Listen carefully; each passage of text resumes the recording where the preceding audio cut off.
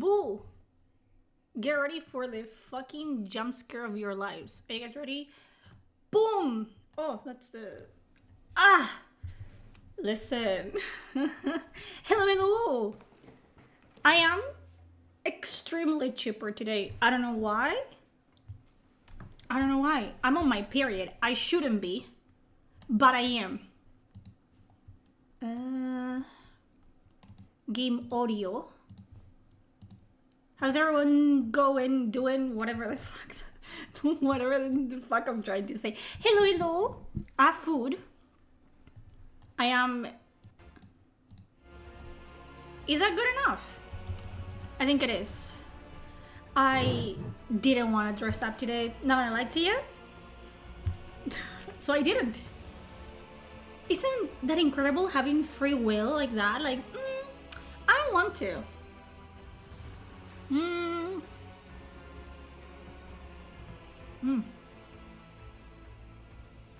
How's everyone doing? Don't look at anything. Don't look at the bed. Don't look at me. Look at the game. Enjoy the game, chat, okay?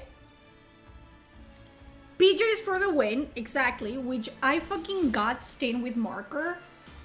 Like, I'm so quirky like that. No, I'm fucking stupid. I like these pajamas and that's never gonna go away. This game is woke. It has women in combat roles. Don't fucking start me with that, okay? I said my piece in the internet. The internet surprisingly was okay with it.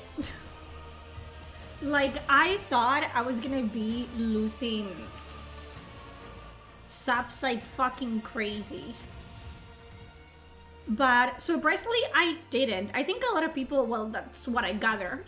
A lot of people appreciated the honesty. Not that you know if I'm being honest or not. It could be all fucking, ooh, like a lie. No, it isn't. I don't care.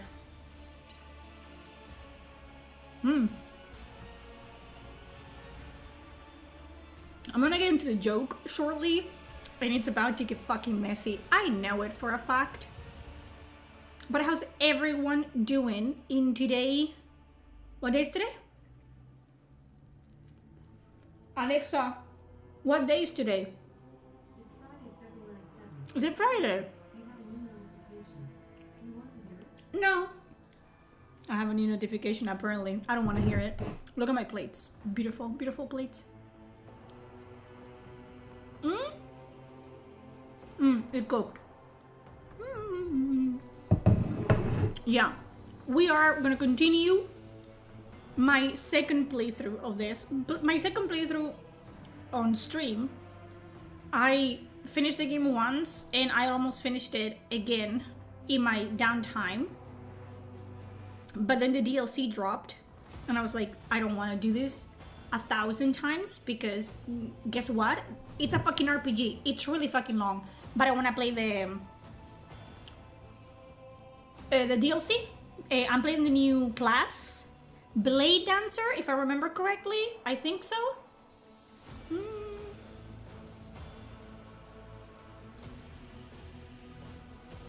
Who? Mutants? Who? Simcast? Who? I'm not being fucking fallacious. I just don't know. I'm a grandma. I don't know who's popular, okay? I watch men paint miniatures in my downtime while I read. I am a grandma. They have similar opinions than me. I think that's what I gathered. Like, a lot of people have similar opinions than me, which I like. I enjoy.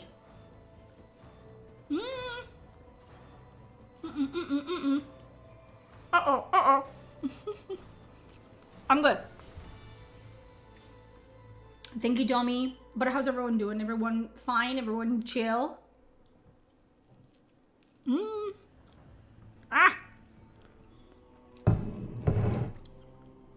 I eat like a fucking toddler. No! Big! Huh. Motherfucker. Really? I have the fucking kitchen towel, bro. And I managed to... It doesn't matter. It doesn't matter. In the great scheme of things, it doesn't matter. It looks like I peed myself, but it doesn't fucking matter. We're fine. We're okay. Pretty fantastic.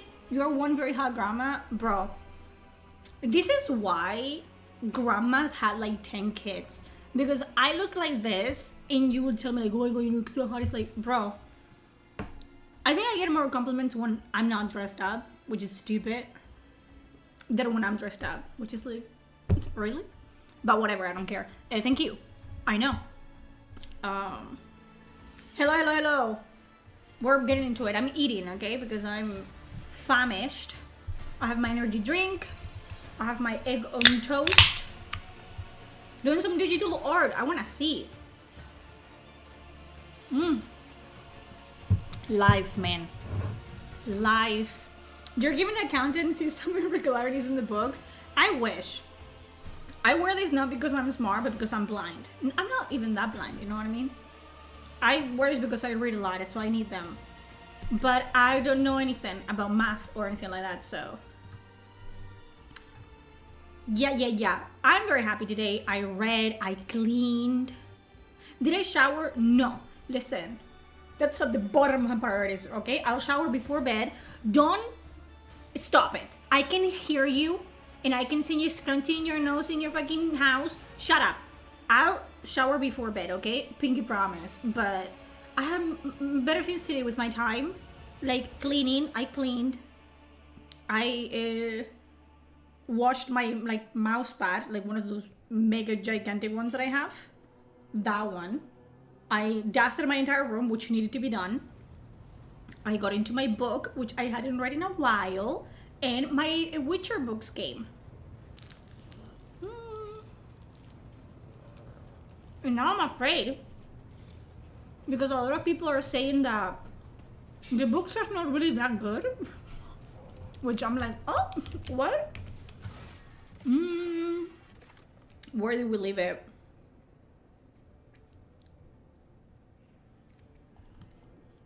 I don't fucking know. Do you guys know?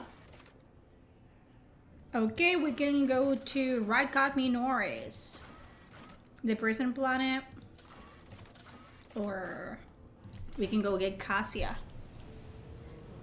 Nurgle worshipper Gilliman will be disappointed. Excuse you, what do you say? What do you say about my husband? I think I talked to them. I think I forgot about the amount of reading that I'm gonna have to do.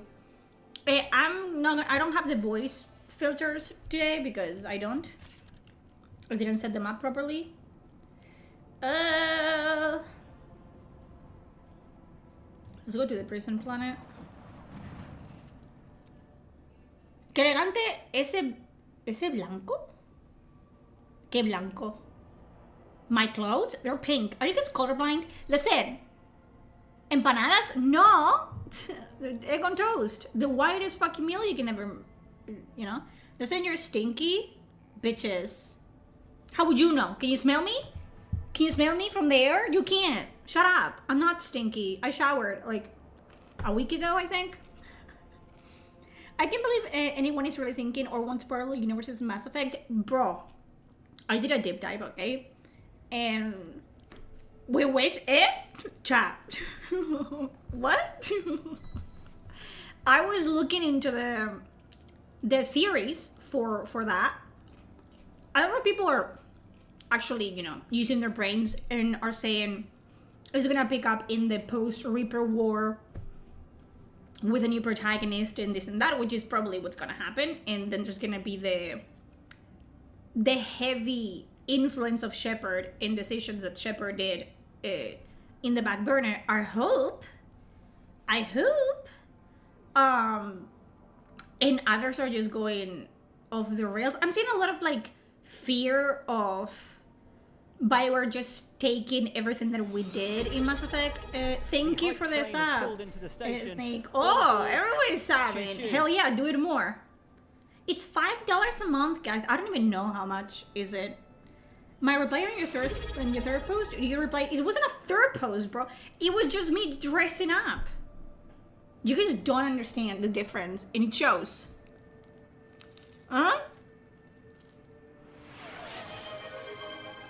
I'm fucking with you, BioWare. I'm not. No, it wasn't a third post though. I'm just hot, man. It's what it is.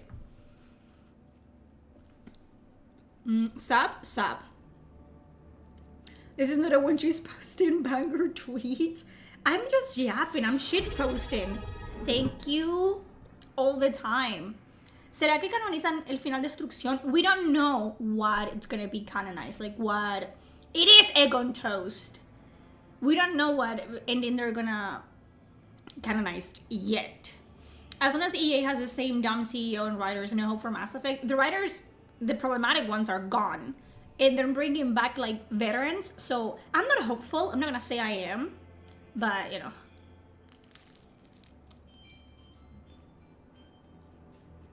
But it will be better than Veilguard. A shit on a fucking plate, it's better than Veilguard, but yeah. I don't know. I know that a lot of you don't have any hope, which I cannot even fault you for, to be very honest.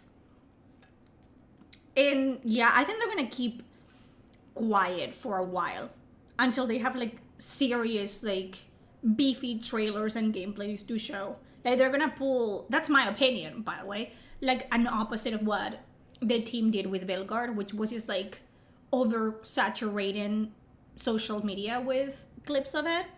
Is that comments are on the bottom right? Dumb right? Yeah. Hell yeah, it's me.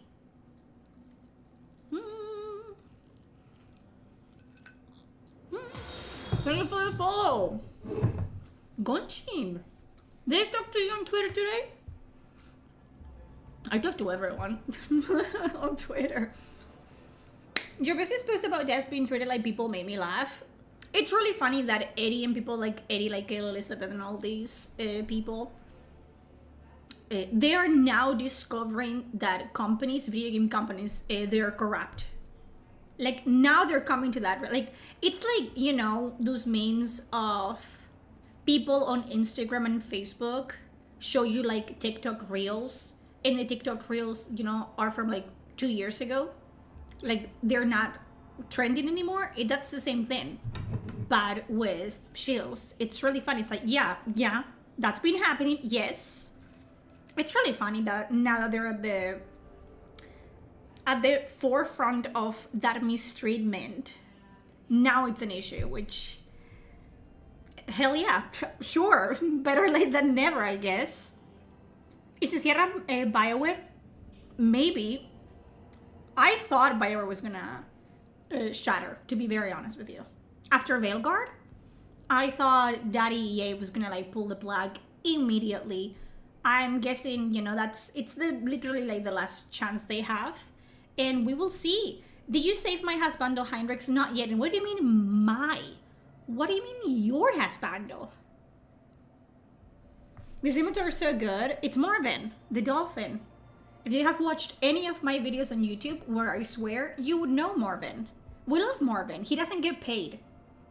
Only in sardines, okay?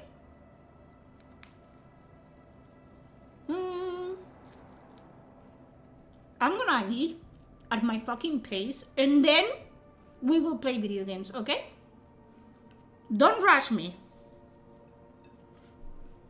You guys hate to see a fucking bitch take her time. Leave me alone. Marvin is the best. Marvin, he's overworked. It seems EA, it's a skin suit in BioWare, keep the name, change the people within. That's what they're all doing, to be honest. It's just, take back what you said about Sonic. No!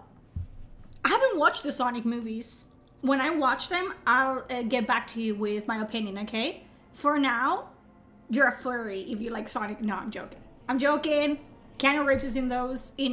So he's, what's his name? Jim Carrey. I love Jim Carrey and Keanu Reeves, okay? Hurry up. No, I'm gonna take the ladylike bites.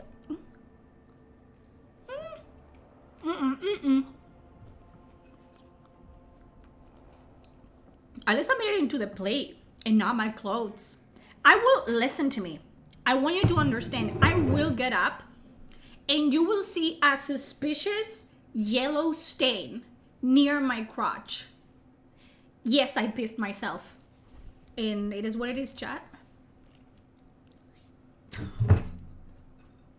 I had the fucking kitchen towel here, and somehow it has its own like gravitational like barrier, and the fucking joke got on my pants.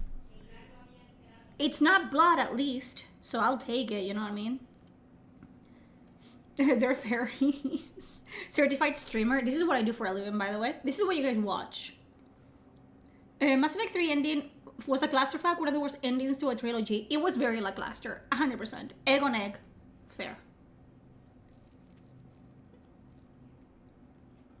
Leave Brittany alone! That's me. Leave me alone. Hello, hello, monster. Then please don't get up.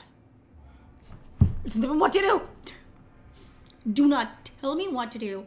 Well, isn't the thing with BioWare that the corpse of the studio was using skinwalking from the times of Mass Effect Andromeda? What a fucking sentence, brother. Yes. BioWare has been dead for a very long time, and I feel like anyone with like 2 brain cells has seen that. It is what it is.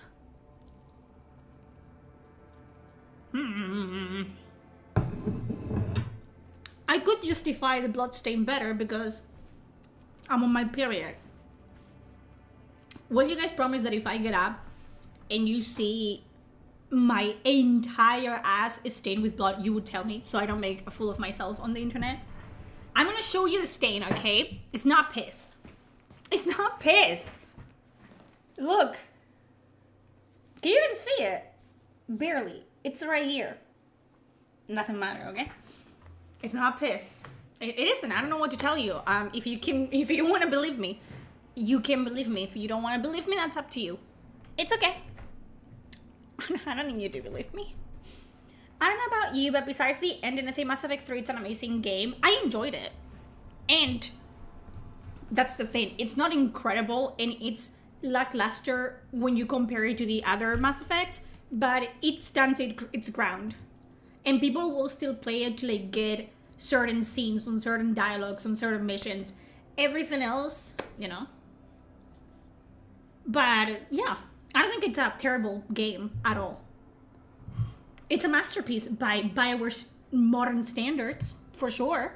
It happens to the best of us, maybe not me, but you guys are bitches, honestly. It's not piss. No se dio todo. What do you want me to show you? It's this stain. I wasn't trying to show you my crotch. By the way, I haven't shaved. You don't want to see my crotch. Right now, when I'm on my period, you don't want to get near my crotch. Brother, you guys are freaks. Freaks. Damn. Who the fuck is this bitch? I haven't seen like all the new like art and stuff like that. Greetings, your ladyship. That's how it sounds. I can report that the choir is listening entirely to the Materium in the hope of picking up voices from the dynasty ships of or worlds.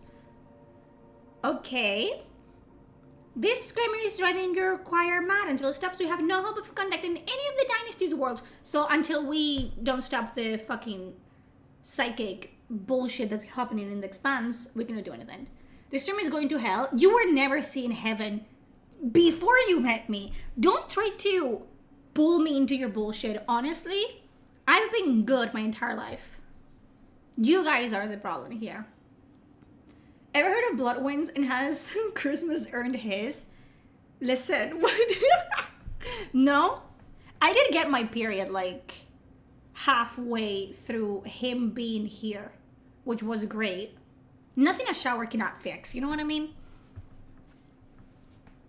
You fucking bitches. I don't think we have been introduced as how my character also looks. And did not, and we met under lamentable circumstances. My name is Zachary Weiss, and Weiss, yes, and I am proud to be the core master of your ship's astropathic choir. The duty I perform is to keep you in contact with the expanse via astropathic messages. I hope that your head doesn't explode. I will never eat food again. You guys are weak. Weak. Okay. What is the nature of this scream? We do not know, your ladyship, but it has brought the material to a boil. It has always been a violent, roaring ocean that could spell doom to any who could consider stepping into its waters. Now, however, has become a cradle of madness where expelled images fuse together, twisting and cackling, before crashing into the minds of all who perceive it, a mighty warp storm, the likes of which I cannot recall, rages in the Empyrean. And it fills me with terror. That's not good. Hello, Mason. You guys are weak. You're weak. Who has played this game before?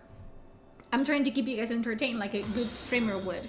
See? It works. Thank you for the follow, Pinhead. Okay. I fucking cut that man off. I didn't mean to. Just chilling? I'm new. How do you get into Warhammer 40k? So my chat had been annoying me like crazy. You should get in. Did you like reading? You should get into Warhammer 40k. And like usual, because you guys are numbers to me and you don't mean anything. Stop following me. No, I'm joking. But as usual, I was like, I don't know. I'm not sure. Like, I wasn't sure. My boyfriend also really likes Warhammer 40k. He's more into 30k. At the moment, like, he hasn't made the jump to 40k yet, but he was also telling me like, oh, play this, play that, blah, blah, blah, blah, blah, blah, blah, blah. And I caved. I don't know why I caved. I think I ran out of books to read, which happens to people that are like intelligent like me, and you know, I read. I have glasses, I read, but I ran out of books to read, and I was like, I guess I'll browse Amazon and see, you know. And I saw like there were like omnibus, which at the time I didn't know it was multiple books into one book. And I ordered like a bunch of them. I was like, hey, if I like them, I like them. If I don't, I don't. And I started like reading. I started with the Hero of the Imperium, Caiaphas Cain, and that was it for me. That was the end of my life. I love it. I love the entire premise. I love the setting. I love the themes. I love everything about it. And so far, there hasn't been a novel that I haven't liked. So, someone asked me. I really love the digital adaptation to Blood Bowl. I don't know what that is. So, when I first played Mass Effect 3, I didn't want any of the DLC. I didn't have any of the DLC, so I got the vanilla ending. I didn't mind the ending. It's not a good ending, but I don't think it's atrocious. I don't think so either. I thought this was a Christian stream. Melanie Mac would beg to differ, but it is. I'm not social enough for a tabletop game. Oh, I didn't read that part of this. There you go. ¿Tienes algún consejo que darle a un youtuber wannabe? Do it. And don't fixate on numbers. Don't do it because you want to see a certain number of like followers pop up, subscriptions, interactions, engagement. Do it because you want to do it and be consistent with it. That's funny coming from me, the most inconsistent women in the world. But do it because you enjoy it, okay? I love writing scripts. I love making videos about things that I want to research. I like editing to an extent. It's hard work, but it doesn't have to be like a week of editing. I edit my videos in like 1-2 hours. Keep it simple and keep at it, honestly. And it takes one video to go semi-viral to like people to get wind of you, and then here you are talking to strangers on the internet. The very thing that your mother said not to do. I have a very vivid imagination, and now those images won't leave my brain. Oh, you guys are weak. I have not played Rogue Trader, even though I should. I've got 2 armies, Crimson Fist, and Eldar. You will like this. This is amazing. That's a shitload of books. It is. And they're good. Psykers have a rough life. They can get possessed easily, get crazy, or become food for the Emperor. True. Only specific Psykers, the most powerful ones, get fed to the Emperor. But yeah, there's like this noble. I don't remember what it's called. Is it the Witch? The Witch Bringer, it's called. And the protagonist is a Psyker who was a major for the army before she became a Psyker. And you see the shift in treatment that she got because she goes back with her unit, with her guardsman unit, as the alpha Psyker of her unit. Because they're in this planet where like the Psyker energy is off the charts, and it's a tithe world for Psykers. And chaos, it's running rampant. And she goes back, not as a major, but as a psyker, and the difference between, like, the treatment that she gets, it's insane. And you get, like, a little bit of, like, the behind the scenes of how psykers are treated. It's basically like a prison, like the psyker, like, towers and everything like that. Es verdad el hecho de que cuando ves el chat te ve a vos. ¿Eres argentino? I think so, yeah. Only a major complaint is same Alcat problem that later enemies are nonsensically stuck with almost god powers. True, and you know what I do? Because I have no fucking shame. I turn the difficulty to not easy, below easy. Gracias por el consejo. Ahora aprovecho una semana. Igualmente, imagine my face when Ada went from 5 to 15 to 30 to 600. That's what I'm saying. And that's the thing. My numbers are not really that consistent. Like, I get more pull when I'm talking about drama and stuff like that. But I'm not going to talk about drama every fucking day to get those viewers. Like, I don't want to do that. So, yeah. The astropathic station is dead ahead of the voice ship. It is motionless. There is lifeless silence across its vox frequencies. The astropathic choir, it's psykers. It's like mages in this world. And how people communicate through, like, long ass distances, because we're talking about people being in different corners of the galaxy, is that they send psychic messages from one astropath to another. So that's how this works, by the way. When can I write in your book? When I fucking write it? I'm not gonna sell you something that I don't have. Not like other people. I know where the dreaming of the elephants in Babylon 5 came from. Yeah. Warhammer, it's kind of like the origin of a lot of the things that we know now. Good evening, Swedish guy. If you start reading Warhammer or getting a little bit like more, which is what I want to do with my videos, like getting more familiar with the setting, you will see that a lot of the, especially video games, that we see nowadays, we got from Warhammer. I think the retort is easier compared to the Pathfinder games. It is. Like Dionys, exactly. Everything bleeds into the same shit at the end of the day. All of this makes readings the reports of the ship's astropaths who claim to be hearing an incessant ghostly howl emanating from the station. That's not good. All the more disturbing. Just contact the station. The station is not responding. Perhaps there is no one left who could respond. Ooh, and that's not good, because in astropathic stations, that means that a lot of the people there are just psykers, and if something goes wrong, they can get possessed. Love the Emperor, for he is the salvation of mankind. Obey his words, for he will lead you into the light of the future. Heed his wisdom, for he will protect you from evil. Whisper his prayers with devotion, for they will save your soul. Honor his servants, for they speak in his voice. Tremble before his majesty, for we all walk in his immortal shadow. He would hate that. But the Emperor provides. If psykers aren't careful, they can get gangbanged by demons. Oh yeah. Sometimes almost literally the risk of loss it's still.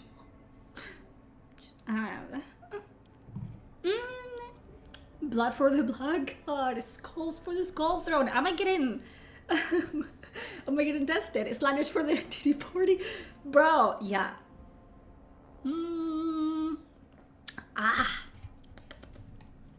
Let's deploy a scouting team. The enforcers offered their prayers and proceeded to enter the uncanny station. What they saw inside was monstrous. Astropaths upon their thrones, not quite here, not quite now. It's much as if were across time. Servants living in the horrible. Scare me, Bob. Scare me. Repent.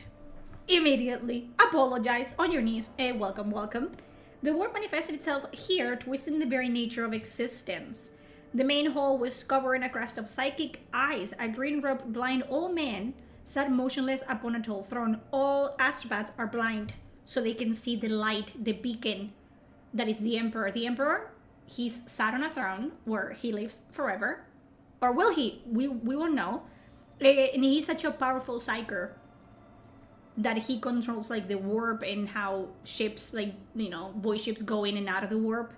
And if he dies, that shuts down. Like, he's so powerful that he's like a beacon of light in the warp. And astropaths can see that, and psykers can see that. And that's how ships navigate. The astropaths always know where Holy Terra, like Earth, is, because the Emperor is so bright. I love Warhammer 40k. The 5 main specials for Warhammer 40k are Dune, Lord of the Rings, 2000 AD, H.P. Lovecraft, and Paradise Lost. Great. I love all of those things. It's funny that the Emperor punished the warbearers, but a lot of the mechanics to worship. I mean, you needed. He needed the Adeptus Mechanicus. He went to Mars and he said, "You know what? Do whatever you want. Like I don't want to know anything about what's going on here." The Imperium of Men, for instance, is based on the Holy Roman Empire. It is.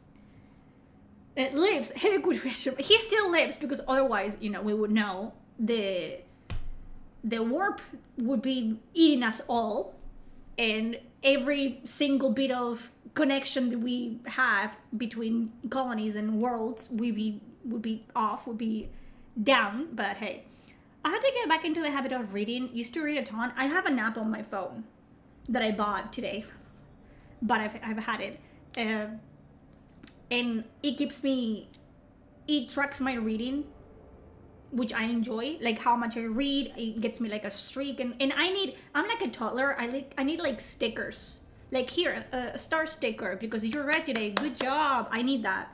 So send Zachary Weiss to the station with a squad of bodyguards. Corpsmaster Weiss boarded the station in person and proceeded to the quarters hall. He stood silent for hours in front of a man frozen in ice and held a telepathic conversation with him. Then Master Weiss offered a prayer to the God Emperor, and the unfortunate man passed away. Upon return to the ship, Weiss reverently presented the Lord Captain with a grim trophy, the late Corpsmaster's amulet. That's the first time that we can do that. The psychic shriek carried across the materium has been silenced, but this has brought the crew no relief. A chilling realization came to the astrobots when they discovered that the cry was masking a different sound, one even more terrifying and surreal. It was the melody of a cataclysm born from a warp storm of titanic power, so intense that the entire expanse must be able to hear it. It muffles astropathic messages and crawls into Psykers' minds, evoking everywhere the same image, a dark, gaping, beastly mouth cleaving the universe in two. Now that the Mad Corpsmaster has finally stopped screaming, the son of the Materium has reached the Raptor's voice shape too. Ugh. How does it track physical book reading? So what it does, I'll show you. I'm not gatekeeping. Ugh. God. Big E is also playing a giant asshole in the web weight left by his own Magnus, true? My man is tired. So it's called Bookly, okay? And what you do is like behind the books where the barcode is, there's also like a string of numbers. I think it's called the ISBN number, and you can scan that and the app will know exactly what book you're reading. So look, those are my books that I want to read. Look, let's get closer. And I'm currently, motherfucker, reading The Founding. I'm on page 409 out of 874. And what you do is that you click on continue reading, for example, and it starts a timer of, and then you can just like block your phone and it runs in the back. And you can pause it at any time, you can stop it. And after you stop the session, you input the page that you are now in. And it tracks like your speed, your progress, this and that. So yeah. And you get like a little like mascot. I think it's a penguin or something in the app. And if you get like reading streaks, you can change. You can buy skins for the penguin or whatever the fuck it is. And that gets me every time, okay? I am a child. I know. Leave me alone. It works for me. If it doesn't work for you, don't buy it. You don't have to buy it, by the way. It's free. I just bought it because I want to use it. And if I pay it, then I force myself to use it. I know how I work. And it's not well.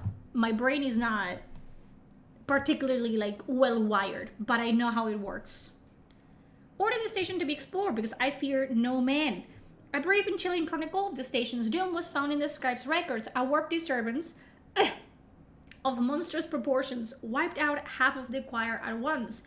turning the astropaths into living portals through which torrents of the immaterium energies poured out. Not good. Buenos dias, Seraph. I like the respect that you put on my name. A lot of people forget that I'm the god empress of mankind. And I'm not fucking with that. I don't fuck with that. You can never get used to those. No. Those who lasted longer bellowed and howled about a black rift that had split the universe into before and after, and a darkness that would devour the astronomicans' light. Burn everything. Burn everything. Okay, let's go to the prison planet. Is this it? Yeah. To save the Winter Scale's stupid ass son.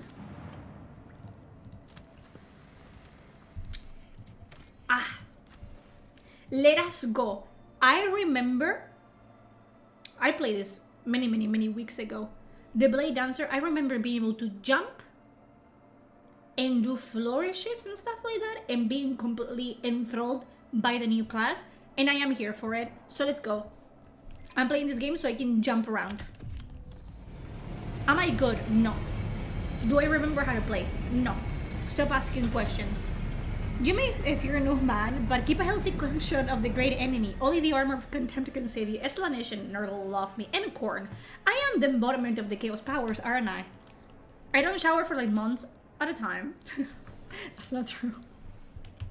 That's not true. Don't spread that around, okay? It's weeks, it's not months. But a weak shadow of a true transformation of the soul. No, that's not true. I regretted it immediately because I knew you guys were gonna run with it. Like, that's the truth now, it doesn't matter what I say.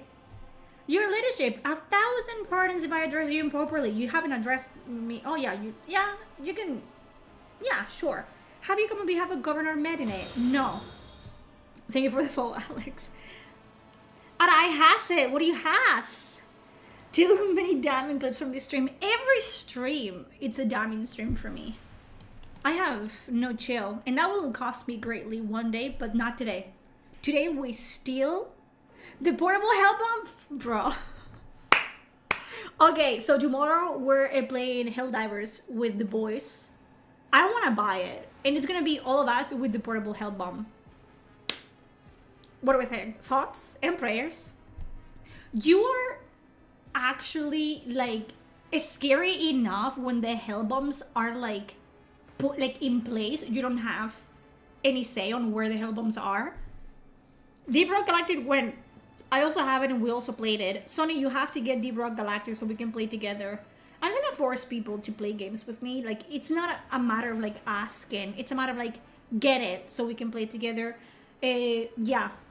You also have to get Space Marines 2 so we can play Space Marines 2. I'm gonna have to make Preston get it. Granted all yesterday and today. We should just chuck Ada's stinking corpse into a pendant. I'm not dead! Wait, what corpse? I'm not dead yet. Damn, it is a fun game. Yes. I don't know how to play it, but it's fun. Helldivers is so fun. The only shooter I play with my siblings. That's the only like type of co-op games that I enjoy, like online with people. The ones where we are forced to play as a team. We are in this together. I love those. Like Dark Tide, I love. Yet, motherfucker, you will die before I do. You know this for a fact. Abelard, teach this riffraff the proper way of dressing. No. So, hello. Who the fuck are you? Captain Raquel Vicar, servant of House Winterscale. We don't like Winterscale. He's a heretic. And the pilot of this shuttle. It is an honor to be greeting her leadership from Valanges. Sure. What the fuck happened? What's going on? There's been a prison riot on the planetoid led by the prison warden himself. My lord Evane Winterscale. Stupid man. Stupid boy. Son of rogue trader Caligos Winterscale went to parley with him. Why would he do that? It's a personal matter. Master Castiglia, the seditious warden, it's Lord Evane's childhood friend. They're gay for each other. We know that there's no such thing as friendship between men. It's my headcanon, okay? They're fucking each other's butts. What are you gonna do about it? What are you gonna do about it? Tell me how woke the game is? I've heard it all before. I'm gonna get cancelled soon. Like, that's my dream. I've always... Does it count? Now that I'm thinking about it, does it count? Like, has this entire, like, arc of me becoming a fence sitter and a traitor and a coward count as getting cancelled? Or not? What do you guys think? Thoughts and prayers. I need them. I'm looking for the Hybrid Bank Codex, which I'm gonna romance again, because you'll carry this with you for years, will I? You remember that time that you didn't fucking decided to hate on a game for no reason? Do you remember that time? Fun fact about Warhammer, Dan Abnett is more famous for his work on Warhammer novels, but the Guardians of the Galaxy comic that was adapted by James Gunn was written by Dan Abnett. He's extremely good at what he does. Like, very, like, a source of inspiration for me, for sure. He's very good. I love his work. At the beginning, it was hard to, like, get a grasp of his writing, because he has this thing where he doesn't write in order. Like, he will he will have the character say, like, oh, you remember when this character died? And you don't remember because you weren't there when it happened. And then in the next, like, short story or whatever in the omnibus, he will show you how the character died. How many racial slurs can you say within a minute? I only say retard, for sure. Like, I'm not even in my free time, you know what I mean? Like, in my private, like, time, I don't say slurs. I don't know. And I say retard because I find it funny, because I grew up saying retard in Spanish even, and it's like, oh my god. But is it offensive if I'm a retard myself, if I identify as a retard? I don't think so. I am, though. It is true. I think we can all agree on that. The Empress is uncancelable. It's the other who need to repent. Exactly. I've never done anything wrong in my entire life. Of all of the things that happened here, getting canceled now, for that it's actually funny. I want to get canceled. Like, I want someone to, like, write a thread of why I'm such a bad person. I think you get canceled because you had your own opinion of Kingdom Come Deliverance 2. Yeah. And again, I've gotten a lot of perspectives on Kingdom Come Deliverance 2, and I know where a lot of people are coming from. But as I said, you cannot expect, like, a lot of people are like, well, with Veilguard, you cannot expect the level of outrage that I had with Veilguard with every other game that you don't like, because guess what? Veilguard for me touched close to home. That's it. And if I pretend that I'm that outraged about every single title in the market, it's just rage baiting and grifting, and it's not genuine and it's not true. If I was a fan of Kingdom Come Deliverance and I had played the game multiple times and I had been waiting for this for like years, maybe I would have a different opinion. But guess what? It's not the case, so my opinion is what it is. Controversial take. But a lot of people understand where I'm coming from, and after they explain their sides to me, I understand where they're coming from. And I think that's a lot of things that people didn't expect me to do.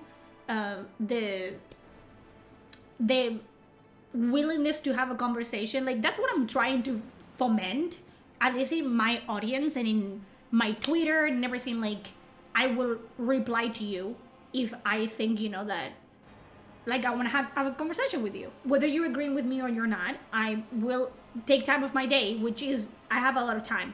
I'm not special. And I'll talk to you. Because I want to hear what you have to say. So yeah, I wish that people did that more. Like, I feel like, and that's my opinion, obviously, that I have a lot of those, you guys know that. But I don't want to be a content creator that becomes full of herself. I'm already full of myself, but that was before I became a content creator. It doesn't have anything to do with that. But there's, like, that disconnect between the content creator and their, like, fan base, which I don't want a fan base. I want people to watch me and to agree with me or disagree with me and have a conversation, have a talk and whatever. That's what I want, and that's what I'm trying to foment in my community. That's the word that I like the most, community. I don't like fan or whatever, because it's stupid. I'm not Taylor Swift, thank God.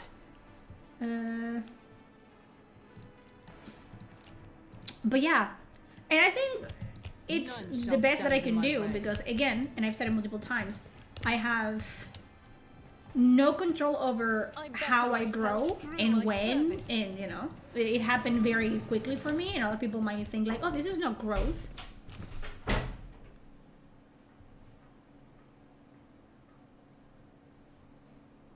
What just happened? I don't know. I didn't even know which one was it. Which one of my parents. For me, there was the dog. I'm gonna take this to the kitchen. I'll be back. ¿Qué? I'm gonna get it.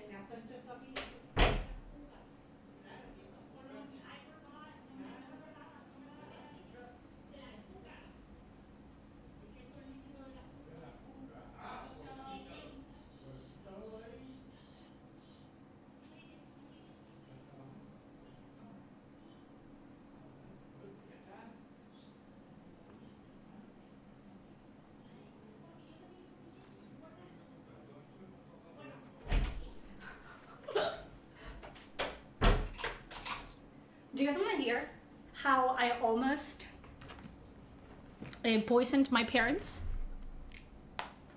Ah. You didn't smoke crack with me. We smoked mushrooms. The fuck are you talking about? So, in our previous house that we rented, we had a cockroach problem, right? It's like these tiny English cockroaches that get everywhere and they fucking multiply like crazy. And when we first came here, we took a couple of those from like we moved these cockroaches with us for free. And so we had like this really potent like back killer. And my mom got it from like her work, so it's an industrial thing. And she took an empty bottle of cologne to her work. She filled it up, and then we bought like normal bottles that obviously look like cockroach killer or whatever, bat killer. I forgot, that was so long ago, and I had that little like bottle of cologne, like plastic cologne, in my room, sitting in my room, and I was like, I don't wear that cologne. Like I forgot what was in it. Well, I don't wear that. And I was cleaning today, and I put it in the bathroom because I was like, oh, maybe I took this to like refresh when it was summer or whatever. No. And I put it in, and my mom was trying to get it. It's like, why would you put this here? it's back killers. Like I don't fucking remember. I don't know. It's fine. What, la cucaracha? Do you guys even? Can you even tell me the lyrics of la cucaracha? La cucaracha, no la cucaracha. The future you see could be the whispers of the archer. You. Is it Argenta that can do Trust your this? visions, Adira. Because you also like the poison by the owl. What you wanted to ask was, how can others bring themselves to trust a despicable psyker like me? God, the girls are fighting. Not everybody's as pig-headed as you are. Jesus. Yeah, so that's how I almost killed not my parents, my dad, because my dad is the one that wears usually that cologne. They're fine. I love how she was so indignant, like, why would you do this? You're about to turn someone innocent into a guard. No, that's the book. It would have just probably hurt. I don't know what happens. Maybe that was the whole point. It was gonna be an experiment. What would have happened if you spray yourself over like a certain time with cockroach killer thing? Who knows? Who knows? If nothing happened, we're fine. You little bitch. Not a problem for me. Get closer. What the fuck are you talking about? You leap into the air. You do. Leap into the air. Already done. Do you see what I'm talking about? Do you see what I am talking about? Forge ahead. She goes.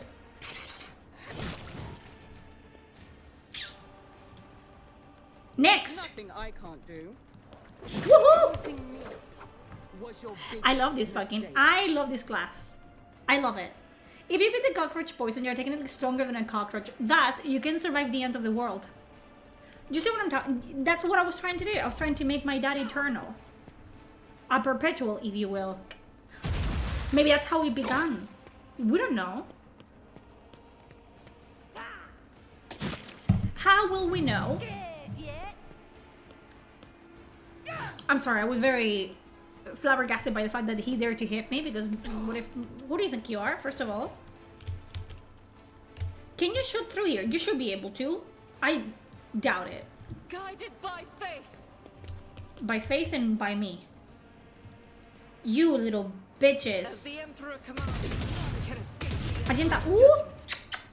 Yes! For the Emperor and all that.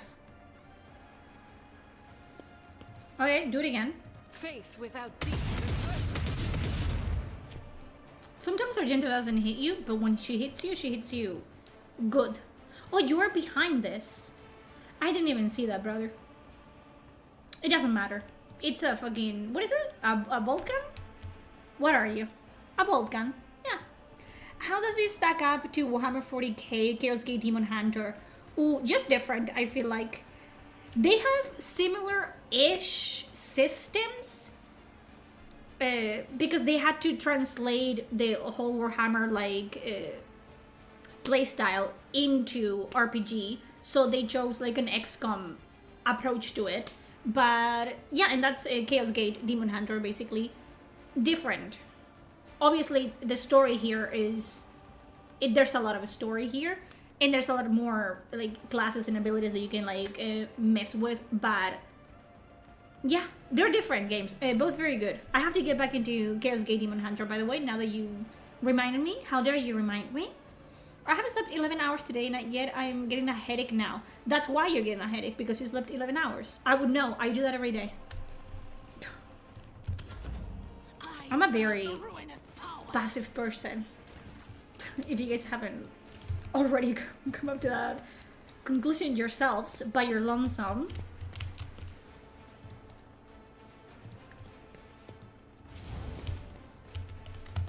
Hit. What are you hitting with, Abelard? Can you explain that to me? Are we playing pretend? It's working. I mean, is he an orc? He thought that he hit the enemy with a sword, an invisible sword, and it came true. Like, what are we doing? It will be done. That's the charm of Owlcat games, okay? Are they absolutely fucking broken at some point? And are some fucking bosses completely, like, unachievable to beat? Yes. But it doesn't matter. It's all about...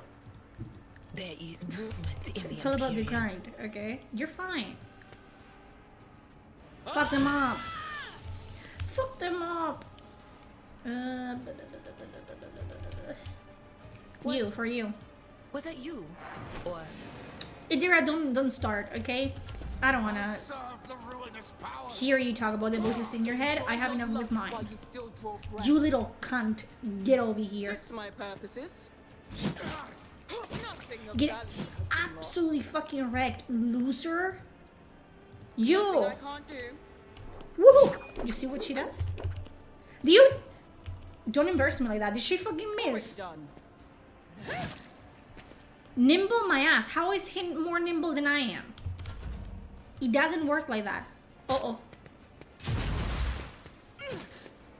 We're fine. Where are you going? Where are you going? What? I'm here, maggot. How do you miss? And what is it doing? I'm trying to sell this game, and it's not... It's, what are we doing? What is the... It's working. If it's a distraction, it is working. But I don't understand what the fuck is that supposed to mean. What do you mean? You see, I was thinking, bad. We start strong already. I will bathe Then this what do you mean? battlefield in righteous Think. fury. I'll do it. I'll do it. I might shoot you. Very bad. Yeah, I don't do that. Inerrance, well, that's it. You always end up with a headache. Nothing is fixed. Why is the ring? He's old. Don't do that, bro. Let him give it up. Hey. You. Get him. What do you mean? What do you mean? What do you mean? I know what is to come. It's all about the brain. What do you mean you had to see But him? of course. Ay, Argenta. I forgot you were there. Sorry. Sorry. Never waver That's in the unhealthy face of nerdy, but adversity. I'm not one to speak since I slept 5 hours a day. Yeah, you're Not a you're problem for dying. me. Slowly. What are you missing? Bitch? I'll bring glory to my bloodline. Pero dale. There you go. Again. She's acting up now. She's showing off. But how do you dodge it? Motherfucker. Embarrassing behavior, honestly. I don't know what I just did. I don't want to know. Alright? If I ever have kids by this rate, I'll be forced to have them play all the games from back in my teen years. What a sentence, brother. Because with how everything's dumbing down, I'm actually worried. I mean, you should be saying that for everything. Honestly, every piece of media nowadays sucks absolute ass. Like, Preston asked me the other day, what is a movie, like, off the top of your head, like a Disney movie? What was the last Disney movie that you enjoyed? And my first thought was Mulan. Not Mulan, the live action. Mulan. Like, bro. That's how bad it is. Off the top of my head, I couldn't tell you. I guess Moana was okay, and Frozen was okay, and Inside Out was okay, but good, that left like a lasting impression in my head, Mulan. Pocahontas, like the fucking problematic... You're watching Pocahontas? You're letting your kids... It's not historically... It's a Disney movie, motherfucker. You know what I liked more than Pocahontas? Pocahontas 2, because he had a dancing bear. All good games are not dumbing down. They're doing the opposite, actually, but they're irrational, so that's that. Yeah, so you cannot play it. Whatever the fuck. It doesn't matter. A game that was made by Ukrainians and wasn't good. Fucking Stalker 2. Like, very back-ridden. But there's a war. I don't care. What do you mean? Because if you're Russian, you're evil. There's no context. There's no, like, you know, like layers to your personality. If you're Russian, you're evil. It's how it works. And if you're Ukrainian, you're an angel. War is bad, by the way. I don't want to have to say that for you guys to understand. That's my position. War is bad. War, stupid. But you know, people are people as well. I know, guys. War is bad. We should not do war. I'm sorry. Someone had to say it, and it had to be me. So there you go. One fewer target. You work for Owlcat, then that overrides you being evil. You're Russian, but that overrides it. You're not evil, by the way. That's stupid. It's ridiculous. It's basically boiling down people to the actions of someone else. Their government, which is absolutely fucking retarded, but hey, whatever. War is not a vibe. It's not. War never changes. That is also true. Maybe we're just becoming boomers judging everything. Maybe we're becoming old. You take that fucking back. I'm the youngest I've ever been. I'm the youngest I've ever been. Tomorrow I will be older than I'm today, so no. That's a lie. What would you say that? That's like fucking At your evil. beck and call. You stay there. I don't want you to do anything, actually. Oh, did it? Oh, you're the last one. Okay. Let's see how they I've respond accomplished to true this. neutrality. There you go. I don't judge people for things that they cannot control, like their nationality. I judge them for things that they can control, like their stupid fucking takes. That's what I do. The fucking nimble bitches drive me crazy. You don't want to go there. There's an Adeptus sword that's waiting for you over here. Hello? Be the fire in my heart. Argenta, you're embarrassing me. I swear to God. As the Emperor commands. I have an idea. Maybe you should check out Kingdom Come Deliverance. It's in my brain now. It's here. Kingdom Hearts. If you enjoy the old Disney movies, I hate Kingdom Hearts. That's gonna get me cancelled. I hate it. I'm not a fan of Japanese games. And I hate Kingdom Hearts.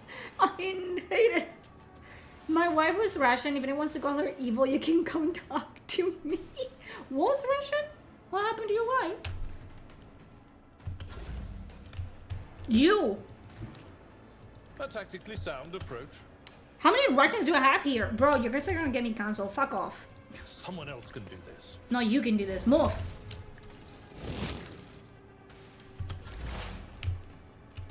Cassia, I need you to yell at something for me real quick. Descend the future on the battle. The place is making everybody laugh. Look. Will do. What an unfortunate turn They of are. fate. We did it. We did it, folks. And my favorite part, looting. Ooh. Collect. Okay. Sure. Cargo. Follow my lead. No, Argenta, you're not a fucking protagonist. We What the must fuck do you act. mean? I have to burp.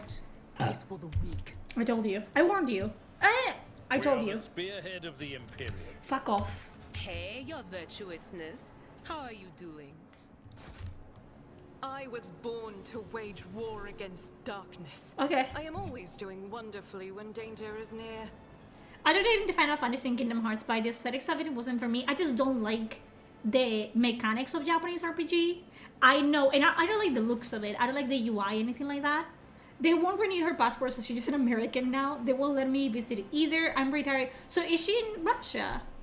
That sucks fucking balls. The fuck? Smuggle her. Will help. It's about time. Open. Open? That's to leave over here. Hello. Heresy? Horse heresy? Do you guys see the fucking Joy Toy? They're not sex toys, by the way. The fucking figurines. I have been looking for figurines, not miniatures, because I don't know how to paint. I want to not get into painting, okay? But I want to try to like paint a miniature or like on stream one day, because I think that would be fucking hilarious, just to watch me fumble my way into painting a figurine.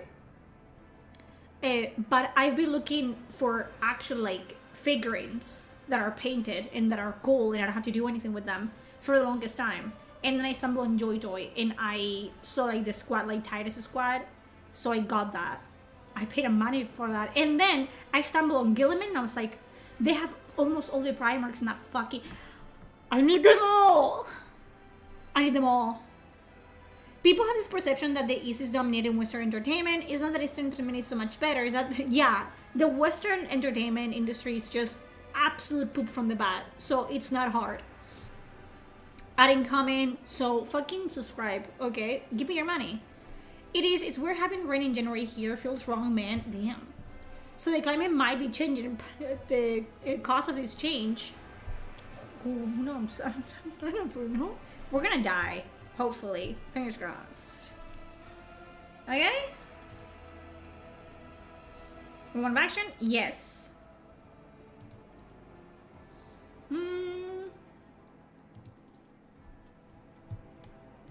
Okay, he's the son of the Okay. There you go. Thank you. Where the fuck are you going?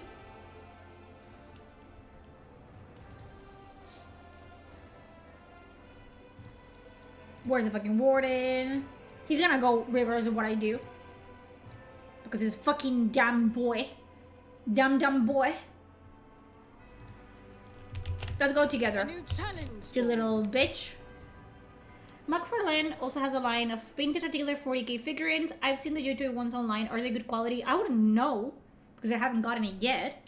I will show you, them to you when I do. I hope so because I paid $180 for it. There are three figurines in that. Okay, I didn't pay $180 for just one. There's three Space Marines, 3 Ultramarines. Don't judge me. Think I can hear you. We're fucked already because of delusional life. Everyone's bestie Eddie. Do you see? She fucking... God, Eddie is a funny one. A funny person, Eddie. I don't know. I'm just in a moment of my life where I just find everyone fucking hilarious. Especially people like out of touch with reality. It's just extremely, extremely fun. Okay. So the guy, his friend, it's overtook by corruption. The ruinous powers have gotten a hold of him.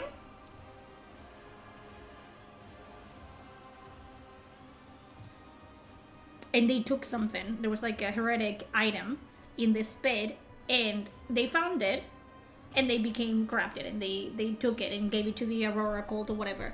Rogue Trader, yes. People who are out of touch with reality are pretty entertaining. Yeah, because it's like see like a baby see the world for the first time. Like you have been telling them like, oh my god, life is like this, and the world works like this. They're like, I'm a baby. How do I understand? And then like you forget about them. And they become like a toddler, and they're like, oh my god, shapes and colors. Also, the square goes in the square hole. Ah, like I told you that months ago. I found them by myself. It's like, okay. As soon as you find out. All of Eddie's copy and saving are pure gold. Also, like Eddie just copied my tweets. Because Eddie will be the first person to like say, oh, Ara is stalking me. The Spanish streamer is stalking me. But then... you know, shit like this happens where I'm just yapping on the internet, and I think to myself, what is Eddie up to? You know what I mean? Too quiet. You know when like a dog or a toddler, they're too quiet and something is afoot. I go into Eddie's Twitter account, copy my tweets to get engagement. I understand that, you know, you want to get engagement. I want to get engagement. I'm almost at 5 million interactions on Twitter, and I'm about to monetize the fuck out of people's bad takes. So, you know, a true Rogue Trader, yes. It is me. I would fall to the chaos power so quickly. I think a lot of us overestimate how quickly would be corrupted. You know what I mean?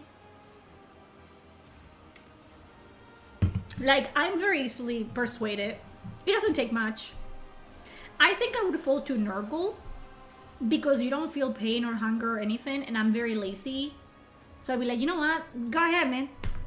Like, you don't feel... You're happy. I think it would be Daddy Nurgle for me. That's my opinion. That's my opinion. Let's be honest, you know? We're not gonna be fucking Astartes or Adeptus Sororitas. We're not. We're just gonna be little Nurglings. Cannon Father or a guardsman. I would rather be a Nurgling. Have you watched Hypnotic's video reaction to Eddie's stream? I have. My man has good takes sometimes, you know. Yeah. Unfortunately, I have seen a lot of Eddie's face everywhere. I wasn't expecting to break news or to, like, you know, shine the spotlight on anything. I was just like talking from the heart, which I usually do. People just don't like what I have to say. I'd rather fall to Nurgle than Slanesh, but I probably end up falling for Slanesh because it starts off with small pressures, which is fine, but you fall into the slippery slope. That's too much work. Like the orgies and stuff like that. I would go with Nurgle. Grandpa Nurgle. Damn. I can't hear that accent anymore, to be honest. The only real god is the Great Horn Rad. That's not true. 105 kills with one use. Yeah, and one of those kills is gonna be me. I'd rather die than be in the Adeptus Sororitas. Okay. I don't think they will accept you, though.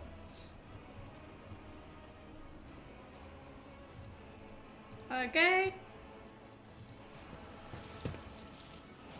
Let's go. I won't heed your cries of mercy. I don't wait. Evane, or whatever the fuck your name is. I've been here before. You can be up here.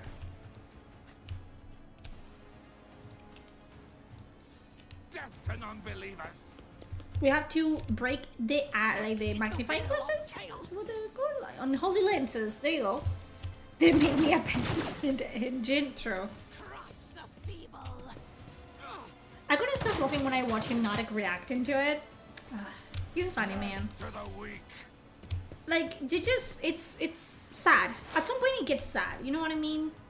Like, it's funny for a while, and then it just gets really bizarre, because you really realize that these people live in a complete, like, separate reality than yours.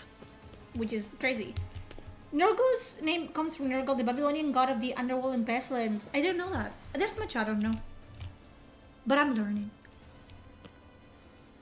Farewell. Hell yeah! That's a fun fact. Restream bot. Okay. Dum da da dum dum dum da dum. On it. The music is absolutely fucking lovely. I listen to the music on repeat. I am your doom. Out of my way. Why me? Why me? Make it quick. Chill, motherfucker. Okay. I'm not interested. The fuck do you mean you're not interested? What is that supposed to mean, Abelard? That you're not... Eh? ¿Cómo que no? You cannot even shoot because you don't have a fucking gun because I didn't apply... Huh. That's not the Well, social Abelard, then we're I gonna will do stay my here. duty. It was Hypnotic commentary which saved my brain. No, I get it. I do get it. Like, he just can get pretty... I'll do it. That was an 80%. I don't understand math. Explain that. Riddle me that. How do we miss an 80% shot? By rolling on the 20%.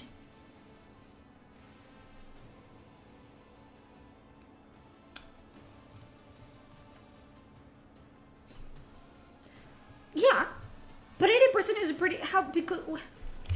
Why, Argenta? 80%! And then you hit like a 30?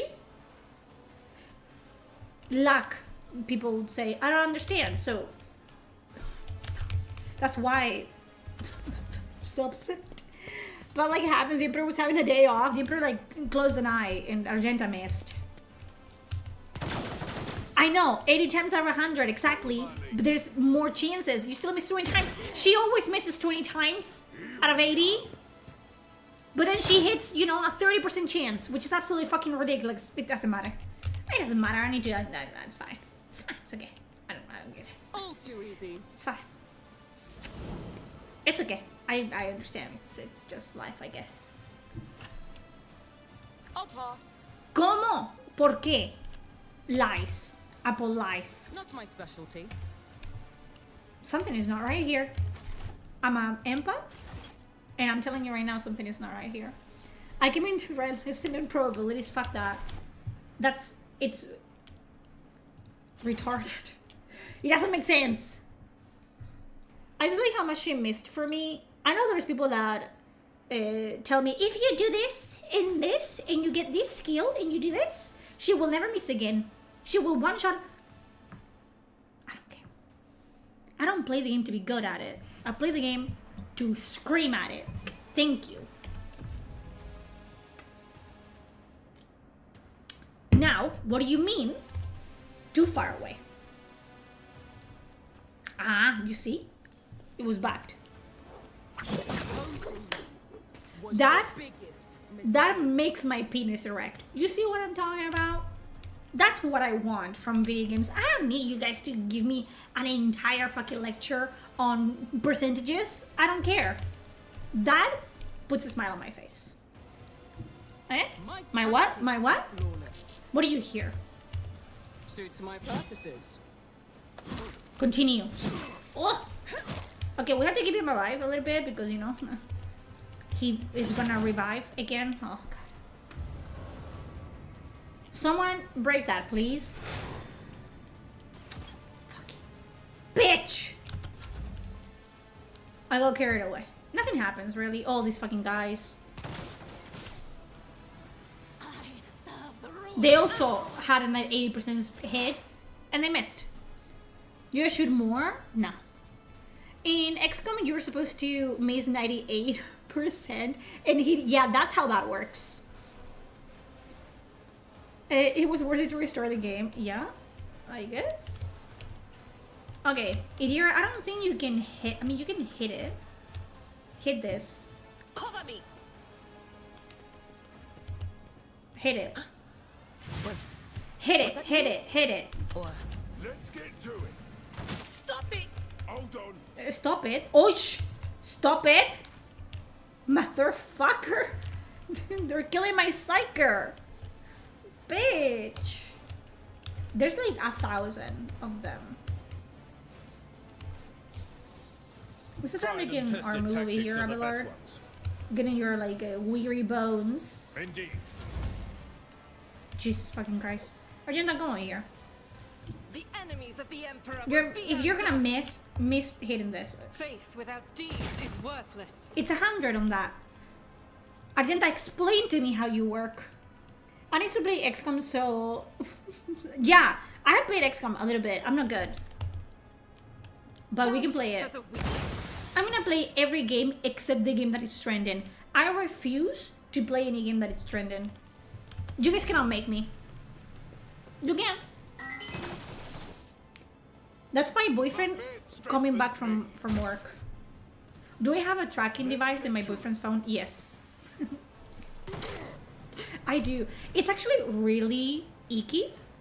Like, I got it because I want to know that he got home safe. Okay, and that he's not cheating on me, but no, that's not true. But listen to this. I have the free version of the app, okay? And he basically tells me like it's at work, he's home, that's it. But explain to me why there's these options in this fucking app. I think it's pretty icky if you ask me. What was it? Where is it? It's very weird. Where are the options? I can add everything. Like, he's never gonna go anywhere.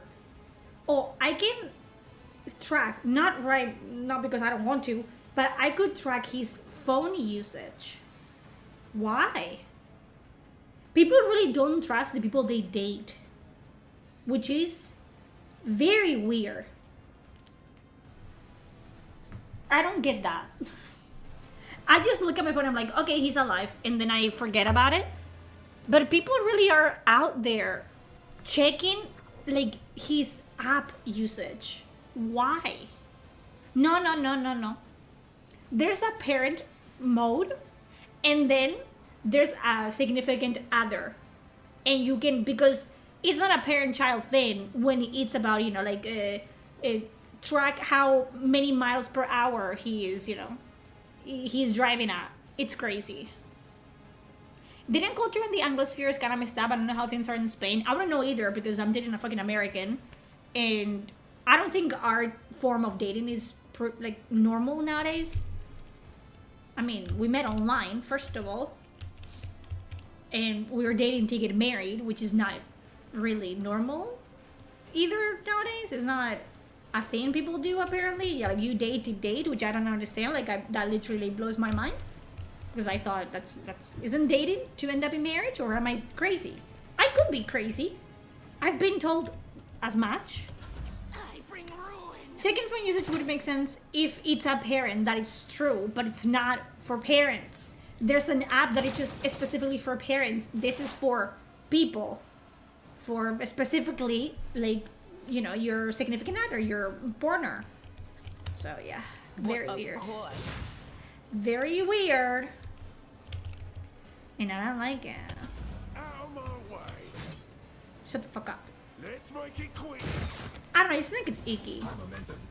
Like, he told me the other day that one of his co-workers I've seen worse battles than this. in told my him, time. you must be happy that your girlfriend lives so far away. I wish my wife lived that far away. Why do you guys marry your... Why are you married? Stop it. That's insane to me. That's such an insane thing. You just ask, you know, I told Pressa, like, honey, can I have can we install this? He has my location as well, by the way, because and I told him as much like I don't want to track your location. I don't want to like check that you're like, you know, at work when you're telling me that you're at work. I just want to know that you're safe. Like in case that one day he, you know, something, God forbid, touch wood, happens. Like, where is he? What happened? What's going on? That's it. I date and go into long relationships, but I don't have a huge number of dates, girlfriends, exactly, because they're supposed to last. Like, you just ask them. It used to be that sex before marriage was really frowned upon, so young people could get married fast just so they could do the deed. Yeah, but I'm not talking about people that are in their 60s, okay? I'm talking about people that are like in their 30s, 40s. And it's like, bro, why did you get married to someone that you don't like? I don't get it. Follow my lead. Maybe I'm crazy. Maybe I'm, you know. But it's pretty common, obviously. And the person was like, no, I'm not happy. I wish she was here. And he was like, really? You're gonna regret that when she's actually here. It's like, dude, what is wrong with people? It's incredibly, like, sad. That's actually a sound approach. People are just very disillusioned with life, I guess.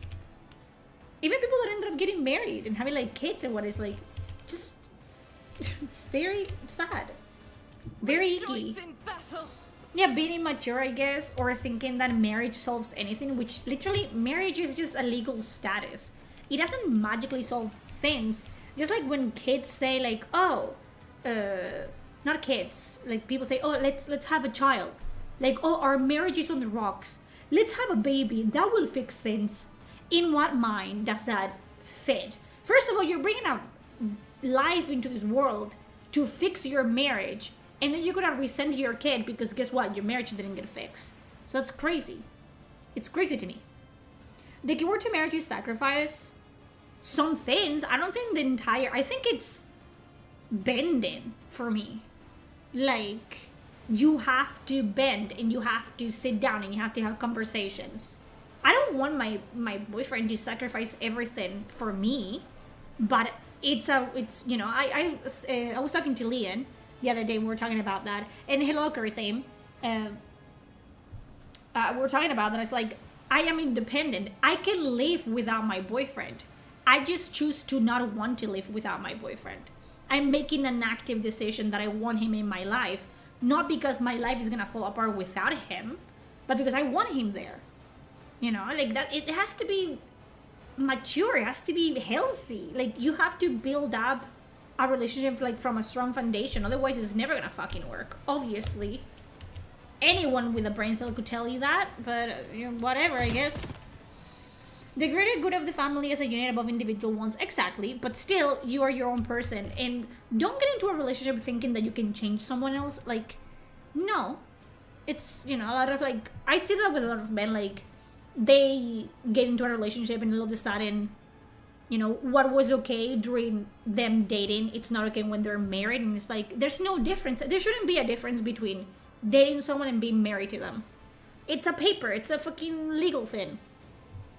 Too many people don't have a good enough foundation in their relationships to make it work. Exactly. They don't really know how brittle it is. People are really blind. It's like, don't waste each other's time. Just move on. Just break up. I don't know. Common sense, obviously, it's in short supply. In every single aspect of life, I feel like, which is interesting to see from an outside perspective, because I'm quite happy where I am right now. Fuck you.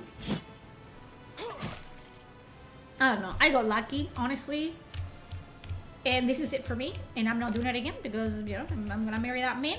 But that's Nothing I can't dating. Exhausting. Different levels of desperation feel like they have no other option. People are really afraid of being alone, which I don't understand either. I think that's the crux of the problem. Like, people are not able to be independent, or they're not happy alone. Which, you should be happy alone before you start a relationship with anyone. You should. Anything else? Because otherwise it's just gonna be a toxic, dependent relationship. and that's, you're never gonna go anywhere with that, because that's how insecurities start to like form as well, because you have this like toxic dependency on the other person, and they cannot be their own. Like, my boyfriend's gonna go like, is this weekend he's gonna go stay over at his friend's house. I don't know, how do you know that he's not cheating on you? Because I trust him. Like, how do you know? Because I'm a fucking adult, grown-ass woman, and I know.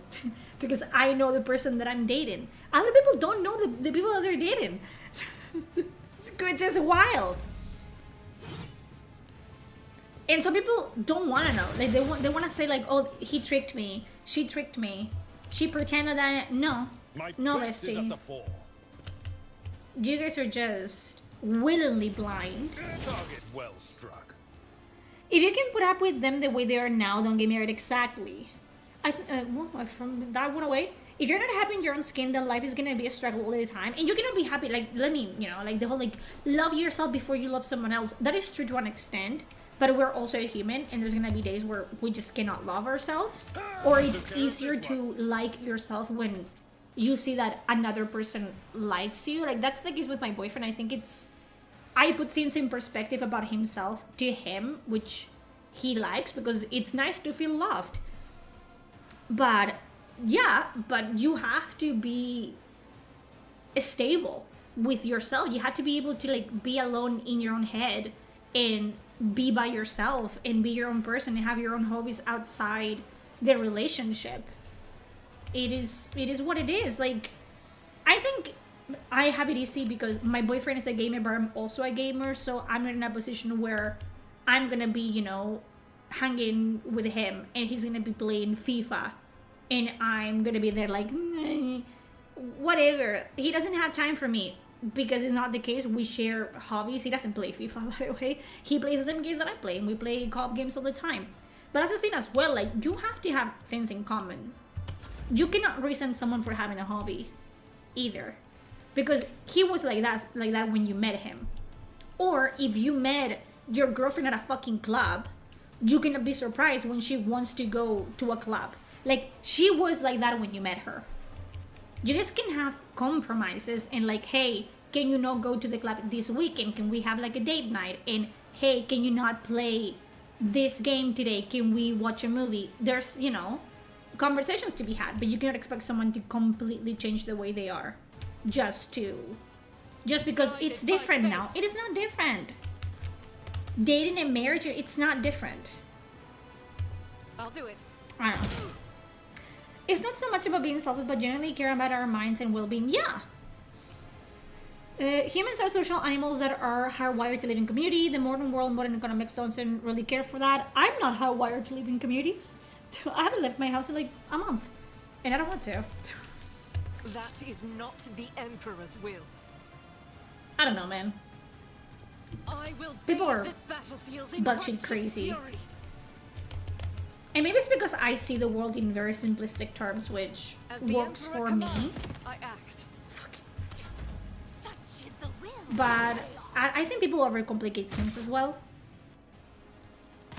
And people are just afraid to end things, which I don't understand. Like, why would I let you waste my time? No, thank you. Yeah, you can be lonely even when you're in a relationship. That's how human beings work. There's gonna be days where I'm just like not feeling well and I don't, whatever. And I'm in a very happy relationship. It is what it is. It's how we are. You killed your own guy. I mean, he's gonna come back because I haven't fucking fixed this yet. But you did that. It's better to be single than to be in a bad relationship. Some people don't understand that. Especially bitches. Bitches don't get that. Which is pretty sad, unfortunately. I don't know, man. Not my circus, not my fucking monkeys, to be very honest with you. As I say, which I do say that all the time. Sure, back and call. And yeah. People will do anything but go to therapy, I guess. The enemies of the Emperor will be undone. It doesn't matter, Argenta. I believe in you. I keep you around because you make me happy, Argenta. It's okay. So people can enjoy being on their own. A lot of others are, unfortunately. Also, you have to be able to be alone when you're in a relationship as well.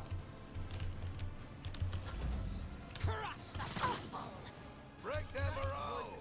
Again, I know, big words for Elmo, but yeah. Sometimes you are in the same house, living with someone, and you just want to be alone. And that's okay. Controversial. Not really. I feel like anyone with like, that it's mature, like someone, you know, old enough to know better knows that. There is movement. I enjoyed my in alone the time. interior. It was a shock to find out how dependent people are on each other. It's sad. You have to build each other up. Like, you have to help each other and help each other be better. But don't expect people to change for you, because that's not gonna happen. Like, they can improve, but they're never gonna change, and you shouldn't expect that from someone. It's just selfish. Because what is wrong now? It wasn't wrong before, but all of a sudden it's wrong now. Bullshit.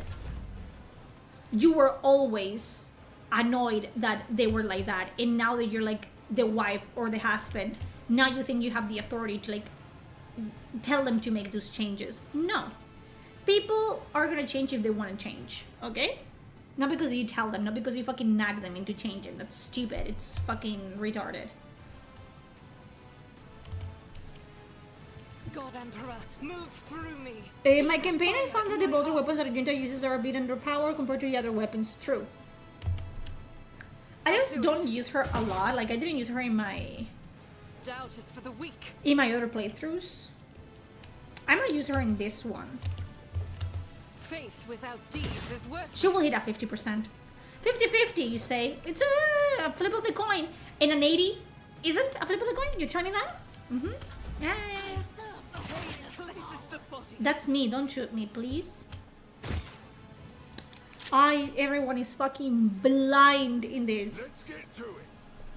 I was not talking about relationship when mentioning being alone, but I was talking about relationships. So what the fuck do you want me to do? You can also, you know, you have to be alone when you're not in a relationship, and you have to be okay with that. That is true. That is correct. Just a minor setback. I feel like you just have to be comfortable with yourself. You don't have to like you or love yourself, but at least be comfortable. You know what I mean? You know what I mean?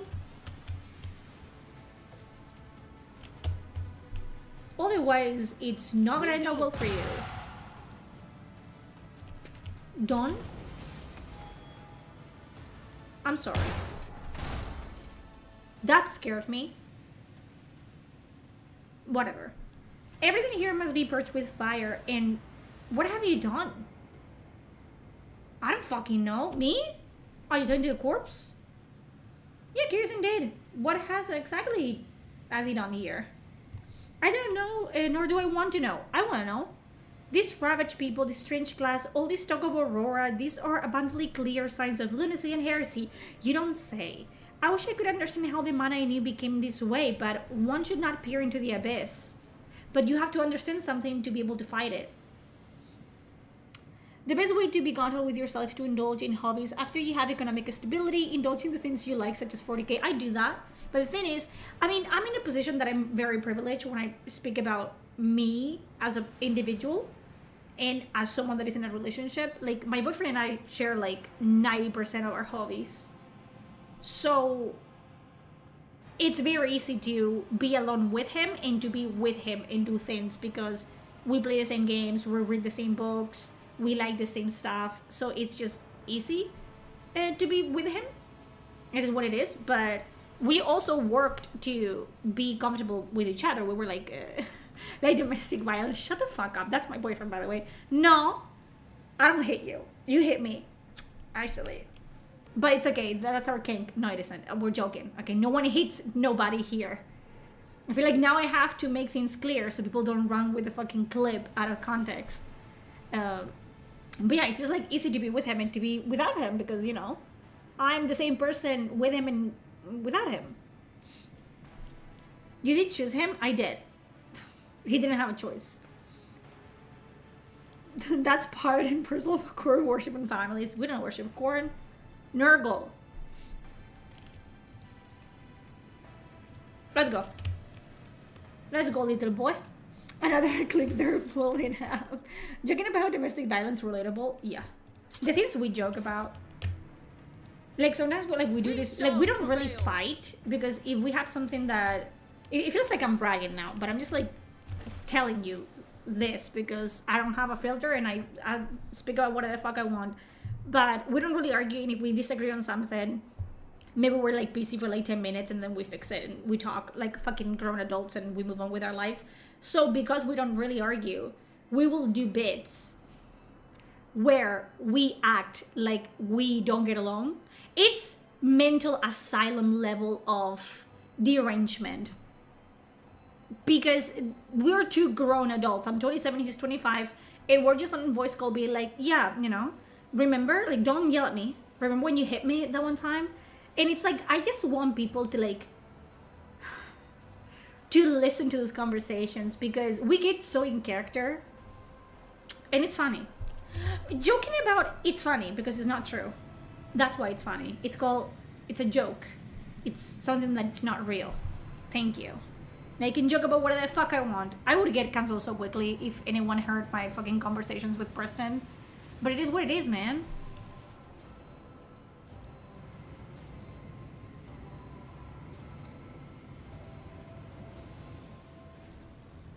Okay. Let's go.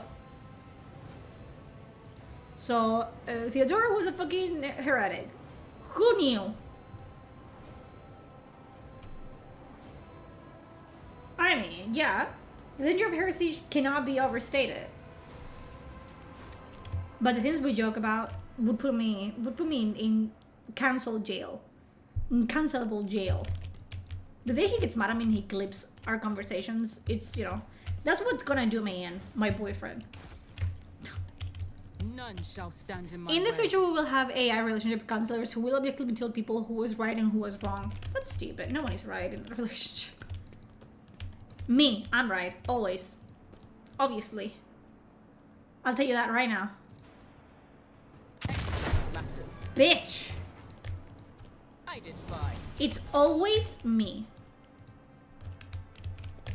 No, but that's true. Like, not that I'm always right, but he lets me win 99% of the time because it's just easier for him. I am Won't tolerate weakness. very annoying. So he's just it's him, you know? He's just saying yes. Yeah. He agrees with me. It gets over with quickly. It's fine. It's better like that. God, I look fucking crazy today. That's how I look most of the time. No comment. You know, I am self-aware. Okay? I am extremely self-aware. You don't have to fucking agree or disagree. I know. Victory awaits. But he's the opposite of me. I mean, with me. He has a very nasty temper, but not with me, which is what's important. And that's it. Be more like that, guys. It's just not worth it. Like, the argument. Because then I forget what I'm upset about. I forget about everything all the time. Permission to report, Lord Captain. Over the past few days, I received several messages from different decks complaining about anomalous behaviors in the ship's cogitators and servitors. So this is the AI one. Lord Captain, occurrences such as these are caused by errors in cogitator calculations or heresy. Or artificial intelligence, which is a no-no. The Star Old Man, all these peculiar happenings have long since turned into local legends. The Technomans inspected the servitors and concluded they pose no danger. So what's going on? Oh my god, let's get Cassia. Let's get Cassia. Lord Captain, sorry to disturb you. It's pandemonium outside the bridge gate. One of the officers seems to be demanding an audience. Demanding? I think I hear Master Wizard's voice. I love this because it's like when you become a rogue trader, Abelard tells you, oh, don't worry about it. I am the bridge between you and the people. Like, you're never gonna have to, like, talk to anyone here. And then everyone wants to talk to me. No one respects me. Fine. Whatever. Who cares? I guess. There you go. Like, fucking waltzing into my bridge. Making me turn this fucking throne around. The everyday sounds of the bridge are disrupted by the voices raised in anger. Abler's voice is the loudest of all. This is not the conduct of an officer. These are the antics of a highborn bred out of a lark, or an alark. I don't know what that means. Explain yourself, Lieutenant. Lieutenant? The young woman standing before Abelard strives with all of her might not to quail under the onslaught of her superior's anger. She falters, but then manages to look him in the eye and say, I apologize, sir, but I must speak to the Lord Captain. Why? Very well, Lieutenant. You may address the Lord Captain. What about me? Do I get to have a say in this? Not least because I see you have already seen fit to disturb her. That is true. I did turn this fucking chair around, so might as well. Your unauthorized appearance on the bridge and display of belligerence towards the higher rank officers will be logged in your personal file. Uh-oh. In my playthrough, I drank Bioslime food with the lowborn while praising the Emperor for the sustenance. We don't do that here. We don't rub elbows with the common folk. It was great, but my cruise stat was high enough to handle it. I went into a sewer in this game because none of my fucking companions wanted to do it, so I did it. Lord Captain. Nice. Lieutenant Avril Event requesting permission to speak on a matter of extreme importance and urgency. Okay. You may speak, but I want to hear a report, not a shouting match. I am sorry, Lord Captain. I thought that drastic times call for drastic measures. Okay. This matter cannot wait. Any minute now, an assault unit will be dispatched to the lower decks on orders to crush the workers' strike. A strike? By any means necessary. What do you mean a strike? But I am convinced that this step is unwarranted, and that the crisis itself was provoked by the actions of one of the senior officers. Go on. Lord Captain, I urge you to investigate the actions of Seneschal Warsarian and to intervene in what's happening in the lower decks, because very soon we will have a mutiny or a massacre on our hands. I don't want to. I like the Rogue Trader battle system, but I wish Alcat rode a little bit less. I wish they had voice acted the entire game. But they made enough money. Okay? They made enough money. And for a lot of the voice actors, this is a passion project, so I think, especially the voice actor for Heinrichs, it's a job at the end of the day. I'm not saying that they have to do it for free, but invest a little bit into voice acting. I don't like that at least the companions should be fully voice acted and they're not, which really upsets me. I get not every single NPC it's gonna be. Not everyone can be Larian. I'm sorry, but they should be. They should be Larian. So there's an insurrection in the making and no one told me. It is a pretty hardcore deep dive into 40k. It does feel like an interactive novel in places, yet it does give the player quite a lot of freedom. I would not deem it a problem worthy of the Rogue Trader's attention. The lower decks, as it so happens, are in revolt. 30-some years ago, we even had a revolutionary leader rise up who dared to establish workers' rule across the entire ship. It took a month to restore order, but even 8 years later, we were still battling rumors that the hero had survived in his execution and was on the verge of gathering people to fight against tyranny once more. Needless to say, the rumors were baseless, and as for the current situation, we have sufficient enforcers to deal with it. But on this ship, the word of the Lord Captain carries more weight than a salvo from 100 bolters. Stop the brown-nosing. Bitch, I'm sure that if the Rogue Trader addresses the malcontents directly, she will quell the unrest. I don't want to do that. I dread to think that what problem you will disturb the Rogue Trader with next. Perhaps you will ask the Lord Captain to break up brawls in the mess room. I have already given you the means to resolve this problem. You simply need to use them. If I may, your ladyship, sending a hit squad to crush the rebellion is a means of ignoring the problem, not solving it. I don't care. Voice acting for... what is that? Wrath of the Righteous. I did it by myself. Was very good. I sim Darren to this day. Best romance since Alistair. I haven't played Wrath of the Righteous. I played... what was the first one?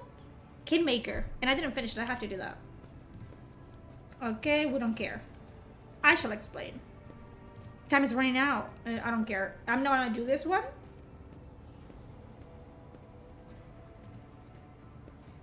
Lord Captain, like Lieutenant Vent, I respect the chain of command and realize that it is not within my right to challenge my superiors. That being said, while I entirely share Master Wasarian's opinions on what Fate Depot 4 deserves, I must note that this insubordination has direct consequences of the practices he... Sonic? That's funny. Hello, Sonic is love. I bet. If you have decided to follow the lieutenant's example after all, such behavior does you no credit. Explain yourself? The ship's regulations state that the Master at Arms is responsible for resolving all matters related to the ship's enforcers, and yet it is no secret that the Seneschal has a tendency to show partiality. These enforcers and officers, who he indeed particularly promising, are at times given permission to approach him for tutelage. That's his fucking thing. I cannot deny Master Wizard's experience and insight. The Seneschal has a record of fostering students who have indeed achieved much and demonstrated impeccable performance. However, extending such patronage over the head of their immediate superiors, I don't care. Okay. Although he's the man who convinced me to become an officer, and that's how you repay him? Abel, do you wish to respond? Okay, so this is fucking, it's a squabble. Love the reaction, literally just beat Origins for the first time. That must be, how do you feel like that? Now I'm interested in this. How do you like it? I wish I could wipe my memory and play Mass Effect and Origins for the first time. And you basically might feel her needs coverage, love the work. God. A lot of people told me that, like, oh, I met you through the Velgor thing. Which is why a lot of people expect me to like be yelling all the time and be angry all the time, which I'm not. Most of the time I am, like 99% of the time, but there's some times that I'm not. Fucking cinema, I'm telling ya, amazing. That's why I was so upset with Velgard. Now you understand.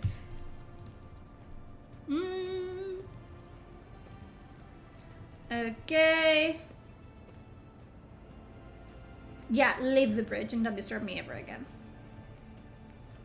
I want to be left out of this. I'm ignoring all this because I have done it before and it doesn't really fucking matter. I don't want to deal with it. I have people to delegate for a fucking reason. He's my seneschal for a reason. I was promised to not do any fucking work. I thank you for the honor, but I must decline. As a former military officer, I believe in the importance of order in all things, including the chain of command. He has a fucking stick up his ass, like Garrus. My direct superior. Fine. I am not prepared to address I will call you in Ape, any though. way other than as regulation dictates. A noble aspiration, Lord Captain. I am ready to acquaint you with all the particulars that interest you. This is a topic for an official briefing, not a casual conversation. But tell me anyway. To answer succinctly. A lot of reading and talking in this. It's an RPG. A lot of people are like, oh my god, there's like, it's an RPG. People complain about the same thing in Baldur's Gate 3. It's like, I don't think people understand how RPGs work. They're basically interactive like novels. They should be, at least. They should tell like a very... Like, I bet if you put every single line of dialogue in text from an RPG into a book format, it would be like a hefty novel like length. I feel like that is essential. We love Abe. I always take him with me in Heinrichs. Until recently, the Levy Romans, the old man. Hello, John. How are we doing? The situation has changed with the arrival of the Lord Inquisitor, but not and again, much. I This place recommend you operates to under play its this own game. rules, And any Owlcat game, but this one, it's an easier introduction to like But once classic it allowed for a RPGs. non-standard approach Because where it there is a still promise of has victory. like that modern Corona's expanse is spin considered to it, rogue trader territory but for a it's reason. really, really good. Only rogue Owlcat traders is have really good at sufficient making military games. might, audacity, Imagine if Velocro and would the have right been to better. answer them We by might have gotten default something to like Dragon Age survive Legendary the leap Edition. into Why the would you say that? unexplored part of the expanse. Why you say And in that? the event of a Where did I successful get that? outcome, to hold Oh, on to whatever fuck. they manage to capture on the frontier. Shit. In the first That's instance, sad. That's a you sad should thought treat that you put in my official head. representatives of the Imperium The chatter with between respect. Alistair and Morrigan was so The good, we'll expanse literally may hear be on them the bicker at fringes, each other all but it day. still numbers among And the territories of replayability Golden body is Throne. like crazy because The you arrival probably of the only Lord had like Inquisitor has turned the Corona's one expanse into group a of less companions that you wild took and with you because it's uncontrolled what region. everyone To the does, but then you regret switch of them some in the individuals next who have one, grown inured and then to the there's local other lawlessness. dialogue that you have never heard. It's amazing. Baldur's Gate 3 was the first RPG I rage quit. Good game, but it frustrated me so much sometimes, and that's fine. I talked about it on Twitter today, that people don't understand the difference Rogue between traders such as objectively yourself good are games also and servants games of the you Imperium. they're not for They you. have been You know what I mean? accorded Objectively special bad rights and games. powers. They wield First, I had a immense bomb authority stream. within their You'll see territory, more of those. I look and like they a enjoy fucking absolute samurai. respect in other parts of the expanse. The most powerful of them Awakening. are Caligos Awakening is Winterscale its own and game. Incendiary You're gonna love it. Stal Chorda. Tread carefully. But I when get dealing that. with And eavesdropping. Baldur's Gate 3, I think it happens with this one. In Baldur's Gate 3, they're so big. That's what she say. No, you have never heard that ever in your life. Don't even pretend. But what happens is like at the end they lose fuel, and it happens to this one as well. I'm not saying that the endings are not good. I'm saying that at some point it's like drags out, which I understand. And not a lot of people have If like we are time to speak spend of like unclaimed to put territory, which is 20, what not footfall 20, is, 200 among the hours of their scum lives that into a dwells on game. that I handful do of have asteroids, time there to are three burn, so I don't factions care. that wield But I considerable get that. I influence get in the the sector. frustrations, and I get. The first is the Kazbala At least Commission, Baldur's Gate 3 was more. organized crime in its most primitive form. How would you say It it? holds sway over the liege of footfall and has links to rogue trader Winterscale. More The dynamic second because it faction was is fully an voice offshoot of acted. our shining ecclesiarchy. But this one Followers of is Saint Drusus. harder They are still, actively especially if building you're a their streamer, forces which most of and you are hold not, influence so over good for rogue you. trader Chorda. But for a streamer, my And point of view is that I have to do the a lot of third like voice faction, acting myself because the I'm not gonna let you Explorators, read the a words wing on the of the screen Adeptus and be like, okay, are you done? They Can I are turn the willing to page now? die and kill for the secrets of the ancient technological heresies that are hidden among the stars Arasama, of the look at that. Corollas expanse. This is what I look like 99% of the time. It is what it is. You know, Lord Captain, You either I am no love me admirer of fine like art. this, or But you when don't we get next nice find pictures of me ourselves in a ever. civilized port with time to spare, I will My promptly oldest find told me an the artist and crossplay is not commission a Baldur's Gate portrait 3. He of the wants to play individual with to me. whom you It's fun refer, with a to hole play with other between the people, eyes. and you can play. Comrade, fight Like fear. with this one, I wouldn't But recommend he playing committed with his other people treachery, because and the escaped with his second life person was that an joins you, unforgivable it's basically oversight. an NPC. But with Baldur's Gate 3, I played with my boyfriend. I beat the game. You see what I'm talking about? We play the same games. We beat Baldur's Gate 3 together. And he could like interact with NPCs by himself. He could start quests by himself. He can romance. Well, if you're gonna play with your, listen, if you're gonna play with your son or your daughter, whatever, there's explicit sex scenes in that game, and you will see. I saw my boyfriend fuck Karlach. He also saw me like bang Astarion, so you know what I mean. But it's gonna happen. We don't care, but you know it might be weirder because it's your child.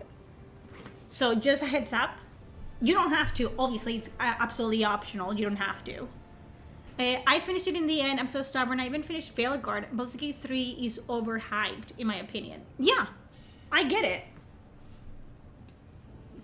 No, I'm sorry. What? Banned. That's the attitude I have to. Like, I understand. But you didn't speak to him for 2 weeks. No, I was actually interested because I had never romanced Karlach before.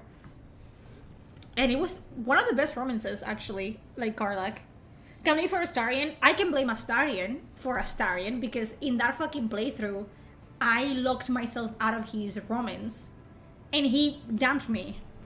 So I had to move on to Halsin, who also dumped me at the end because he goes off to do his fucking Halsin stuff. And it was before the patches and everything. So fuck me, I guess. So he got his forever, you know, forever after with the Karlach, and I didn't. Bitch. I really miss characters like Ogren. We need more characters like him. We're never gonna get characters like Ogren again. Because We they're both problematic. served Lord Oh Captain my God. Theodora for many Fuck years. that. I'm gonna We write never saw characters eye like to eye. Ogren. You He just was cannot stop me. Brash. He You was can never try. afraid of assuming responsibility. They just love it that He I'm gonna willingly be took on one of the difficult YouTubers tasks. that instead of like I making you am buy loath to admit overpriced it, like the t-shirts fond Valacius that I made on protectorate continues to fucking reap the Paint, fruits I'm of gonna his make you buy my labours to book. this day. Whether you fucking His read it or service not, always it's not up to garnered my me. respect. Buy it. But everything else about him made me want to wring the neck of that Garlick's everyone's two-faced bestie. Everyone loves Garlic. Speaking of, I sure do love how Morgan's sex scene with Logan was necessary for the plot. I mean, if you go through the ritual, it's necessary for the plot. It doesn't matter who she fucks. I mean, it's even weird for me because I'm always dating Alistair, and then I have to tell him, like, can you please sleep with Morgan? I don't want to die. He's like, I'd be upset if I was Lae'zel. Lae'zel, I have never done the Lae'zel romance. I'm gonna have to. Baldur's Gate 3 is a love letter to D&D players. I played the fuck out of Dungeons & Dragons, even run a few games. Baldur's Gate 3 really captures the player agency you see in tabletop RPGs. It does. It's not for everyone. Again, not a single game is for everyone. In a game that tries to be for everyone, it's a game for no one, and that's just how it works. If you are taking comfort But, in the thought yeah. that we will hear no more of Do you have Conrad, any idea what the plan was for prepare to be Dreadwolf? disappointed. Yes.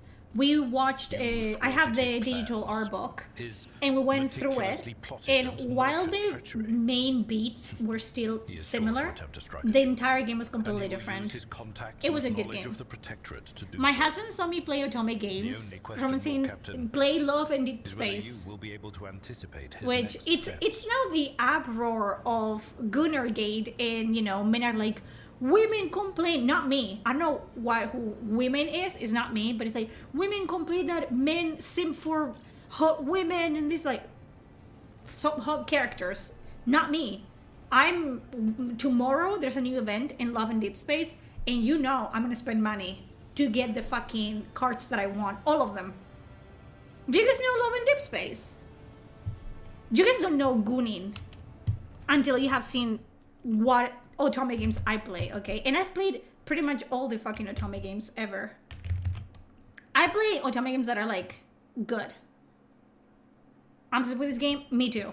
And I hate that I have access to like grown money because I spend it. And I'm gonna spend money tomorrow to get all the cards. There's a new event in Love and Deep Space. And I'm here for it. Do you understand? Yes. I'm gonna show you because I have no fucking shame, to be honest with you. And my boyfriend knows. The other day, he was like, "Are you okay?" And I didn't realize that I hadn't responded to his messages. I told him, "I'm sorry, a new character dropped in my Otome game." And I was like unlocking his like his cards, and he's like, "Okay, I get it." He doesn't care. My boyfriend is pretty chill, very chill even. Love, and if you see me simping for pixels on Twitter, you didn't, okay? Mind your fucking business. Get the fuck out. I'm gonna show you. When you wonder, like, what's Ada doing right now? Look at this, look at this. That's very loud. Lower the volume, lower the volume. If you're gonna goon, you have to goon with class, okay? Look at this.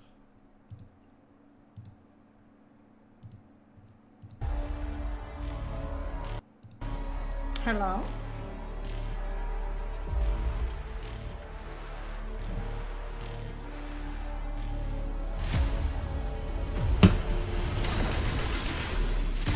What am I to you? The game looks like this, by the way, which is A madman, a monster, or just a pitiful prisoner?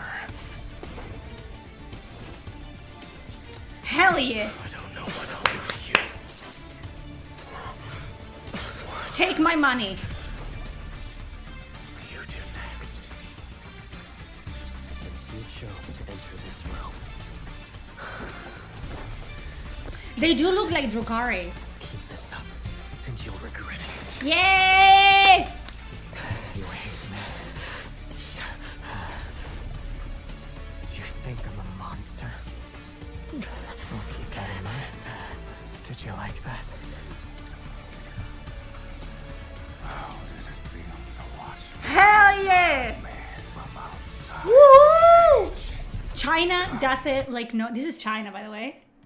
Just a little more. Your idea of help Let's go! is heartwarming.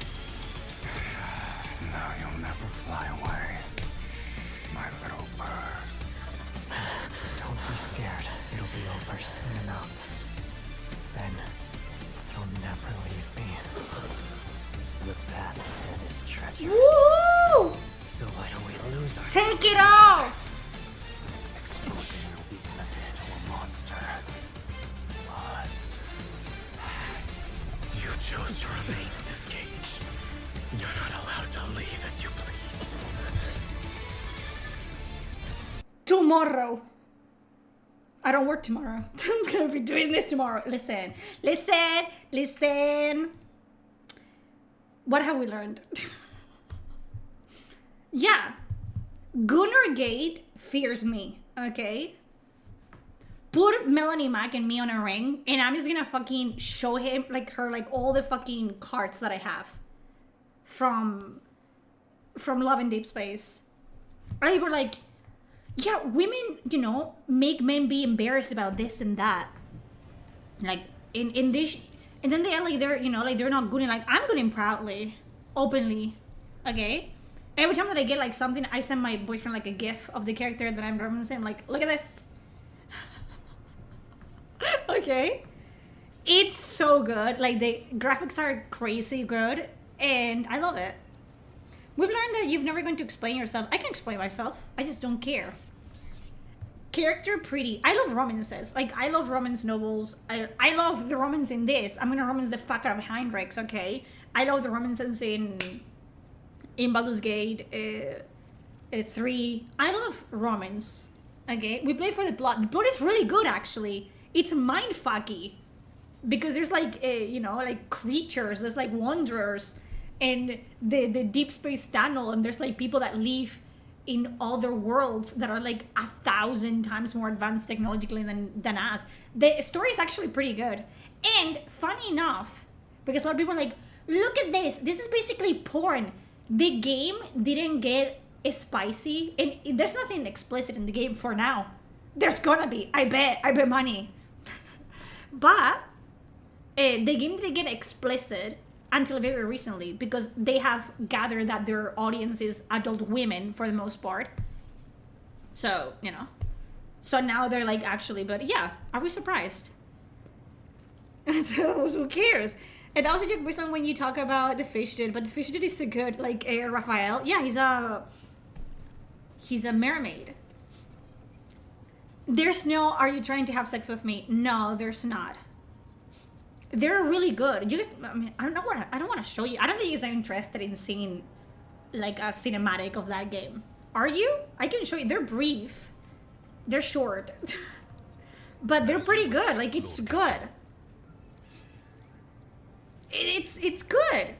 And I told you guys this. There's this game as well that I didn't play with my boyfriend, but he played and I watched on YouTube. What is it called? Honey, what was the game called? Is he still here?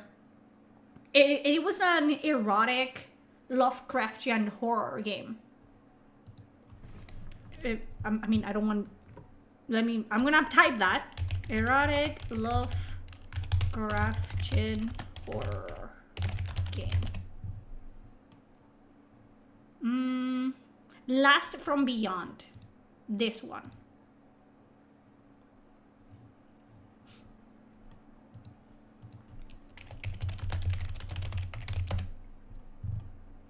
And I watched him play that.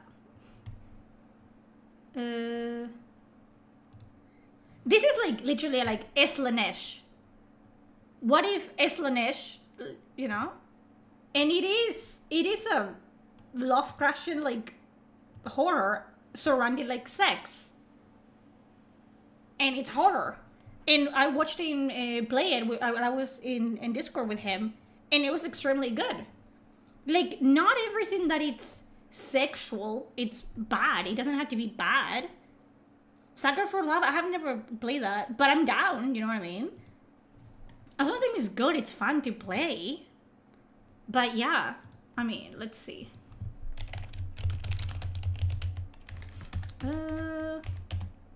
And it's much, like, it's for adults, like the...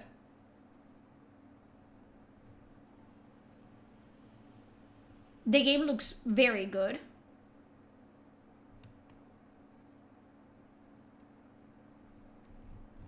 You know, it is what it is. I'm trying to see if I can show you anything.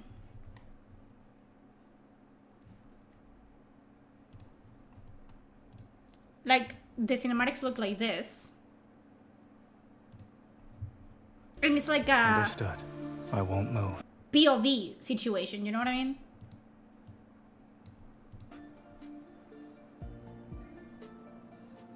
It looks like that. The game looks like that. So yeah. This your exclusive service?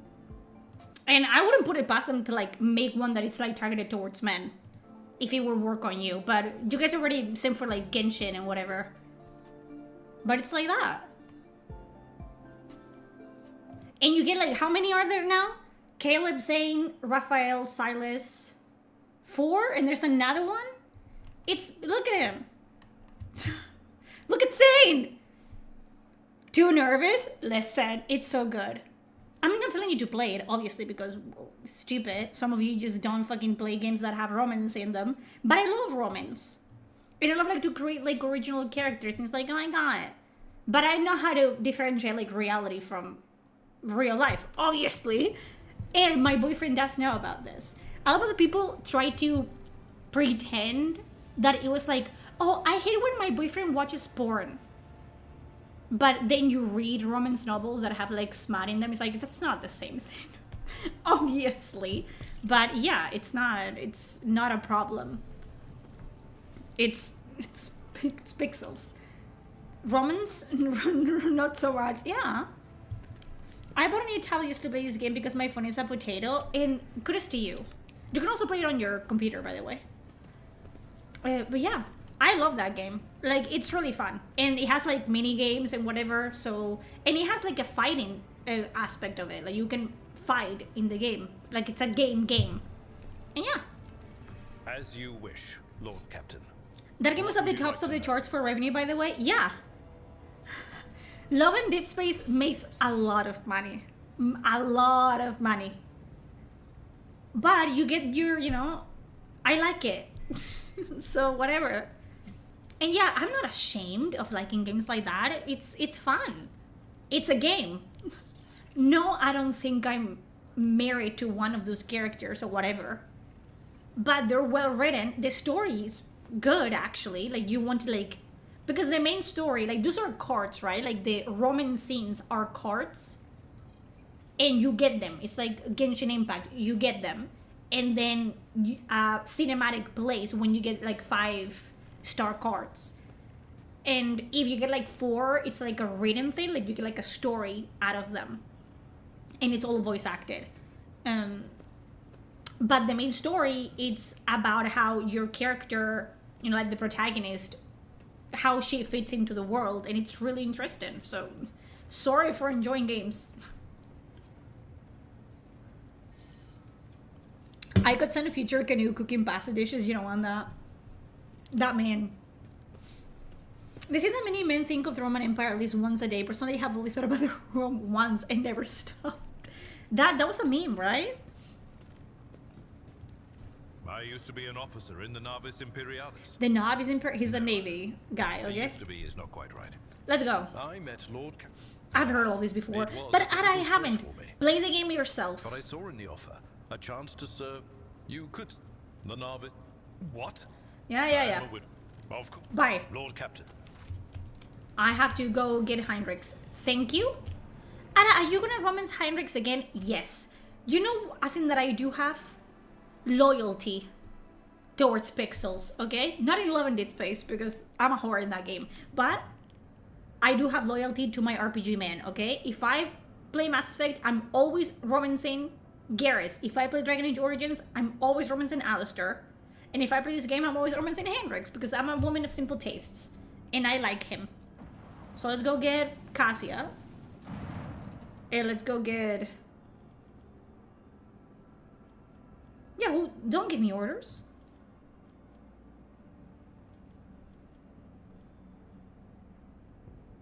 I don't need approval.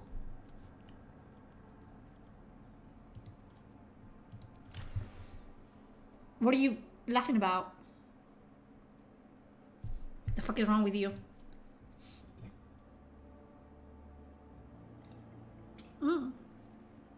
He does that. That's why I didn't react. Motherfucker does that all the time. A troll. I'm getting trolled by a fucking bot. By the way, you guys should like donate to me copious amounts of money so I can then spend them into romancing pixels. Thank you. I'm not a fan of sex in games. I mean, like how I'm not a fan of FPSs. No, true. Pathetic worm. I don't care either way, obviously. You dare to So I don't argue with really, your I don't really master. mind. But I understand where people are coming from. It was not you whom I swore to serve within these walls. My lips are sealed. Ever since Mass Effect, I always romance blue or purple chicks. I think that trilogy awakened a fetish in me. Welcome to What the was team. the old man's last command? Welcome. What are you planning? Give up, Keeper. You have lost this battle. Again. Eh. We're getting nowhere with these ones, sir. Permission to execute I think them. this is new as well. Like there's more dialogue in this one. I will romance the aliens over the humans any time of the fucking. You're reading the bot, Daniel Vavra. Listen, don't talk about my husband like that, okay? The amount of people that try to use like the fucking excuse of like, oh, Daniel Vavra replied to one of your tweets once, so you guys are friends now. You guys know each other, and you're shilling for Daniel Vavra. It's like, motherfucker, get out of your house, touch grass, let the sun hit your face once, please. I'm begging you.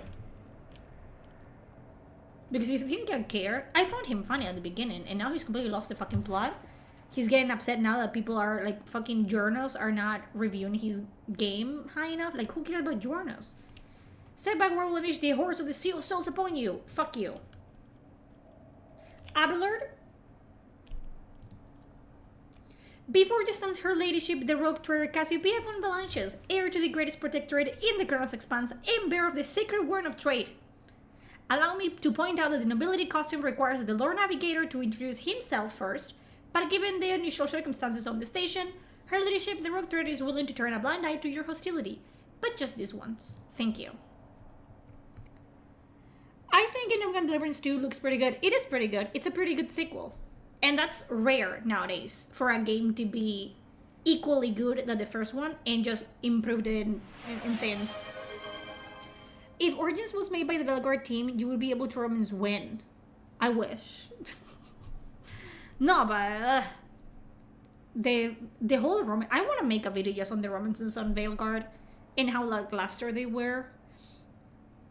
I wonder if people will get this mad about the upcoming Doom. Consider what they did to it. What did they do to it? I haven't seen anything about Doom, to be fair with you. In this case, I shall turn a blind eye to your unceremonious invasion, but just this once. Are you getting sassy with me? But very well, allow me to introduce myself. Before you stands Felix Christoph August. August. She looked good for an older person to her credit, true. The second IGN stream was all Henry. They knew what they were doing. They were rage baiting and people ate it up. If Uvidicare doesn't support it, you can play it. Great.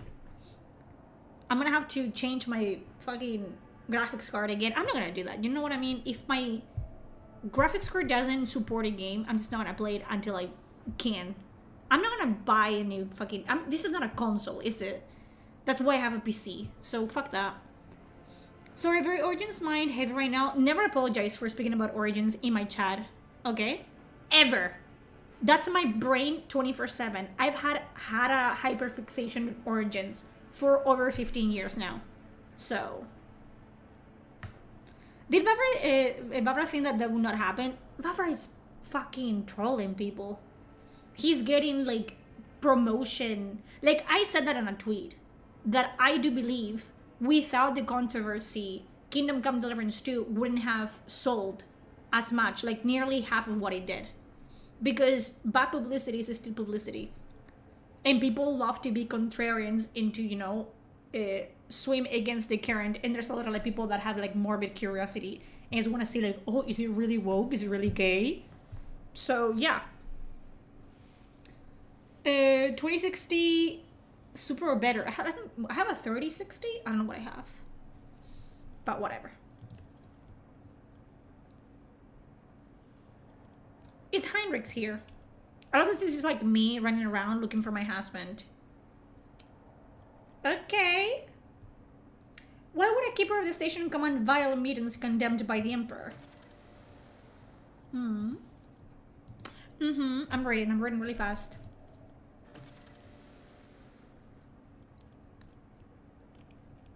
I will kill you. I don't want that navigator, I want a Cassia. And he's lying to me anyway. No, I never turned the RTX either. Like, I don't want to have to like change my computer to play games. You know what I mean? Quickly. It's good enough. I don't want to.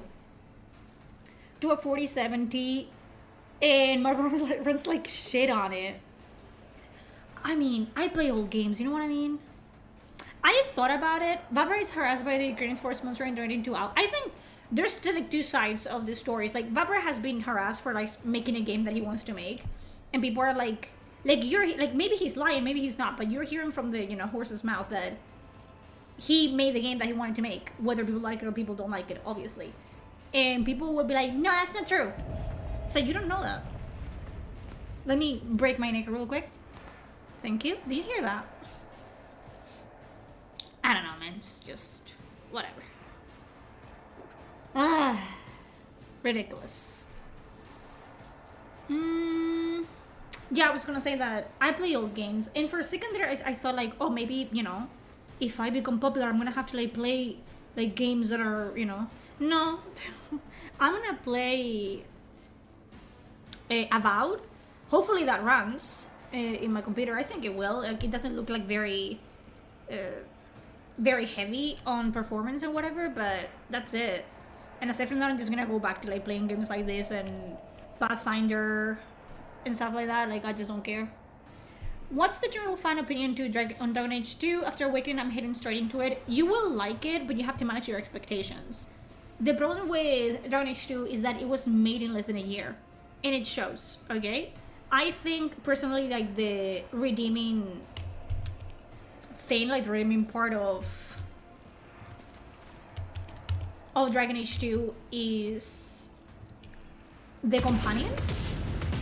But the level design, it's basically copy-pasted over and over again, and it's very, very small scale.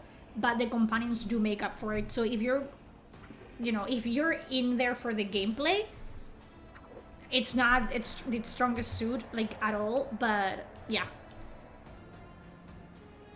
I dislike the first-person combat.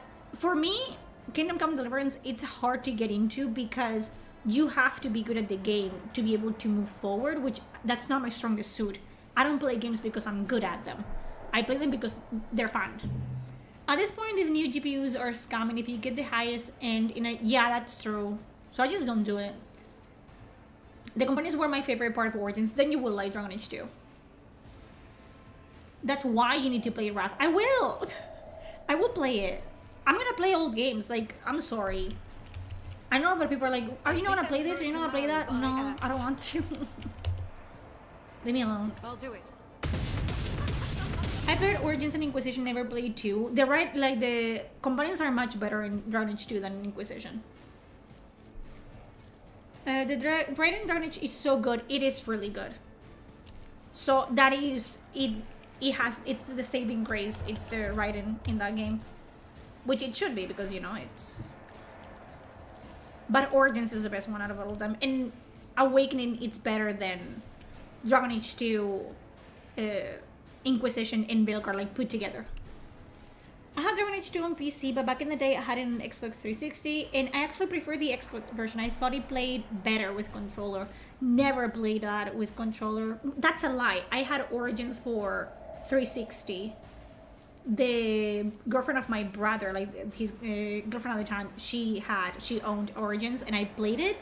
That was my first introduction. Then I pirated the game on my shitty PC,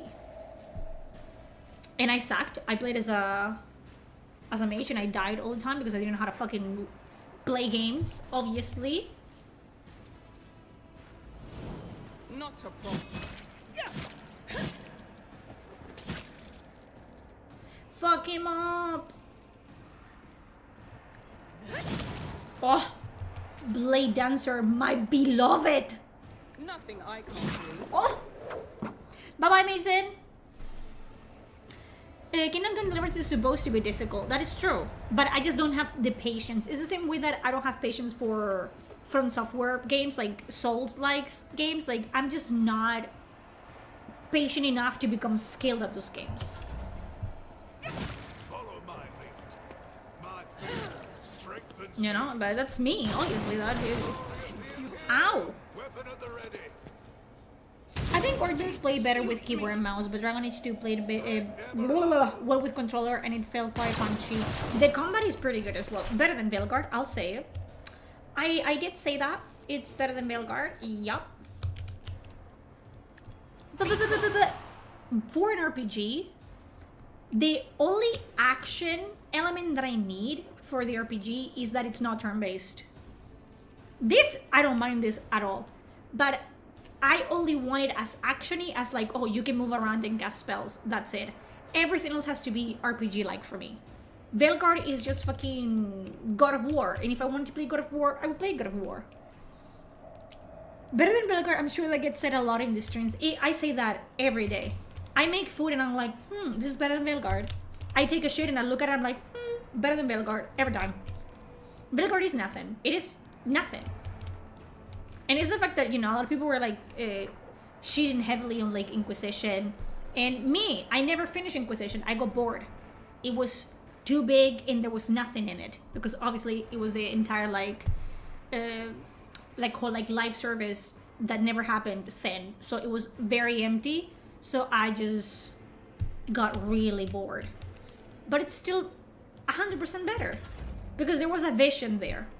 There was a cohesive vision. And with Veilguard, there wasn't. And I went through the entire art book of Veilguard that I paid $40 for because I'm a sucker for punishment, I guess. I'd rather not.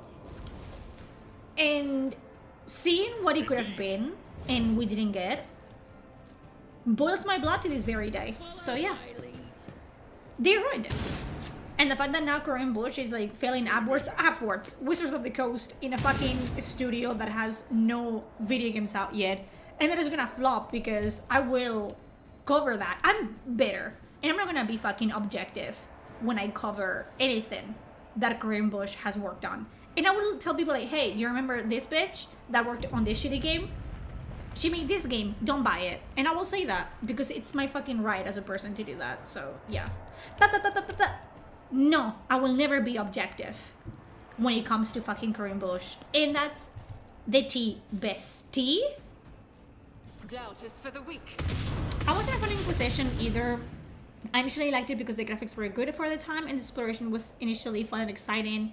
Yeah, and then you get bored. I want to finish it, but I have so many other games in RPGs that I could be playing before I play that. I like Inquisition, but I was an old EverQuest player. Yeah, so you're just used to it. What side is Dragon Age started as a Baldur's Gate 2.5, yeah. And now Larian Studios came out with Baldur's Gate 3 and beat BioWare their own game. That's what they get. Like, I feel like Larian, since Dragon Age 2, has been beaten BioWare its own game for a very long time. And now they're working, well, is it in a cyberpunk game? Or it's like a sci-fi of some sort. Cyberpunk sci-fi game. And they're gonna beat them again. High momentum. Isn't she working on Ghost of Yotei? No, she's not working on Ghost of Yotei. The writers that got fired from Veilguard are some of them, two of them, John Dombrow and another one. They're working on Ghost of Yotei, which is not surprising because Erika Ishii, the lead of Ghost of Yotei, was one of the voices for Rook, and she's an activist. So we knew this. No, Corinne Bush is working for a brand new studio that is still hiring. They don't have games yet. They're not writing anything yet because they don't have the team to do so yet. She got hired by Skeleton Key Studios, which is very, very, very, very new. They haven't done anything. It's a newborn studio, and they're still hiring like engineers, sound designers, this and that. So we won't be seeing anything from them in a very long time. And when we do, I'm gonna boycott it. Fuck you, Corinne Bush. What are you gonna do? What you gonna do?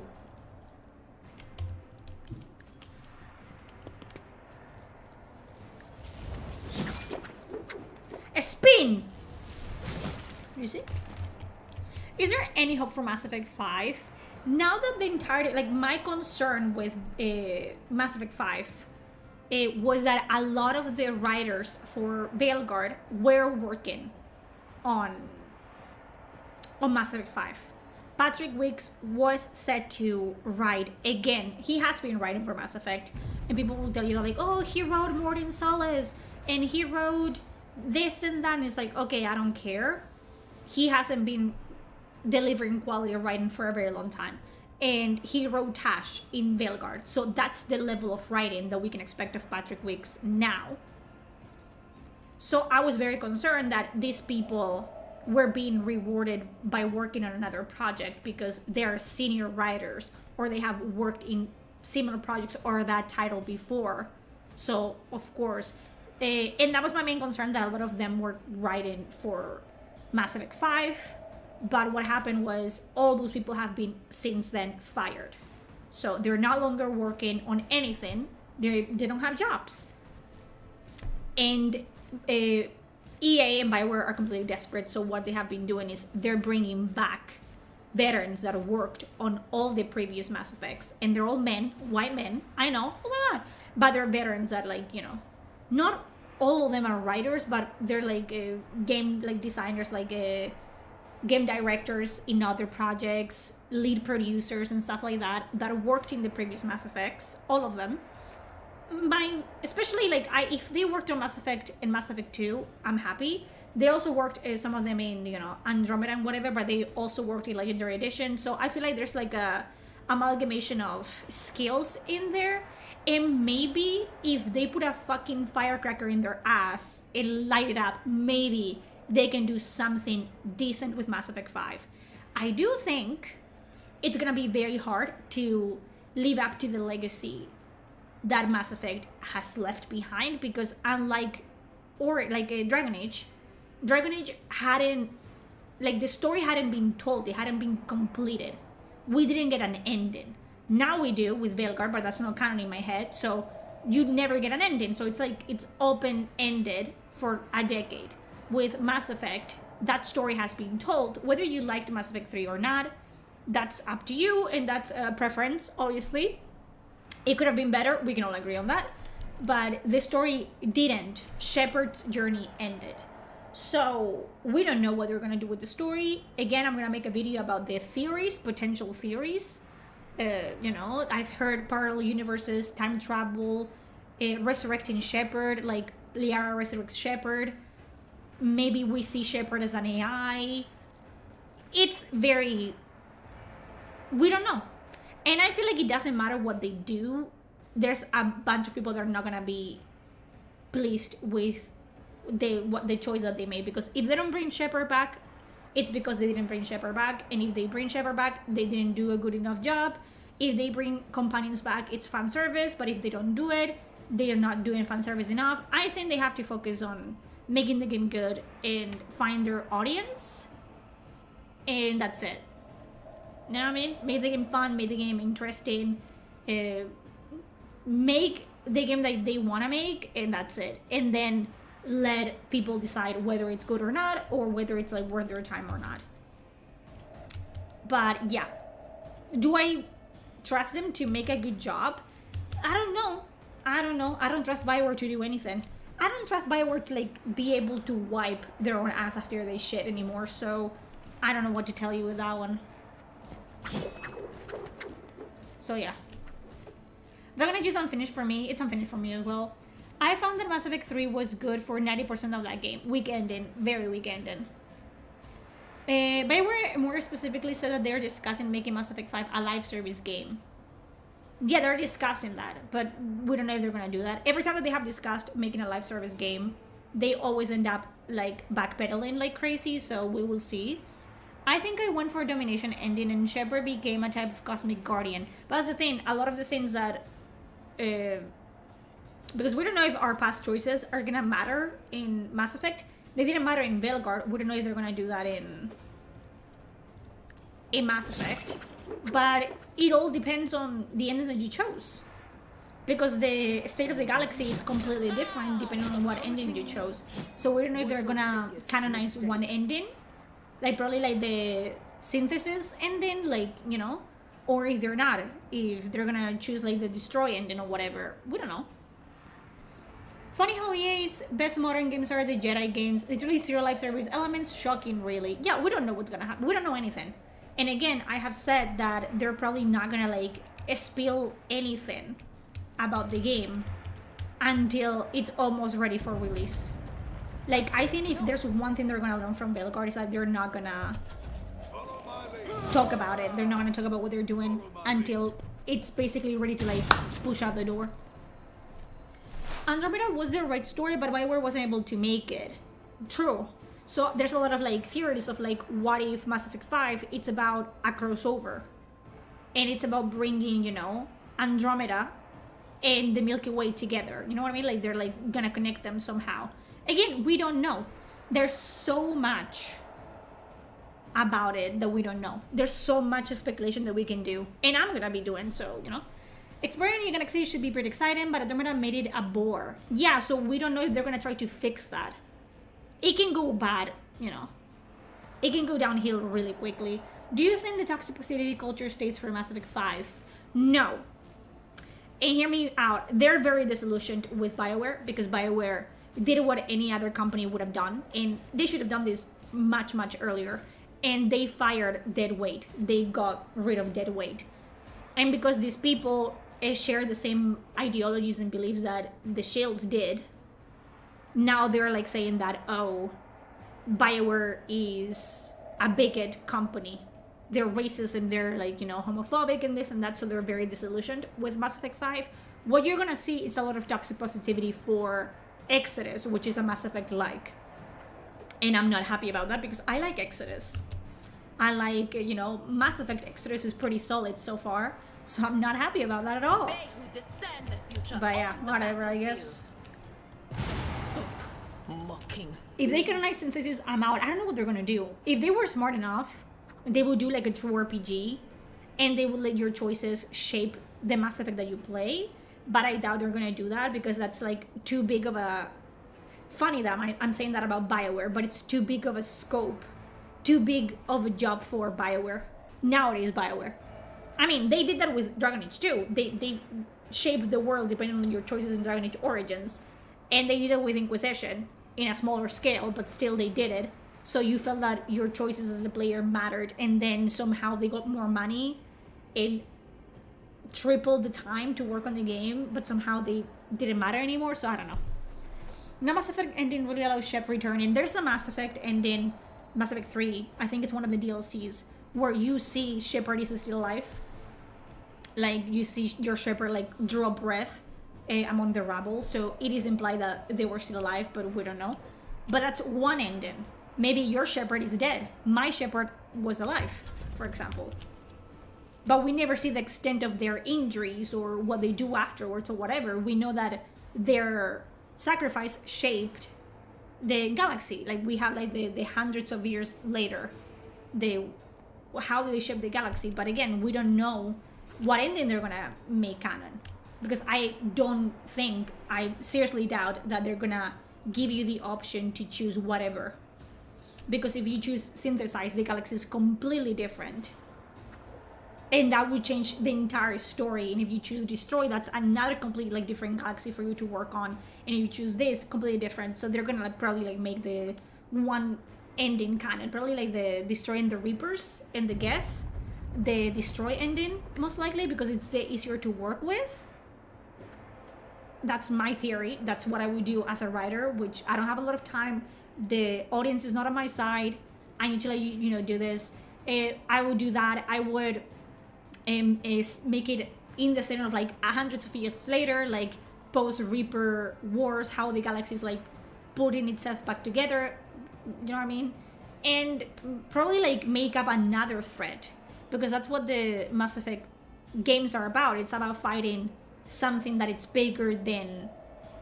It's like Game of Thrones and Dragon Age Origins. It's about fighting a bigger threat that way unites all the other races and species and everything into fighting as one united front. So it's all about that. We will see. I guess. Return to what? They have nothing to return to. That one breath could have been their last breath, assuming that was even Shepard. True, but we don't know. That's the thing. Again, and they can make that whatever they want. They can make a Shepard into an AI. What if Liara couldn't like save Shepard's body? They can make a Shepard like, into a clone or whatever. We never know. Best opening idea for Dragon Age 5. Huh? What was that? Veilguard? So, yeah, you wake up like, I had a dream. I had a nightmare. No, it's not gonna work. Like, we're never gonna see Dragon Age in our lifetime again, unfortunately. I'm not interested. I wish I would have never seen, like, any other Dragon Age game. That's what I was thinking was gonna happen. After I saw that the Dreadwolf, like, title, we hadn't seen anything about Dreadwolf for many, many years. And a lot of, like, the original, like, David Gator and all these people started, like, to be fired or to leave throughout, like, the 10 years that people were, have been working on Dreadwolf. I knew it was not gonna be good. Like, you didn't have to tell me. Like, I could see that. So I never expected for Veilguard to even come out, to be very fair with you. And I wasn't impressed from the beginning, so. Veilguard was the final nail in the coffin for Dragon Age. Yeah. I mean, to be fair, the final nail was those 10 years of absolutely, like, radio silence. And what a Veilguard was like parading a corpse around. Like, just complete, like, heresy, disrespect. Honestly, I would take the Fortnite as wacky visuals from that first teaser trailer or the realism look. Fair. But if it was good, it would have been better. Hey, Ara, man, I really want to try Rock Trader. Do it. Do you have a PC? Play it. They're gonna try works out with us. What a crazy... I need to get off the layer. Like, you cannot believe what I fucking... It's just very crazy what they did with Veilguard. Like, it's just completely tone deaf, to be very fair. And yeah, that's why I was very upset about it. Who would have thought? Me getting upset about things, especially things that I love, man. Like, I just... Surprise, surprise. If I like a game, I'm gonna get upset if they ruin it. Faith without deeds is worth. That's a 70% Cassie. Not, you're not even Cassie, you're Argenta. I'm losing my mind. It was their chance to make a shining comeback. So many fans were excited. Yeah. I wasn't, because I knew. I had a feeling, you know? I'm an empath. No. But I had a feeling. And I always see the glass half empty, you know what I mean? To ready myself, but it was so much worse. Synthesis is altering life everywhere without consent, will Husk again gain awareness of their existence.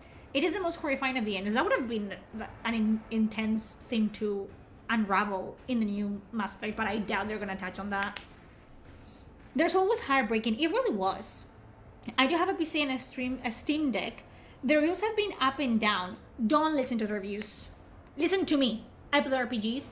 It's long-winded, okay? These type of RPGs, they're classic RPGs.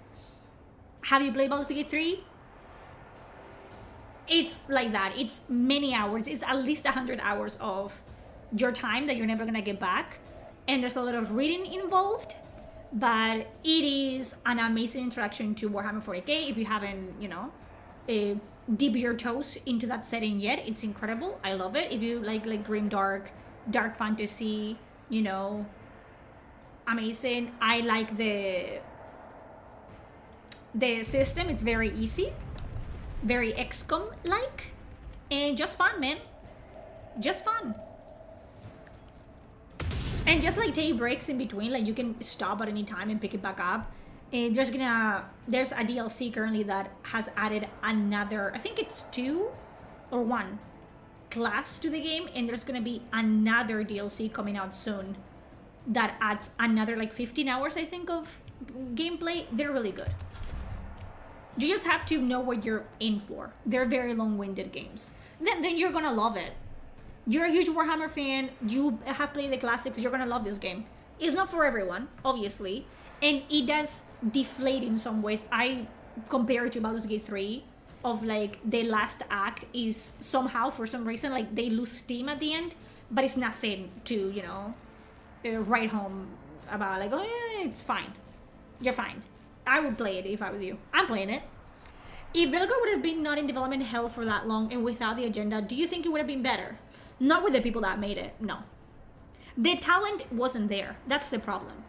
You could have taken everything that people are complaining about with Veilguard, and people that think I was complaining about it with Veilguard, which is just simply not fucking true, and the woke elements of it, and the non-binary debacle, and this and that, and the game would have still been terrible, because the talent, it's not there. They left 10 years ago. So yeah, no. If this game had been made 10 years ago when the talent was there, and EA hadn't tried to push again the live service debacle, and there hadn't been that back and forth, and people, the writers and developers, hadn't become disillusioned with the company, then maybe. But no. With the current team that worked on Veilguard, the leftovers basically, and people that honestly I feel sorry for them that got hired, like new writers, new developers, new producers that got hired, and all of a sudden everyone above them got fired or left, and they were put in positions of leadership that they had no fucking like right of having, and they probably knew that themselves. It was never gonna work. The mod update for Baldur's Gate 3 is sweet. I haven't played Baldur's Gate in a while, and apparently there's been so many updates and patches that it's an entire like new game, and we have to do that again. We have to play it. The third act is most RPGs tends to be, yeah, they tend to be like long-winded for some reason, but yeah, nothing crazy. I want to know where all the talent went, honestly. They made their own studios, because it's like they all retired into the mountains and no one knows. Most of them, they were pretty old, like David Gator, and they retired, and because they're writers, they can fall back into writing novels and whatever, so they do that, or they write for other people and you don't really hear about them. And other game developers and lead producers and game directors, they make their own studios. So yeah, Archetype Entertainment is led by James Olin, who basically created Dragon Age Origins alongside David Gator. So yeah, they just make their own shit, or they work with people that they know in the industry. And some of them just retire. Like, they have like money. They're good. Why are you? What's the problem here? Oh, it's because of my background.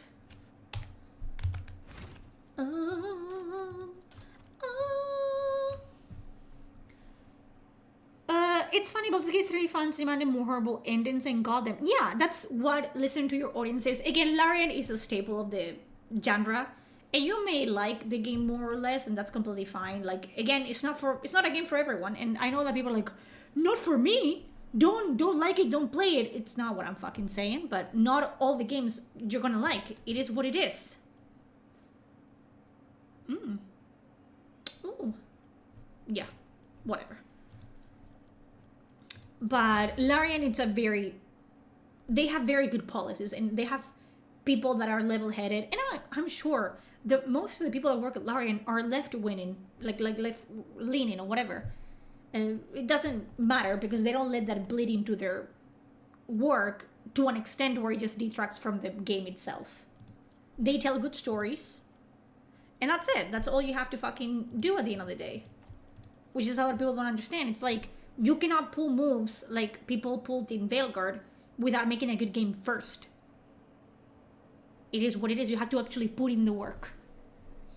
Better than what happened to David Jaffe. Yeah, David Jaffe and Daniel Bavra are on the same fucking path. And again, a lot of people are like, oh, censorship? You want people to be censored? Like, no. But I do believe that if you are a game director and you are, I don't know, like working on a game actively, you're a writer, you're a developer, you're a fucking like art director, there has to be some sort of PR team involved in like, hey guys, let's limit our social media usage. Call me fucking crazy, okay? Call me crazy. Because then shit like, About happens, where you have the fucking art director talking absolute fucking shit on the internet, and that affects the overall like product, because people don't like being talked down to. I'm gonna play it regardless, because I want to give you an objective as I can, perspective on why I may or not like the game. I'm not impressed so far with what I've seen, and it's not because of the art director. I don't like the way that it looks. I don't like the color palette. There's something about it that I don't like. Believe it or not, there was a time that a moderate left, which, he left me. A moderate left, which was quite recently existed. It was around 20 years ago. Yeah, it's centrist. It's the center. We have that in Spain. You guys don't have that in America, in other countries. It's a good weapon. In Rise, there was a switch axe that looked like a scythe. I like scythes, but because I'm an edgelord. Before I get extras, I want to get the novel, but what if the game ends up being shit? Then you read the novel and you like the novel. and you like, you know, the setting of it, and you write fan fiction about it like we do, like fucking delusional bitches like me do, I don't think the game is gonna be bad, though. Because I don't think they're gonna put like a console thing. Sure, I think people like Kayla are gonna get like early access to the game, because people like Kayla are always gonna get early access to games like that. Whether we agree with it or not, and we know like from which leg they're like limping from, like people like Kayla and Maddie Plays and Luke Stevens and all these people, and they get access because they're 99.9 of the time extremely positive about the games that they review, because again, they're getting early access and they're getting engagement and views from it. And for companies, it's just like, that's a plus. It's like free publicity to an extent. Like they don't have to pay people for reviews or whatever. They can like say like, oh, it's a unbiased opinion. We didn't pay them for it, but you just like give them access to. It's how the industry has always worked. And she's probably gonna get some sort of benefits from the shilling that she's been doing, because it worked for her multiple times. It's worked for her on Veilguard, and it's gonna work for her for Exodus. Like she's being followed by the company. I think she got sent like they had a thing, like a book of like tabletop RPG rules, I think it was. I could be crazy, I don't know. And she got sent that for free. It's gonna happen, you know what I mean? But as long as they limit that to like normal influencer interaction of like, I give you this, you review, you are positive, we good, and that's it. Let's leave it like this. This is the end of our relationship. Sure, I don't care. I'm not surprised. She's already shilling for Archetype Entertainment and Avowed and all these fucking things. But as long as it's like that, it's like a professional relationship that they have. It's like a, you know, this is the extent of our interaction. Bye-bye. Good. If they pull a fucking council like they did with Veilguard, then that's on them. And if they fail, it's on them. I'm trying to be positive in this, because I do like the premise, and I've read the book, and I think it's very interesting what they have going on. But I'm not gonna blindly support a company that it's actively self-sabotaging. And you have to learn from other people's mistakes. If you're not gonna learn from like people's good like business policies like Larian, which people just refuse to do, at least learn from like catastrophic mistakes like fucking Veilguard. Okay? Do you see how Maddie flipped on Veilguard? Yeah. And how Luke Stephens flipped on Veilguard, and how Kayla tried to backpedal, but she couldn't backpedal because her name was on the credits. So she ended up putting out a fucking video that I invite you to watch, if it's still up even, that it's basically like, change isn't always good, and Dragon Age has been changing since forever, and sometimes change is good, and sometimes it is the most vague, nothing burger, backpedaling like apology video ever, which is not even an apology video. The shilling got Korean a new role at a D&D game. Could be Baldur's Gate 4. It's not. It's not Baldur's Gate 4. Don't worry about that. Wizards of the Coast is not gonna sacrifice Baldur's Gate 3 and 4 for Corinne Bush.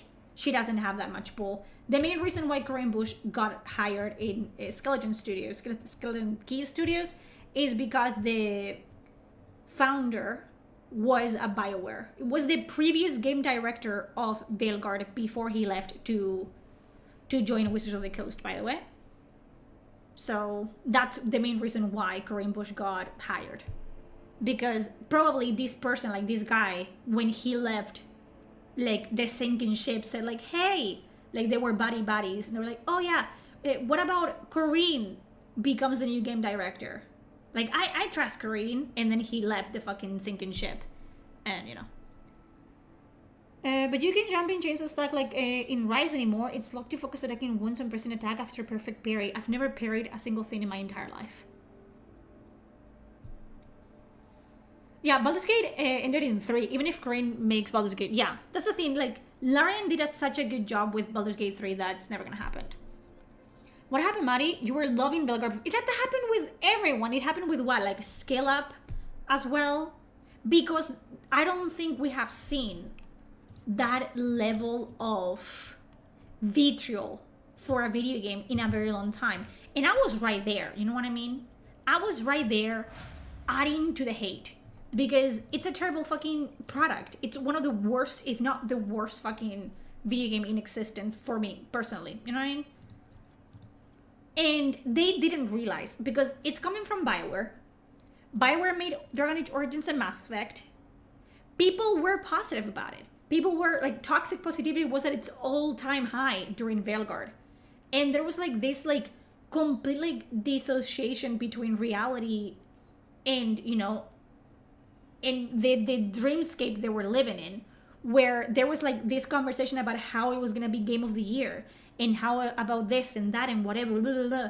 And people really started to believe like, oh, this is the best game that has come out this year in their heads. And a lot of people are getting like their news and their information through these people that don't have the full picture or refuse to look at the full picture.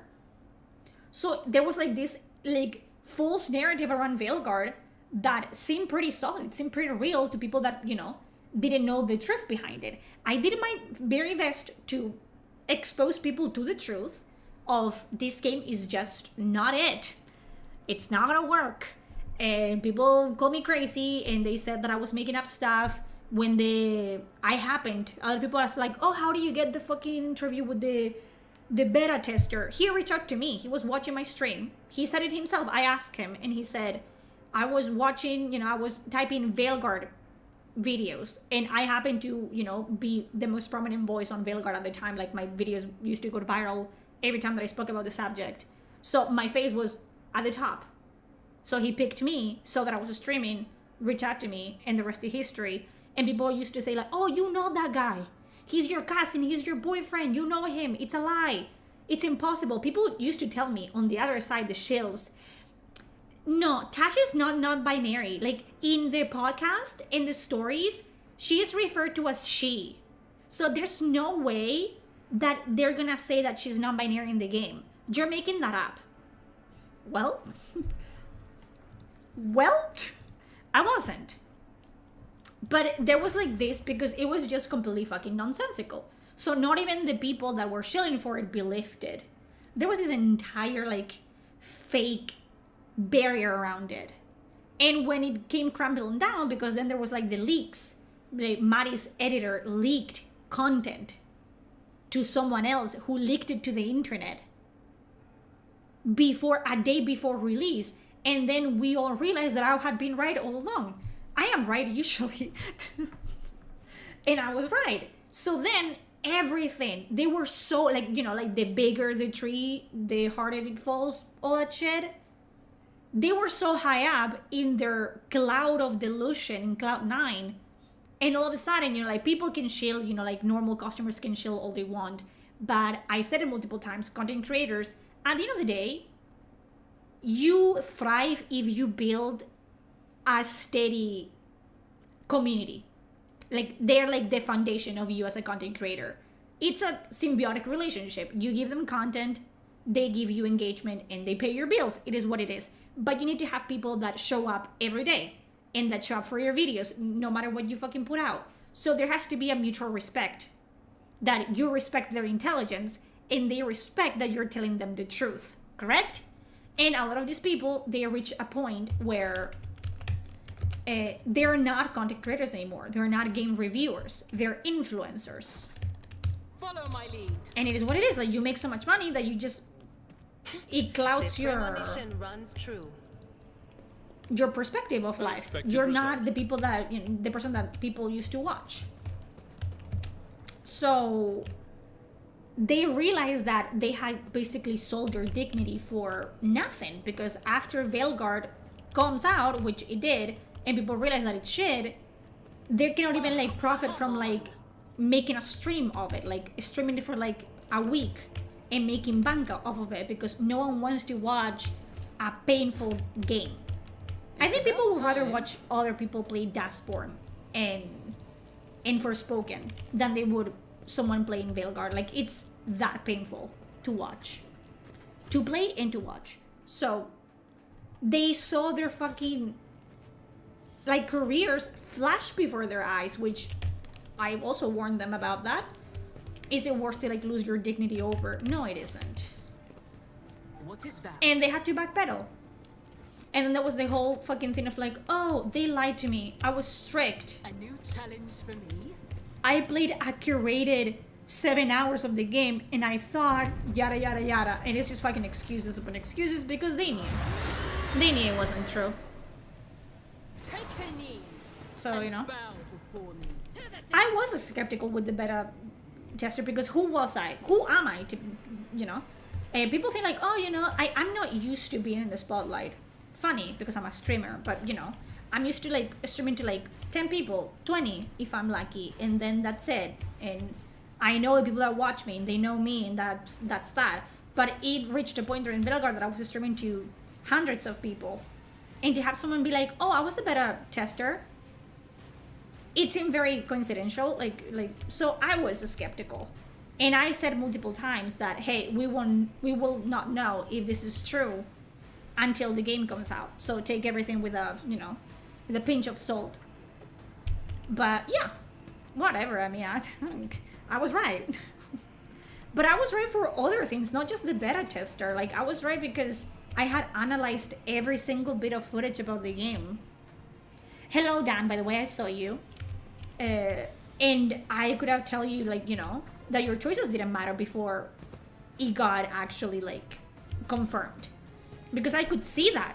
And if you stopped a second and you looked and you listened and you read the dialogue, because there was hours upon hours of dialogue, then you could have seen that too. Like, it's not, I'm not a fucking, like, psyker. I don't see things. It was right there. The writing was on the wall.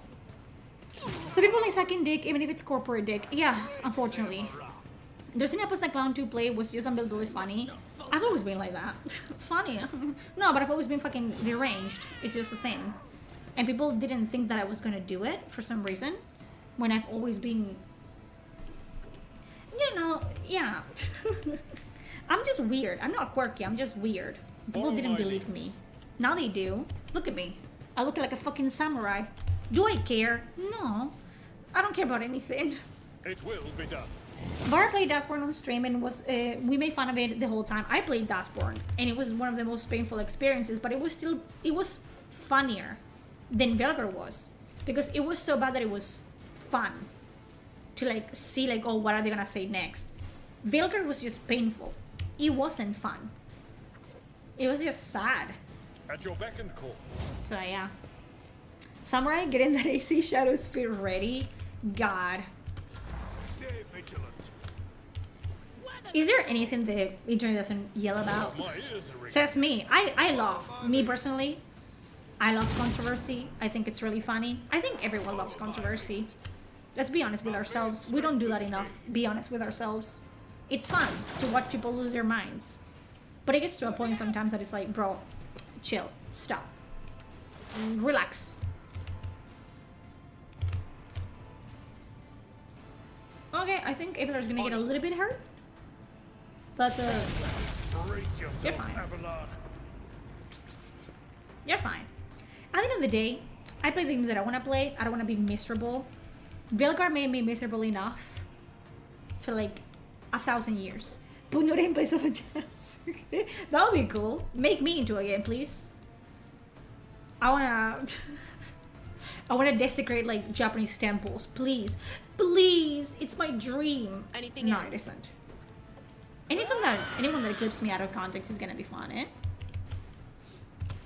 Weapon at the ready. Weapon on the ready. I don't know. I don't know. I just wanna play good games, mate. That's it. Was that you? Or And it's hard nowadays. It's hard. So you're just gonna see me play old games because that's where that's where it's at, you know? That's what I want. Oh, what the fuck are you doing there? I didn't I'll see do you. it. Can escape the Emperor's judgment. Argenta? What is wrong with you? Doubt is for the weak. Would you look at that? Are you gonna hit the next? No, she said. Mm-mm. Mm-mm. Okay. You can hit the desk. Hit the desk. Hit me. I always believed. I never doubted Argenta. I don't know what you guys are fucking talking about. And you're fucking liars, by the way. Because I never fucking doubted, not for a fucking second, okay? Thank you.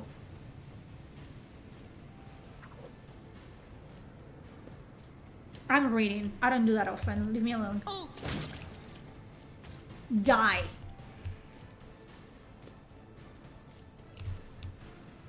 Huh.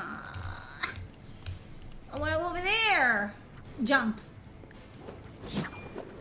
She's dramatic. Leave her alone. Jump. Nothing I can't do. Yeah, get over there. You cannot do that. You see the little goose? Let them come to you. Let them come to you. Onward. Follow my lead. Break their morale.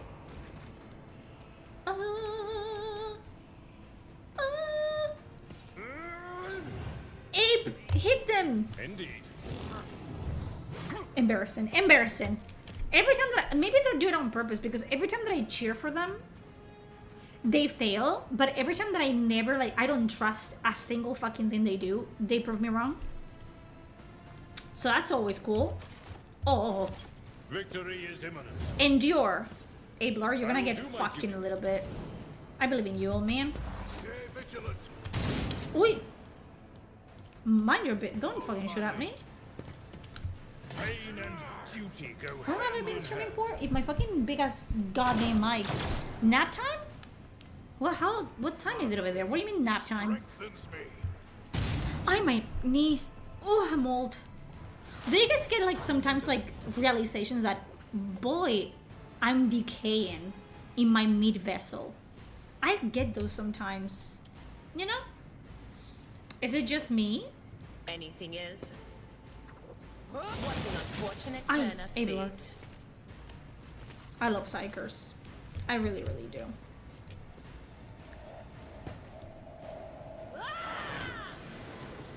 I told you this. I was playing the fucking Switch, like the Wii Sports, but for the Switch, and I beat my entire family at fucking tennis, but at what cost? I woke up the next day and my arm didn't feel like it was mine. It felt like it was gonna fall off. How does that work? I'm not 30 yet. Why? Why is this happening to me? I will bathe this battlefield in righteous fury. I'll do it. I'm gonna... Strike is a prayer. I never said anything. I hope you don't feel that feeling of decay while playing Love in Deep... If I play Love in Deep Space, I'm in my happy place. Okay? I mean, that's my happy place. Nothing can hurt me there. It's a bubble. The price of excellence is steep. I don't feel excellent. This body is deteriorating. This vessel, it's not good. I need to exercise. But for that, I need to move. And to move, I need to like have the will to live. And I don't have that. So you know what I mean? It is what it is. I went all the way over here to have Argenta kill that guy. So let's go back, I guess. My purposes. The fuck is that? Forge ahead. Whatever. Stupid. Stupid! You kill them. You kill that guy. You kill him, Abler. A tactically sound approach. It will be Fuck done. this. I'm getting old, man. The day I hit 30, we're gonna weep together. At your beck and call. But there has to be something like genetically that you hit 25, and you start like going on a downhill. It's just, it's not gradual. It's just like fucking steep. I don't get it. I don't understand. I won't tolerate weakness.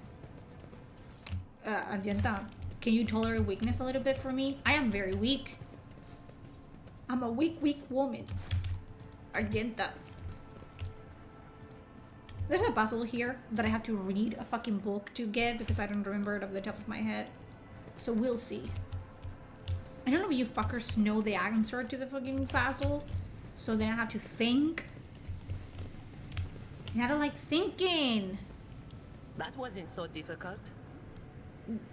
Well, that's your opinion, isn't it? Victory awaits! Like, the pieces are in this. Funny that there's so many books. I was gonna say, because most of the people here are blind. But not everyone is blind. Which game was worse, Unknown 9 or Veilguard? Veilguard. Unknown 9 didn't have anything, you know, on Veilguard. It was a terrible game. Don't get me fucking wrong. And I played that, by the way, before being I played it.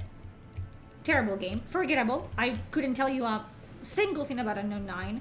But it was its own thing. It failed itself. Follow my lead. Veilguard failed every single fucking game that came before it that it was good. So yeah. Didn't like that at all. The fuck am I doing here?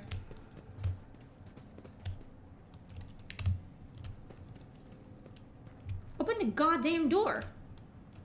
The hell? You see, I haven't been paying attention and now we're trapped in this room. You and me. It's about time. Actually, we're not trapped anywhere. It's fine.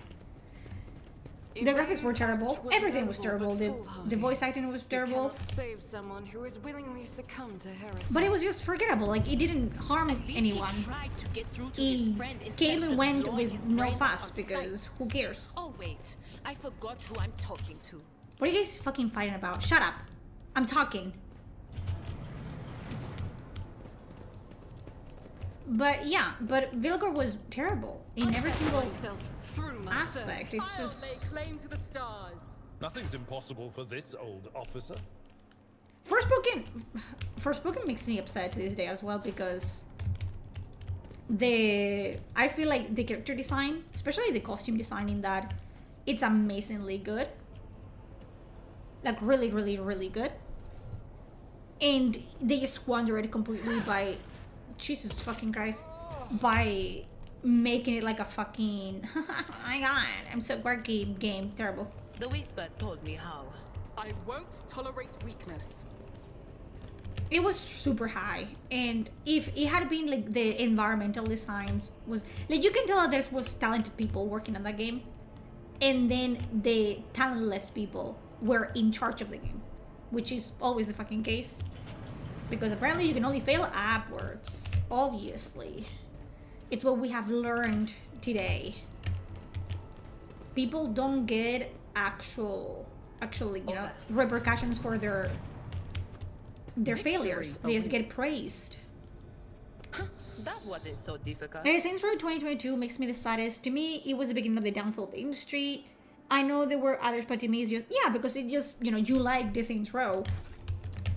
And you know what? That's the thing, right? When it's a game, which is every fucking game nowadays, they're incapable of making their own IPs, obviously, because, again, there's no talent. If you hire people based on their skin color and what's between their legs and how they think, then you don't get talent in the industry. A new challenge. It is what it is. But yeah, especially it's harsh when they take an IP that you like. The game could be better or worse, but you liked it. You enjoyed it. And then they completely like fucking got it. It's hard. I would know. Saints Row 1 is still good. It's super good. Super fun. Hard to do good voice acting when your lines suck. Yeah, again. I'll be like, oh, what, are you happy that people lost their jobs? The people responsible, 100%, which is what happened. The people that weren't responsible for the failure, people that were actually talented and innocent in all this, especially in Veilguard, that's what I'm talking about, they didn't get fired. They got moved. They kept their jobs. They just were moved to work on other EA projects because BioWare doesn't have any other project aside from Mass Effect. And everyone that was responsible, like 100% responsible, they got fired because that's what happens. It's what should have been happening in the industry for a very long time, but it hasn't because, you know, DEI and Sweet Baby Inc. and BlackRock and in Embracer, whatever the fuck it's called. And that's changing now, okay? And we have to take our fucking wins and victories where we can. But people know, people expect the fucking change to be immediate, like, oh, we won. We didn't win shit. Okay? And nothing is gonna change. Things are gonna go back the ways they used to be. That's it. People are like, keep talking about, oh, we're changing the industry. Well, no, you're not changing the industry. You don't have to. You shouldn't be aiming to change anything because you don't have that type of power. Fucking, you know, that guy that should post every day on Twitter, me, we don't have that power. Okay? All we can do is tell people our opinions, and they can take it or they can leave it, and what we can achieve is to make it the way it was. Which it was capitalism, okay? Plain and simple. You got fucked, but at least you got a good product out of it. That's it. That's all you can expect from companies. That's it.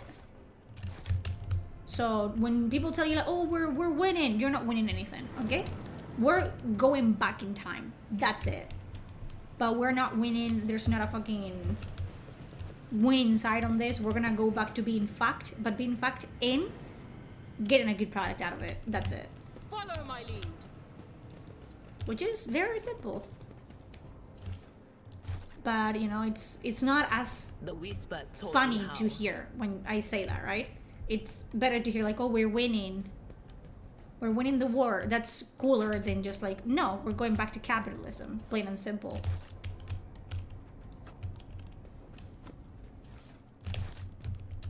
But what do I know?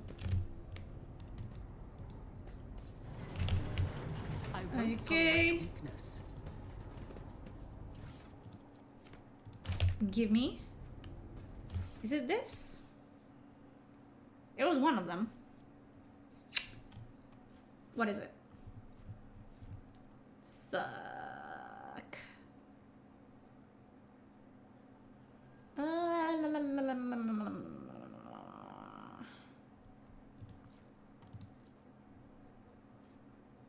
Give me the fucking...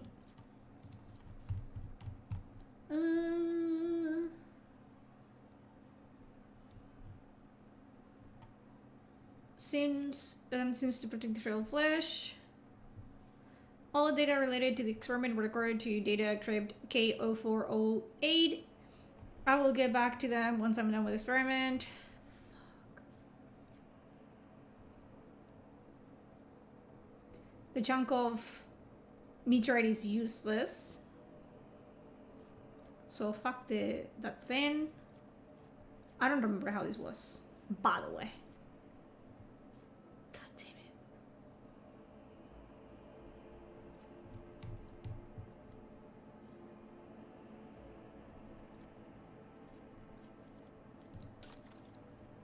I'm about to fucking Google this, actually.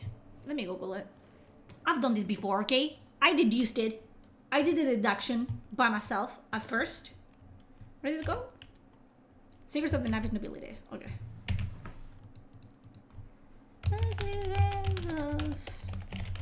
The Navis Nobility Laboratory Puzzle. She's cheating! Shut up. I don't want to hear it. I don't want to... Don't talk to me. What do you know? I've been in this game before. Have you? You haven't. I thought all the thoughts that I had to think. Okay.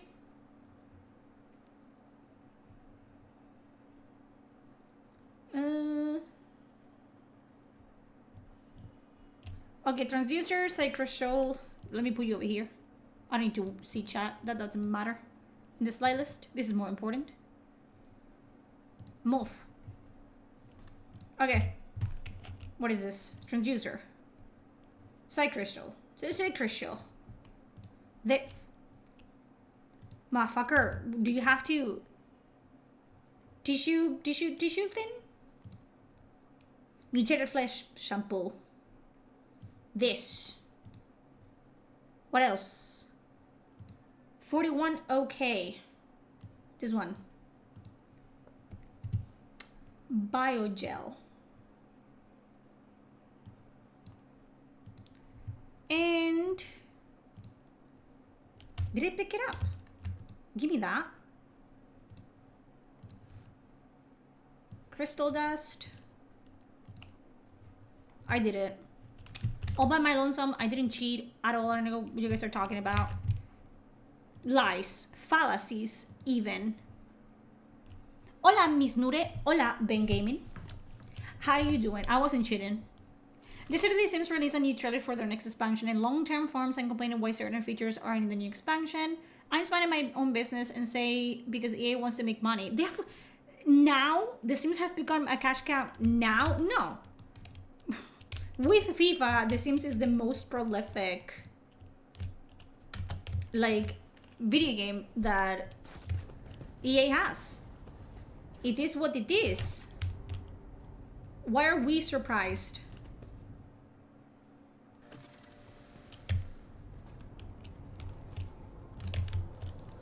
I'm not. To the stars. Well, I know it's a minor compared to the other issues in Vilgard, but what the fuck happened to the Darkspawn?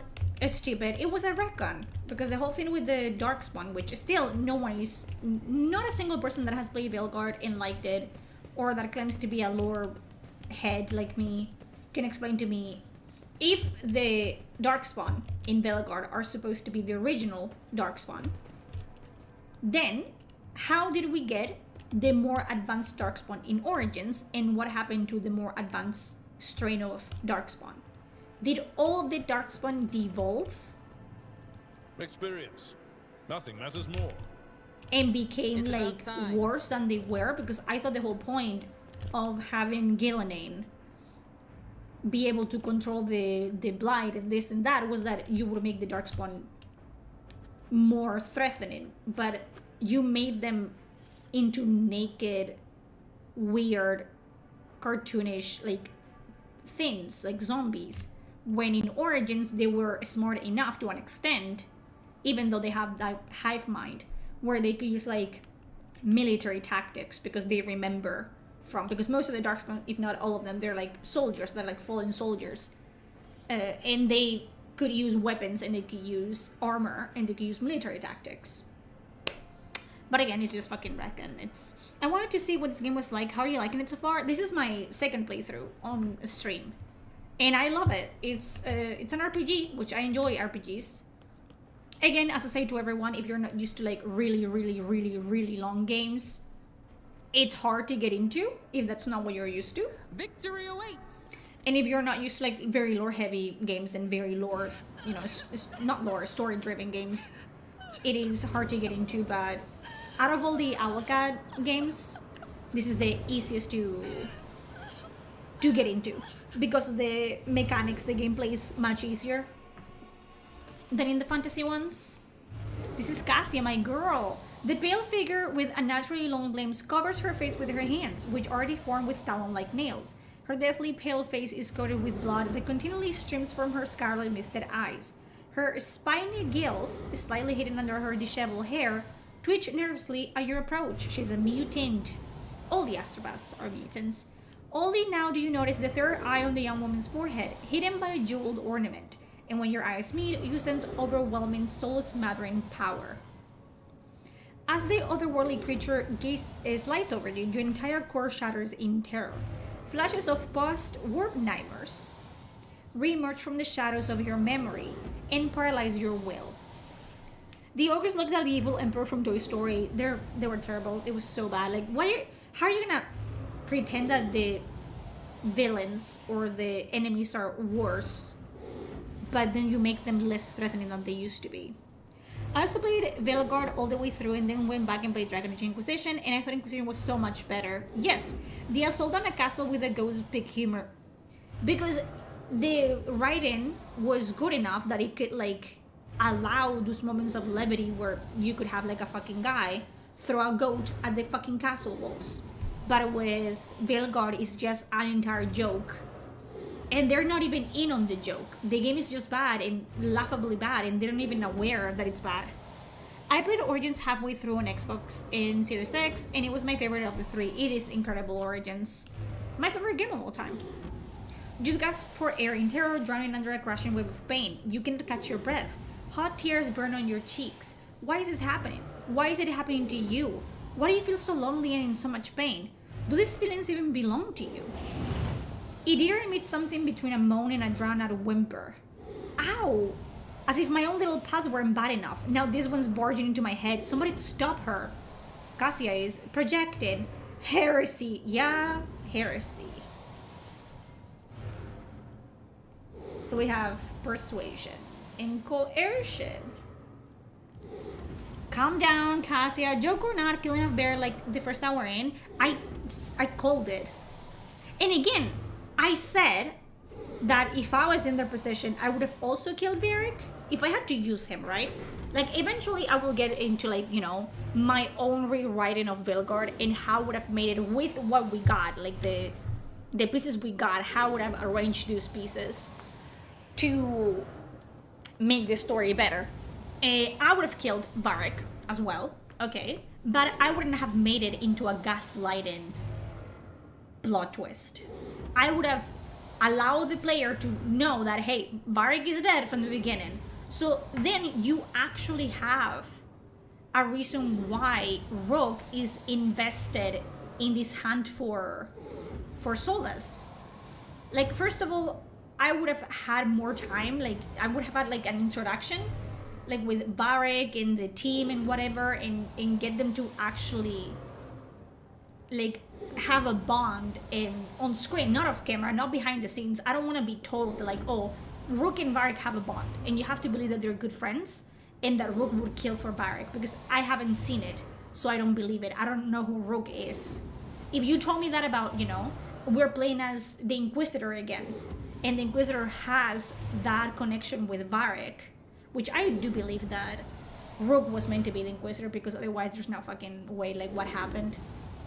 But there's that connection because we had that connection with Varric all throughout Inquisition, so I believe that my Inquisitor would be upset. Even if that happens, you know, that 10 years of chasing Solas happened in the background. But Rook wasn't my Inquisitor, so I don't believe that. I don't believe that Rook had that, you know, they were like best friends, they were family to each other, because I haven't seen it, you haven't shown me that, so I don't care.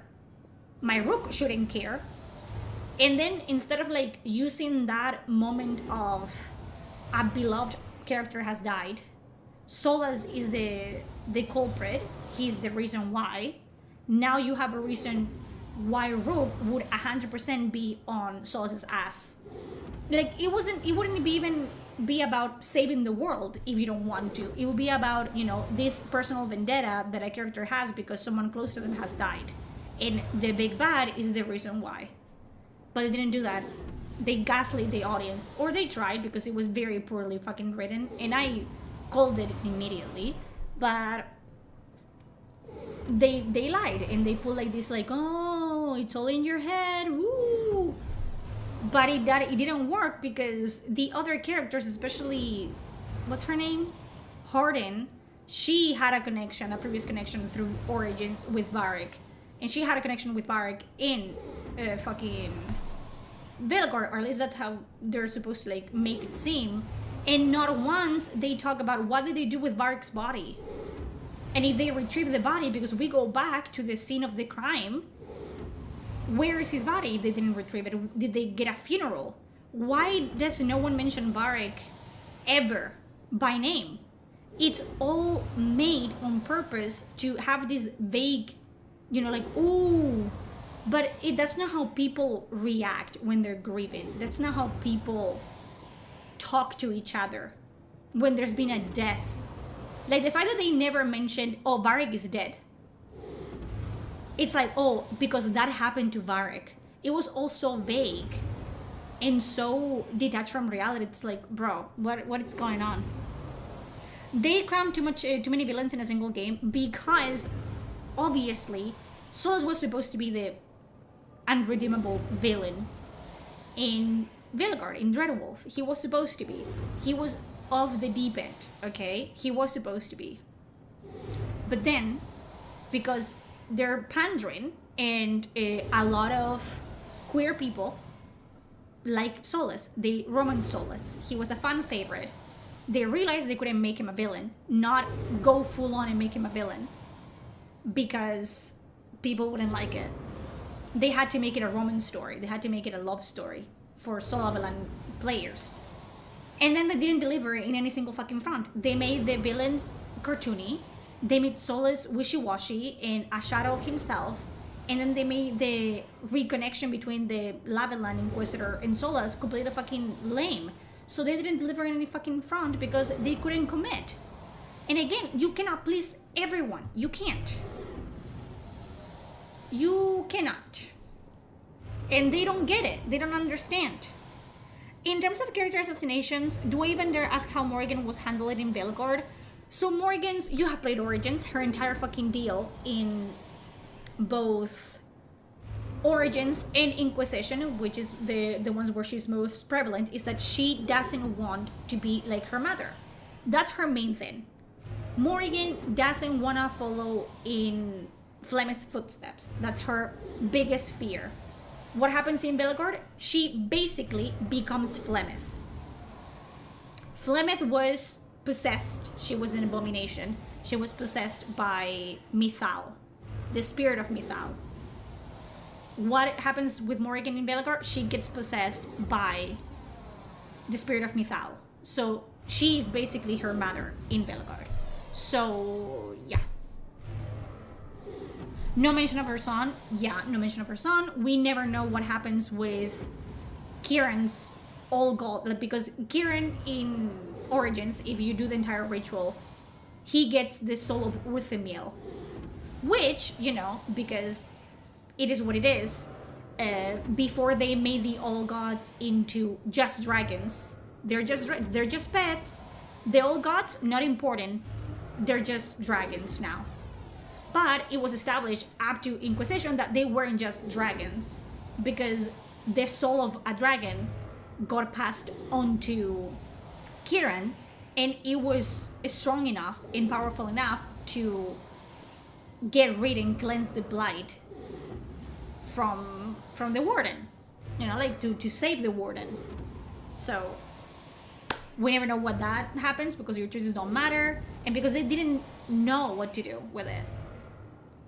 I love good villains. Look at Raphael in Baldur's Gate 3. In Raphael, it's even, you know, he's a villain because he's a devil, and that's in his nature. But he was an interesting character before he was a villain, and they kept it like that.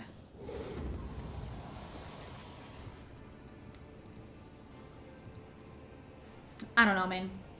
They did everything wrong, basically. That's just like the gist of it. Even the G, it's just extremely, like, they had, that's the problem, that's the main problem that I have. It's, if you're ruining something new, like a new IP, like, I have no horses in that race, but I have been dissecting these characters for like 15 years. Like, I know them inside and out. Like, I know them in real life. So yeah. If you want to play a good Belgard, play the Circle of Mages Nightmare section in Origins. Yeah, that's it. Play the Fade on repeat. It's just, oh.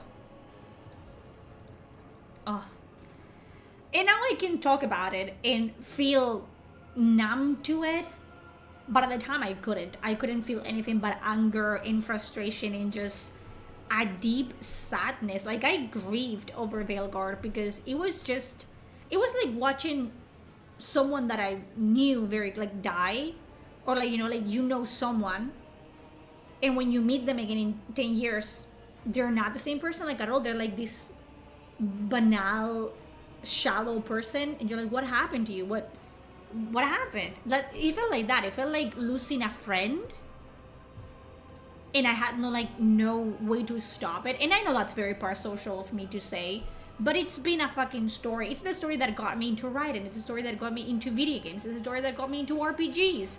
So, you know, Origins and Dragon Age, it has been like a very pivotal thing for me, like the foundation of a lot of hobbies that I still keep up with to this day.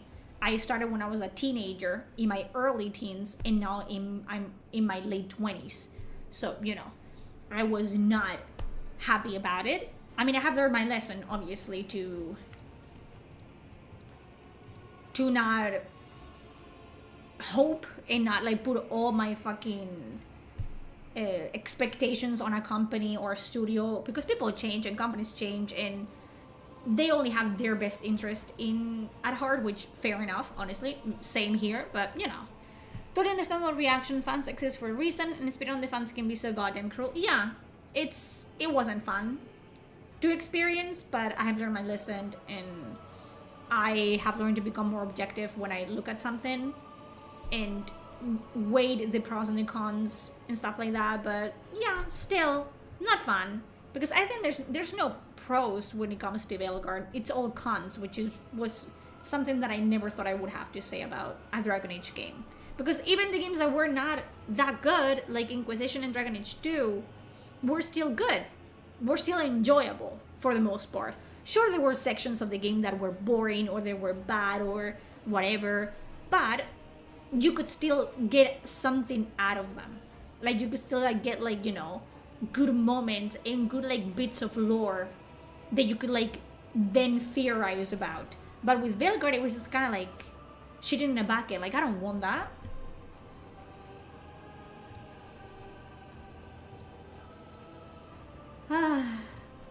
Yeah, whatever.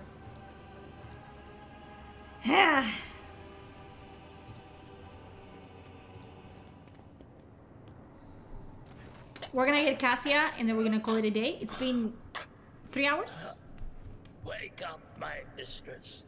I can say for an Inquisition, the world is beautiful and has neat ideas. I see no passion in Veilguard, because most of the people that worked on it, it wasn't a passion project for them. For most of them, it was just work, and for other people, was a fun fiction, was a way to write their own experiences that had no fucking place being there into the game. It was their time to be the main characters. But it wasn't the right setting, and it wasn't the proper media to do this with. So yeah. What? Unfortunately. What happened? You. I remember you. Have you come to save Dubai us? just got here. Don't worry about it. Tomorrow, more. More. And better. I mean, I'm doing a short stream because I'm on my period. Too much information with Ada. So I'm tired. And I'm hungry, you know, and when I do things, I get grumpy, so yeah. But tomorrow we're gonna play again, so don't worry about it. Because I like it, and I want to get to the DLC. I might even dress up tomorrow, who knows?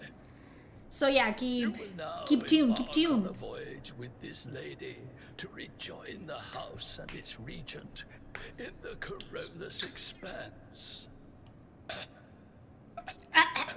He's saying I will not be able to accompany you on this journey. Oh no. Anyways, No, not you too. we're fine. Let's go. Leave me alone in Cassia, this violet let's go. brown haze. You're coming with me. He's not. He's dying. I'm not gonna have him die on my Giving you ship. an order. Do you hear me? Oh boy. Mistress, I fear this will be your only order that I dare to disobey. I am the keeper of Urac 5, and alas, Oh no. I have Come on. less than a day left in me. Allow me to serve you one last time and honor my final duty to House Orselio. I will remain on the station and destroy the secrets it holds. Okay. Oh, Fearbolt. We have to go. But this is my home. Another thing I adore in Origins is there's no good ending or options, just like a world filled with grief and death would feel like. Veilguard has jokes and shits and just why. The tone in Origins was so much goddamn consistent. True. I had to leave Alistair for Logain for his army and I feel emotion. Yeah, and the thing is, a lot of people try to tell me like, oh, you think humor is new in the Dragon Age setting? Alistair made jokes, and Severin made jokes, and Ogren made jokes, and it's like, yeah, but they are a contrast to the world that they live in. They, like, first of all, Alistair, like, cracked jokes because, you know, he lived in a very dark world, and he had, like, a lot of traumas, and he was, you know, trying to make fun of his experiences through jokes, and he was an awkward man. Ogren was a fucking alcoholic. So he was just funny because he was an alcoholic. And Severin was, it's literally an assassin. And he sees the world in this twisted like lens where he doesn't care about pain Like, he's just very detached of, like, reality because he's an assassin. Stan was extremely funny, but at the end of the day, he's a fucking Kinari. And he was funny to see his way of the world because it was completely different from the one that he came from. And that's why those moments were funny, because it contrasted, like, a very dark truth behind it. But with Velgar, it's like, the world is ending! And there's 2 elven gods that are gonna ruin everything for us. What if we go on a picnic? This is something that happened in Belgard. They went on a picnic while the world was fucking crumbling around them.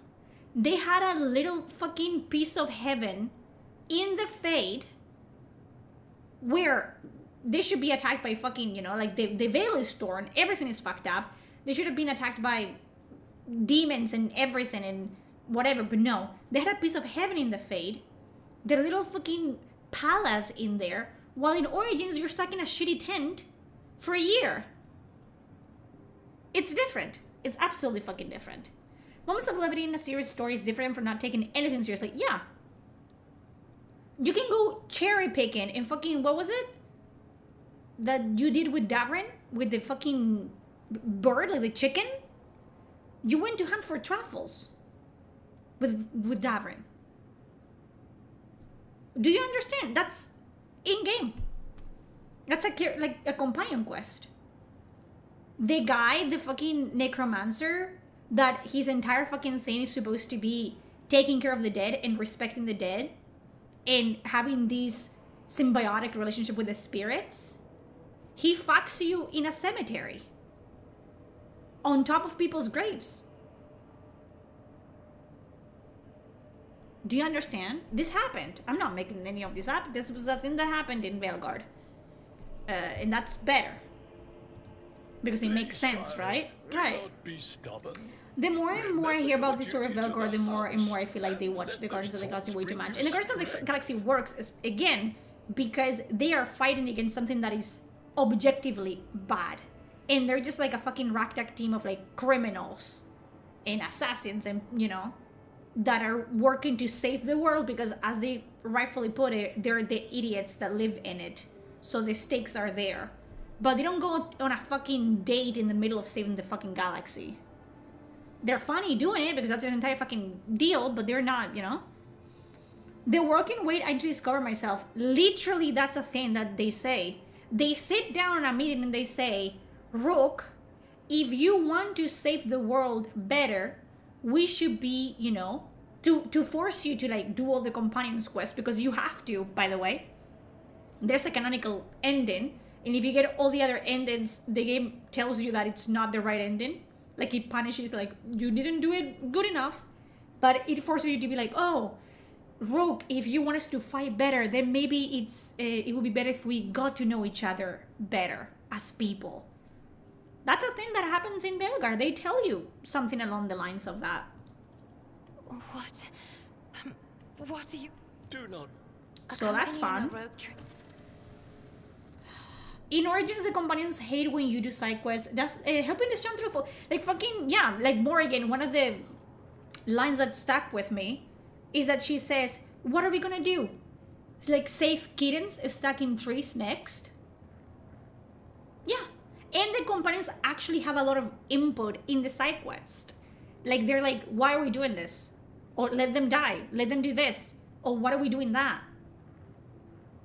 Or they argue with each other, regardless of what you want. Alistair and Morrigan, they argue about everything. Alistair, in Morrigan's companion quest, when you have to go to Flemeth's Hat to either kill her or lie to Morrigan that you killed her, when you lie, right, because you promised Morrigan that, hey, I'm gonna kill your mother for you, don't worry about it, and I'm gonna get back the grimoire. You take Alistair with you, and you decide to, like, you know what, I want to lie to Morrigan. They hate each other so much. Like, Alistair dislikes Morrigan so fucking much that he's like, usually, he says this, usually I wouldn't be up for this, to lying to a person, but because this person is Morrigan, I actually look forward to seeing you lie to her face. Alistair has more personality in his fucking little finger than the entire cast of Belgard. I will say I saw a lot of Morgan disapproves. 100%. No wonder Belgard didn't utilize the keep. You only get the illusion of choice. Always. Yeah. Your choices don't matter. Like at all. Ever. No. I'm currently playing Cyberpunk 2077. It seems but right and missions are not exclusive to Belgard. Oh no. But Cyberpunk 2077 is still 1,000 times better as a game than Belgard could ever be. So, you know. I didn't know, that's awesome. Yeah, it's called replayability. Isn't it crazy? And the companions are constantly talking to each other. Like, you go into something and they react to the chantry, they react to this, they react to mages, to abominations, and they talk to one another. They are people outside of you, which is very important when you're writing companions. They have to have a life outside of you as the player, which is something that completely broke my mind in Belgard, is the fact that you make the decisions for them, for the companions. I understand guiding the companions, which you do in this game, for example, and you do, I'll explain, in this game, for example, if you, like, with Heinrichs, if he's with you in your party, and he sees you react to the world in a certain way, and he likes you enough, he will change the way that he thinks as well, because you change his worldview. And that's organic, because he's been seeing you act in a certain way, and I think that works for all the companions. If they like you enough, they will actually change the way they act, because, you know, you help them see the world a different way. Better or worse, it doesn't matter. If they don't like you, they will call you out on those choices, and they will leave you, or they will attack you, or they will do this and that. Organic. It's throughout the entire game. Every single choice you make, even though it doesn't relate to the character specifically, if they see you make that, or they hear that you made that choice, it's gonna change the way that they view you in the long run, which is what happens in RPGs that are good, and are good RPGs and are good games overall. With Belgard, instead of your choices altering the way the companions view the world, and therefore altering the way that they, you know, choose how they're gonna end their journey, you choose for them. It's a binary choice. Their entire, like, the culmin, the peak of their character arc is, you know, supposedly, like, without the main character having to interfere, it's this or that. And instead of them choosing that, making that choice, they allow Rogue to make those choices for and it's life-changing things is what I'm talking about. It's like Emmerich. Oh, should I become a lich or not? Why is that up to me? It shouldn't be up to me. Not that level of fucking, because it's the first time that you're letting me decide anything. We haven't known each other for a year. Why are you trusting me to make that choice for you? Because I haven't decided anything else for you until this moment. So why is this a thing now? Why are you trusting me with your life now? With the it's stupid, ridiculous. When a party is composed out of people with many opposite different backgrounds, it's bound, many will disagree with you in between each other, but in Belgard's like petty arguments. Yeah, like we have like that Davrin Lucanis thing, where Davrin for some reason, which is stupid because, again, Grey Wardens are not guards, they're not Templars, they're not paragons of virtue. 99.9 of fucking Grey Wardens are criminals that were conscripted, okay? So, it's stupid, and people that had nothing better to do. The fact that he's like, I will keep an eye on you, assassin. And the assassin, the worst thing that the assassin has done, because it's a sanitized version of Theras, it's make coffee and shop. We shop. There's a companion quest. We go shopping in a city that is overtaken by Kinari. But at the same time, you're trying to tell me that, oh, because the city is overtaken, like it's taken by Kinari, that's bad. But it's not bad enough that you cannot shop in the city. The game tells you to feel a certain way, but then it doesn't deliver or actually making you feel that you're in danger at any point, or the world is falling apart. Yeah. Amazing. Amazing. BioWare let you carry your main character and some NPCs from Baldur's Gate 1 all the way to Baldur's Gate 2, and that was the 2000s. Yeah, and now they're saying, oh, you cannot do that. That's not achievable. Bullshit. Excuses. Origins has bigger and occasional chat. In Velgar is yap. Oh yeah. Oh, let's do this. Let's do that. Like the companion dialogue in Origins and other Dragon Ages was good, and it would make you stop, right? Because I love that in Velgar said like, oh, you remember that pesky thing where sometimes the dialogue cut off because of combat or whatever? That's not happening in Velgar. It picks back up. I don't want it to pick back up. Thank you. But in Dragon Age Origins and Dragon Age 2 and Inquisition, it was dialogue between people, between characters. It wasn't, I wonder what that is. Do you see that shiny thing over there? Maybe we should go that way. What if you attack the companion? They don't talk to each other. It's fucking retarded. In Mass Effect 2, during Jacob's loyalty mission, you can have an impact on if Jacob will kill his dad or not. Exactly. The only way that I discovered is just leaving it be. I got whiplash so hard starting that mission after coming off hot of the heels from massive gunfight on Militech, like in Cyberpunk. Good morning, say it back, good morning. They wanted to imitate Persona, I guess? I don't know. It's like you start the quest and you cannot kill who you want when you want. The whole entire mission is on rails. That is the industry on a fucking nutshell. I feel like in RPGs where the game allows us to simply do nothing and let the characters choose for themselves, and their choice is not scripted to be the same all the time. Exactly. What's inside this chest? I wonder if you can... Ugh, stupid. Save it. Okay. I don't know. And the fact that they have like this whole justification of like, RPGs are hard to make.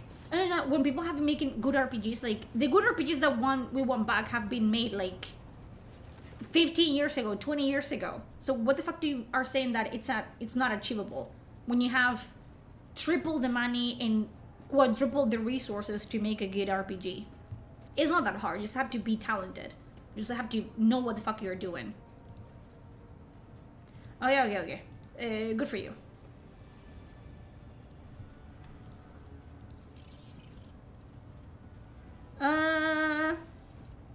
Okay. They are hard to make, true. But, you know, yeah, Dragon Age 2 was made less than a year. So it doesn't make any fucking sense. Oh, but in 10 years, the game changed hints. It doesn't matter. It doesn't matter. If you're good at your job and you know exactly what you're doing, which you should if you're working for a AAA fucking company, okay? And you should be able to put something decent in like 6 months. Not great, not life-changing, decent. So people are like, okay, sure, whatever. Look what happened with Dragon Age 2. But they didn't do that. They delivered an, like, objectively, word of the fucking week, an objectively terrible product. Anyone with 2 fucking brain cells can say that Velgar is not a good game. And it's a terrible, absolutely abysmal Dragon Age. So it is what it is. They literally have the Inquisition engine right there, just reskin, rehash, redo, or just do what people want you to do and do a remake of Dragon Age Origins. Dragon Age 2 is a work of art compared to Velgar, 100%. Because you could see the vision. You could see and you can mourn what Dragon Age 2 could have been if they had had time to do what they wanted to do. You can see the vision. And that in turn would have made Inquisition a much better game than it actually ended up being. But you can still enjoy them for what they are. You can still find like actual likable like moments and companions and quests and this and that in Dragon Age 2 and Inquisition. You cannot do that in fucking Velgar. It's just not a thing. It's not a thing.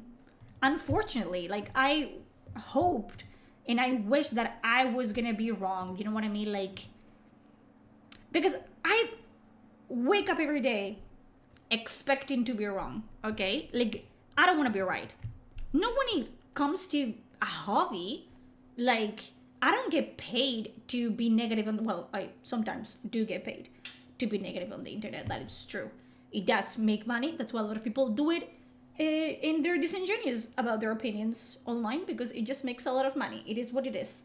But I don't enjoy, let's say it like that. Instead of like saying I don't get paid, I don't enjoy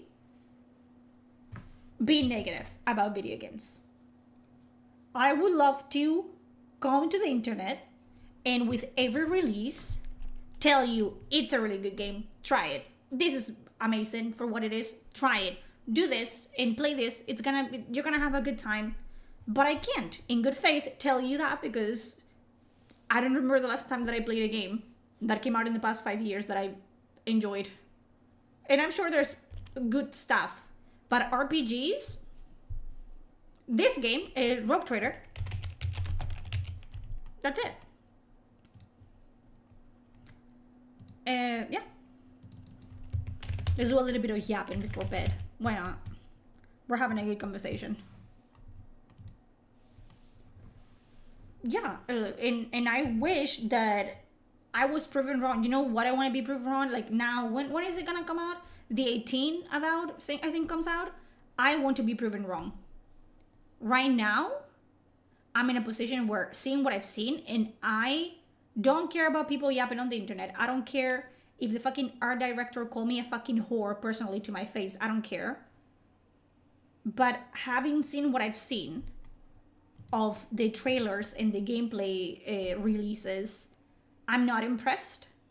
Having played Pillars of Eternity and having seen the world, like that is in the same world, I don't like the Velgarification of the world of Pillars of Eternity. I just don't like it.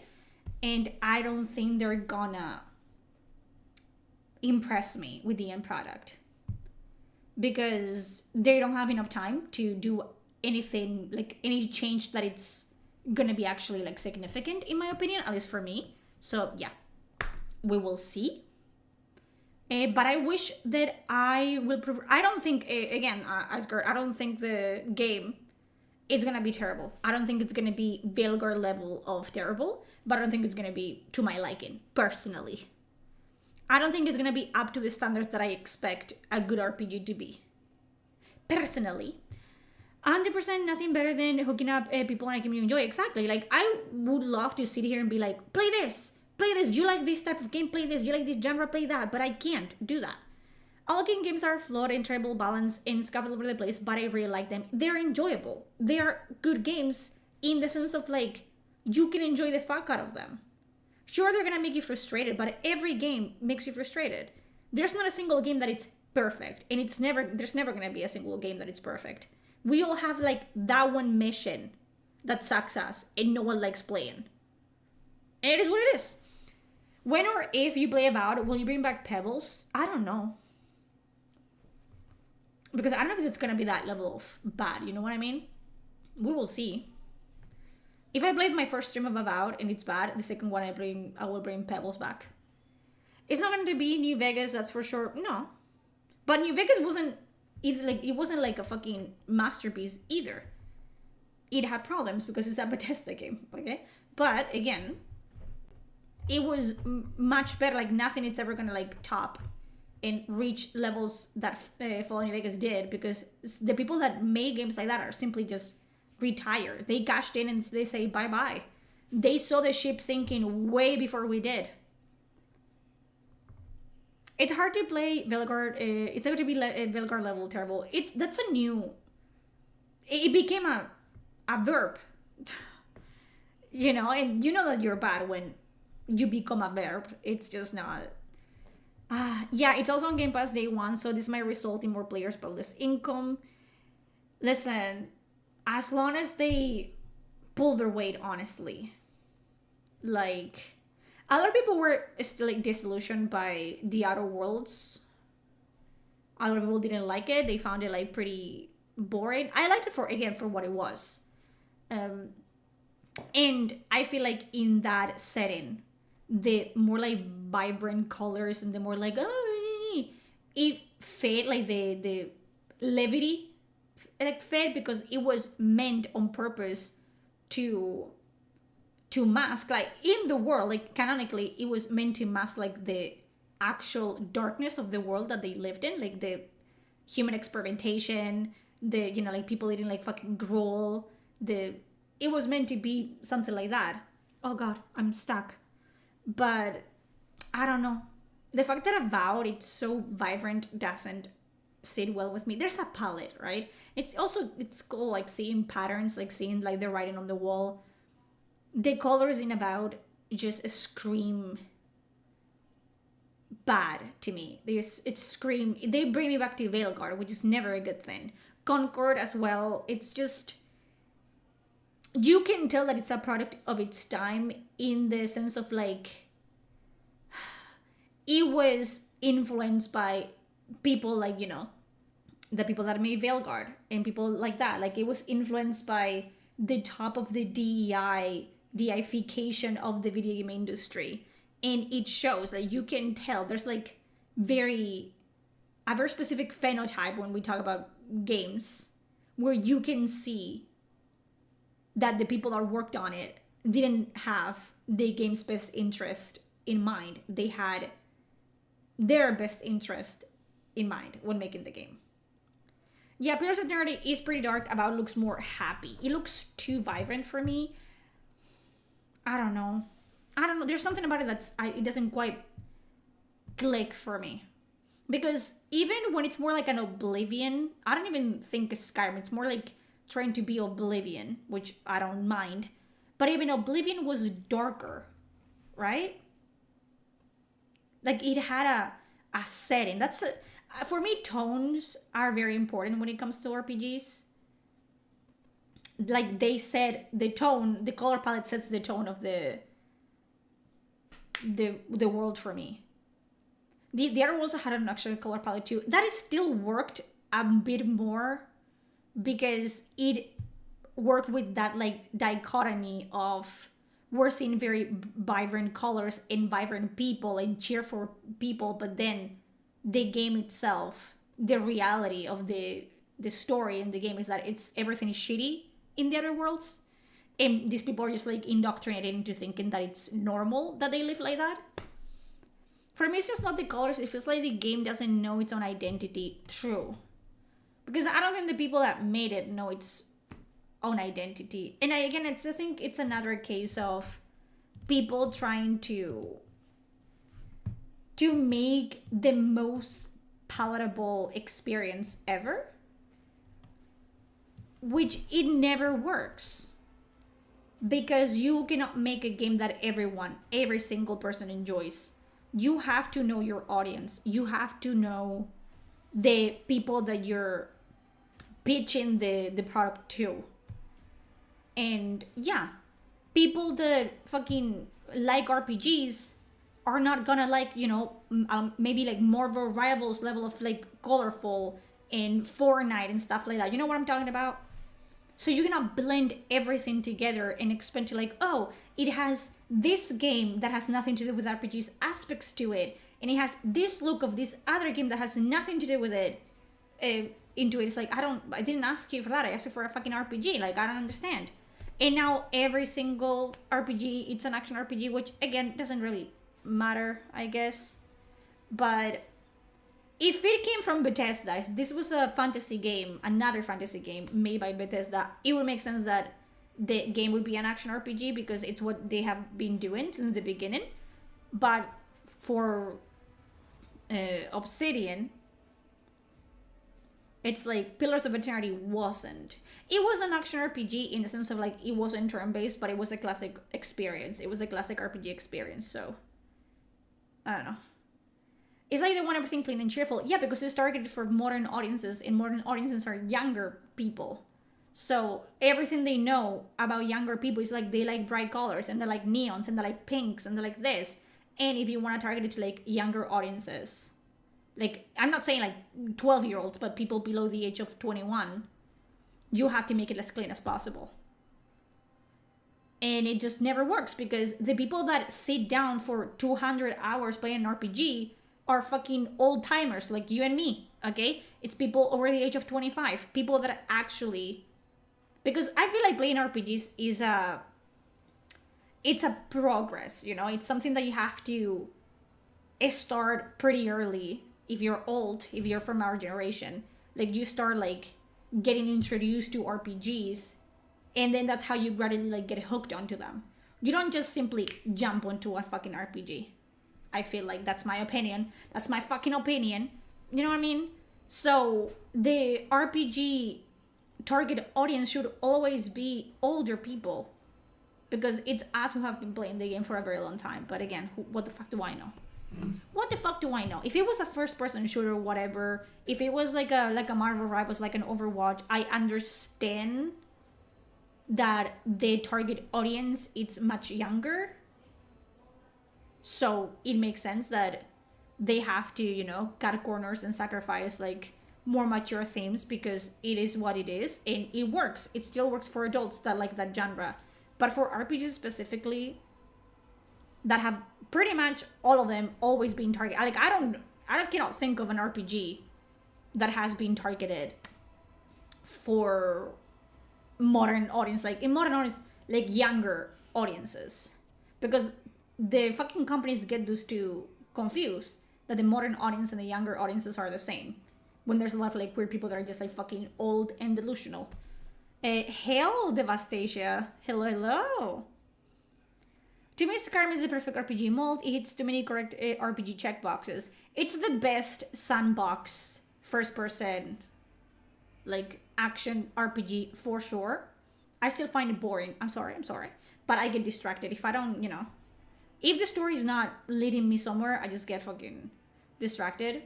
So that's why I like classic RPGs, because they're, like, very story-heavy. And I like reading, okay? That's my fucking preference. My favorite RPG is still Gothic. I remember playing that. My brother had that. I'm 36 and I know the feeling. I'm enjoying and appreciating all RPGs, like overcome a difficult section or a puzzle. Yeah. And just seeing, like, you know, you are putting like hours and hours and hours of your life into a story that you're helping shape. And then at the end of like 150 hours, 200, you actually see the culmination of all your choices happen. That's what we like. That's what we invest time in RPGs, because we want to feel like we're part of the story. That's what it's all about. It's an interactive novel at that point. But I understand that the modern audience doesn't have, you know, they're like they're the TikTok. They're not even iPad kids. They're TikTok kids. If the video is longer than 10 seconds, they scroll away. So you can expect them to like sit there and play a game for like 100 hours. But that's your problem, because you're targeting, you know, games that are supposed to be very long to people that are not going to play it to begin with, or just going to play it for like 30 minutes and they're going to refund it. So just know your audience. That's the problem. They have lost the plot. They're trying to target everyone but their audience, which is ridiculous. I'm an William fanboy all the way, but I can see Skyrim's ambitions. Yeah. Look at Diablo 3 was super colorful, and Diablo 4 is way more grittier, because they learned their lesson. It's like, okay, people don't like this. Let's go back to, you know. But I don't know. I always refer to it as the ADHD autism style, like a lot going on but a little too much substance. Yeah, because it's all surface level. And that's, again, and I said it during my Velgard debacle, like, I don't want to be the modern audience, and I don't want to be the target audience for games like Velgard and Concord and Dustborn, because I would be pissed if those people think that I want games like that I'm the target audience for those games. I'm not, thank God, because I have a brain. It doesn't work most of the time, but I have one. I own one. I have 2 brain cells that I know of. Are they deteriorating fast? They are, but I have them. They're here. Look at all these real fucking, you know, they live rent-free here. They have a lot of space for themselves. See, look at this. Look at this dome. But I'm not the fucking target audience, because I'm not. I like violence. I like grimness. I like negativity. I like, you know, yeah. And then I like to see characters that thrive despite of it. Like, I'm not a fucking psychopath. Well, maybe I am. But you know what I'm talking about? I like mature themes, because I'm a mature person, because I'm an old person, okay? And I've always been old. I don't know. I just don't like stories and be like TV shows or books or video games that talk down to me. Even before this woke business, I don't like sanitized anything. And that's what happened to me with Marvel. Like, I was a Marvel head up till Civil War, which I saw a dip in quality immediately. And while it's still Marvel, and it was always Marvel, it didn't shy away from like touching uncomfortable like subjects or making you uncomfortable as the, even still being PG-13, you know what I mean? Like, even when it was targeted to like much younger audiences, I think they had that line of like the same with like Disney movies back in the day, where they had something that kids could laugh at, but they also had other bits of dialogue that was for their parents. It was for the older like audiences, and they had like gotten that balance of, you know, like a kid can understand this joke because, you know, but then a parent can only understand like this bit of dialogue because it's for mature audiences without being on the nose about like fuck whatever, like, you know what I mean? And they have lost that. They have lost that absolute, like, it's gone. And The Winter Soldier for me is the best Marvel movie that they have ever made, with Iron Man 1, and that's it. And then they lost the plot. They you know, they couldn't keep a theme. They couldn't keep a tone consistent throughout all the fucking movies, despite all of them being tied together. So it just completely like didn't make sense. I don't know. I was telling myself that maybe I'm too old to enjoy modern games. We are, and that's good. I don't want to enjoy modern games. If you like darkness, grimness, there is a game called The Last of Us 2. Absolutely fucking not. You know that I spoiled that game for my boyfriend before he was my boyfriend, and he almost fucking dropped me from his life. To be fair, he was pissing me off, and he hadn't played the game. I don't know how long has it been since it released, but it had been like a year or more since that game had been released, and he just didn't want to play it. So I told him, you know that Joel dies, and he almost stopped talking to me. I like human characters. Yeah, I like relatable characters, in not that they relate to me. Like, I don't need a character to be, you know, a dumb cunt with glasses for me to relate to them. If they're human, which is what they have lost that. They think like, oh, for people to relate to a character, they have to see themselves exactly reflected in that character. That's not how it works. You can empathize with someone that has a completely like different life experiences than you do. You can. And if you're a good writer, you can make people like empathize to someone that has nothing in common. Not a single thing. Not even the color of their pubes. And you can make them empathize with them. But hey. Did you watch Multiverse of Madness? I did. And I loved the bits of Wanda in it. It should have been a Wanda movie alone. I don't like Doctor Strange. I love the bits with her in it, and I thought that, you know, if they had made a fucking horror movie with Wanda, it would have been fucking amazing. But they didn't do that. And then they completely wasted her fucking entire, like, character arc that she did in WandaVision, and made her an evil like this, like off screen, because of course everything interesting happens off screen because they're not talented enough to bring that fucking story in, you know, to the audience, so it all happens off screen. Did I tell you my lineage traces back to Genghis Khan? Good for you. Does it? Ooh. I thought Roy Trader here was a real banger myself. Easily Alaka's best. Yeah, because they have like been perfecting the formula, which is what you do, right? You don't do a game, have success, and then completely change the tune in the next game, which is what people do nowadays. It's stupid. You try your hand at something, you want to make RPGs, and you throw yourself at the challenge until you perfect it, and you have your own formula in the genre, and then you have your own audience. I will buy any fucking Larian and Owlcat game. Any. Because I know that they're gonna deliver. Maybe not for everyone, and maybe it's not gonna be fucking perfect, but they're gonna deliver for me. So I'm always gonna keep an eye out, and I'm always gonna like get my wallet ready to pay for those games. Anything else? No. Doctor Strange is one of my top 2 Marvel characters. Banned. Muted? Blocked. No, I don't care. I don't like him especially. I like Bucky Barnes and I like Wanda. I didn't even like Wanda in the Marvel movies, in the Avengers. I liked her when I watched the TV show. almost empathize to Tash even, but they were in the moment with dialogue, with the understaffed, so much potential to run. That's the thing. I think all of the characters in Bellegarde have potential to be good characters. Call me crazy. But the way that they went about it, it's completely fucking retarded, and we've seen it. Virtually one day is supposed to be back in a Marvel movie somewhere down the line. We'll see. I don't care. I'm just not invested in Marvel movies anymore.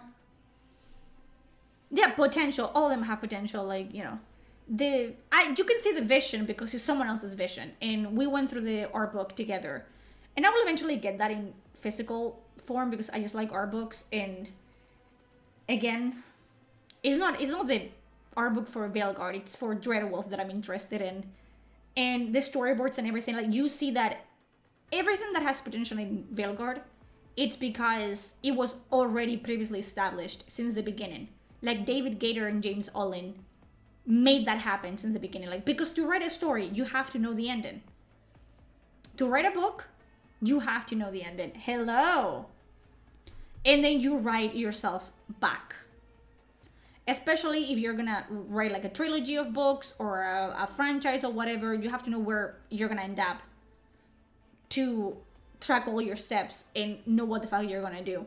So we knew the ending, and we knew like Solace was gonna be evil. Not evil, but he was gonna be the antagonist of the franchise because yada yada yada. And sure, maybe they had like the idea of like making the elven people, you know, the source of all the problems in Thedas. But one thing is knowing those beats of the story. Like, you have like, I call it like the ribs, right? Like, I think of creating a book or a story in this case as building a person. Like, think of it like that. And then you start with the bones. You start with like the foundation of it. And it's very broad strokes. It's not fleshed out. And then when you have the bones, you start putting flesh onto it. And then you dress it, and then you tie it with a little bow. Okay? And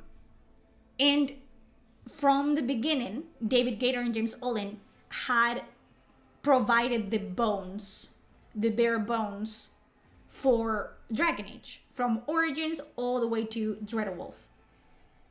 And the problem with that is like, they knew exactly what they wanted to do, probably, or they knew how to get there, or what to change and what to tweak to make it work in a video game media, because that's different, because, you know, it's an RPG and your choices are supposed to matter. They didn't matter in Bellegarde, but they knew because they made it. It came from their heads. And the problem with like working with other people's thoughts and characters and world building is that if you're not at least there from the beginning, or have a direct line of access, like, I would have still talked to David Gator through all of this thing. Like, I would have had him consult for the game, even if he was retired. I would have paid him money if I was BioWare and EA, like copious amounts of money for him to come back to the studio and finish the game and lead people and tell them, like, you know, his vision of this is the game, this is what you have to work to achieve and, you know, make it into a video game. But they didn't do that. And what they did was try to create a story by knowing just beats of what the story is supposed to be like. They didn't have the filler. They didn't know what happened from point A to B. They didn't know that. David Gator did, and James Olin did, but they didn't. They knew that, we go from here and we have to reach this point. How do we make it good? They didn't know that part. So we got Bellegarde. Ugh! I'm not going. Give me a second.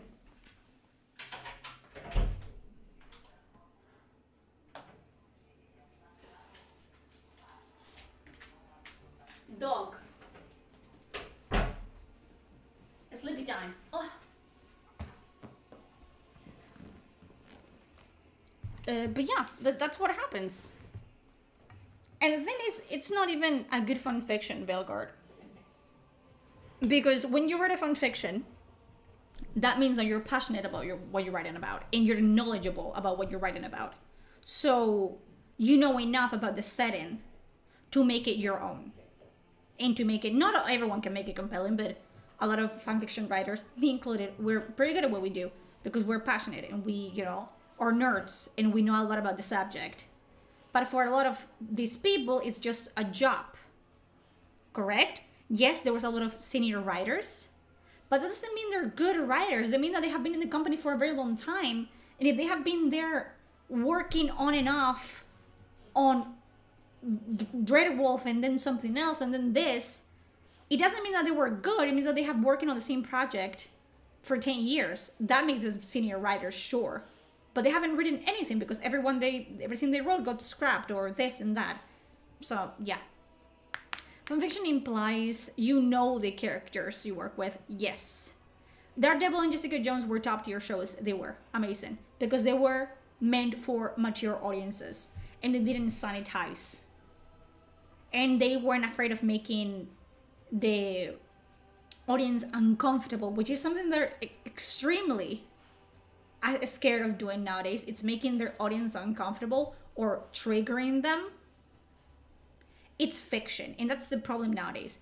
People cannot see the difference and cannot feel the difference between reality and media and TV shows and games and this like that. How dare you put a rape scene or a sexual assault scene in a game or a show? It's like, it's not real. And if it serves a purpose, it works. That was basically the entire premise of Jessica Jones. It was the lack of consent. That was the entire premise of the fucking game. How she's traumatized because she has had her will, free will, taken from her. And how that affects her as a person. And sure, if you dig into it, it's like, you know, an allegory of like sexual assault and how women sure. But at its core, they're able to tell that fucking story, that metaphor of like, hey, women get assaulted all the time. It sucks. This is, you know, what happens and how women react to those or how they might feel. And they use the media to actually make people uncomfortable. And make people think and make people have thoughts. Right? But they let the audience reach those conclusions themselves. If Jessica Jones had been made by Disney nowadays, they would have told you, you know that when you use your powers, it feels like I'm being raped, and they would have like been on the nose about it, and they wouldn't have let you like have any room to make your own fucking decisions and inform your own fucking opinion about the subject. And they would have made actually, you know, people resent like, oh, it's a feminist fucking TV show. There they go again. And that's what happens nowadays with the pandering. It's like they're trying to fight world issues through media, but they don't let you be uncomfortable. And they don't let you reach your own conclusions of like, oh shit. Imagine if... No, they tell you like, hey, you should feel bad for this character because of this and this. Do you know that they have it hard because they're women and they're black? And they're this and they're that. It's like they don't let you feel and sympathize with the characters on your, you know, on your own time by yourself. They don't let you make decisions anymore. They tell you you should feel sorry for this character. You should pity this character. And you should hate that other character that looks like you. Because guess what? So it's just kind of like, okay, and that just creates this environment of like, we don't want to have conversations like that anymore because we're always gonna be the bad people in the story now. We have to be, because we're not allowed to have organic stories anymore. Like, we were watching fucking Daredevil pilot episode 1, and there's a scene where there's a group of men trafficking women, which happens every day. Welcome to reality. And the guy in charge of the operation is a black guy. And Preston and I immediately said, you cannot do that nowadays. You cannot have a black guy being evil and a sex, like, you know, like a human trafficker, because that's stereotyping. And we said that immediately, like, this couldn't have been done nowadays because that's your racial profiling now, which is fucking retarded, obviously, and we all know that it's retarded, but it's the standard nowadays. And if you make like a person of color a villain, you have to make them sympathetic. If you're a white person, it doesn't matter. If you're evil, and you can be evil for the sake of being evil. But if it's a person of color, they have to be sympathetic. They're not evil because they're just a shitty person, which it's the case. There's like good people and bad people, and we all come in different shapes and colors. It's the way that the world works. But they have to be sympathetic. They're not evil because they want to be. It's because the world made them that way. Which is an interesting premise, 1 time, 2 times, but it's every single person of color that it's antagonistic or, you don't like them. Oh, if you don't like this villain that it's black, you should feel bad because guess what? It's because racism made him evil. Okay, sure. That has never been said before or told before. Yeah. The MCU has a lot of non-white villains though. Yeah, but they're always sympathetic villains. If you look into them, they're all sympathetic villains. The only villains that are villains are white men. That's it. What is one of the non-white villains that you think it's just evil? Because I cannot think of one. I'm asking. I'm not being, mean or anything. I'm asking. The guy from Guardians 3, I haven't seen Guardians 3. And I'm not saying that it doesn't happen. Like, there's cases where it's gonna happen, but the majority of cases is not the case anymore. Or you cannot see certain people in certain roles because it's racial profiling. But isn't racial profiling, like, that's the entire thing, isn't it? To not give people roles? What if I want to play the villain? What if I want to? What if, I don't want to be Moff Gideon? True. That guy is always playing villains. Fair. In Mandalorian, I liked him. But then he's also the evil guy in the new Captain America. But he's following orders from a white man who is the bigger evil. You know what I'm talking about? So it's just not good representation, because at the end of the day, it ends up doing more harm than good. Not every time, obviously. There's cases that are not like that, and I'm willing to be educated in those cases, but for the most part, it has become just in the quest of not being racist, they end up being the most racist. You know what I'm talking about? Which is great. It's with everything that's happening with fucking Wizards of the Coast and the D&D issue, with people being offended that orcs are orcs, because in their heads, orcs are allegories and metaphors for black people.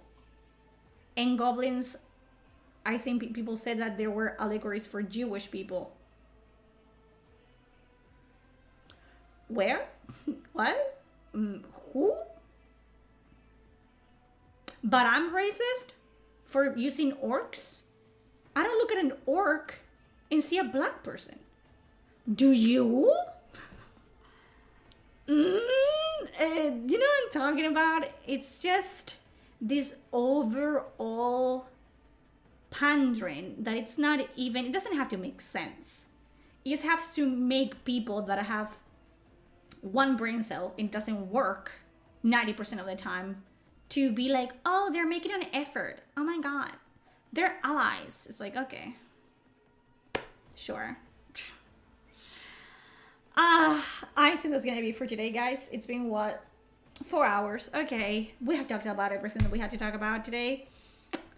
The anti-subject always ends up being the most, yeah, it's just deflecting at this point. It's like, oh, I think like that, so you have to think like that, but worse. It's like, no, bitch. No, who's we? It's not me. Thank you. Thank you for enjoying my yapping, as always. And I don't know if I'm gonna stream tomorrow. I probably will, because why not? But tomorrow is usually my day off. We will see.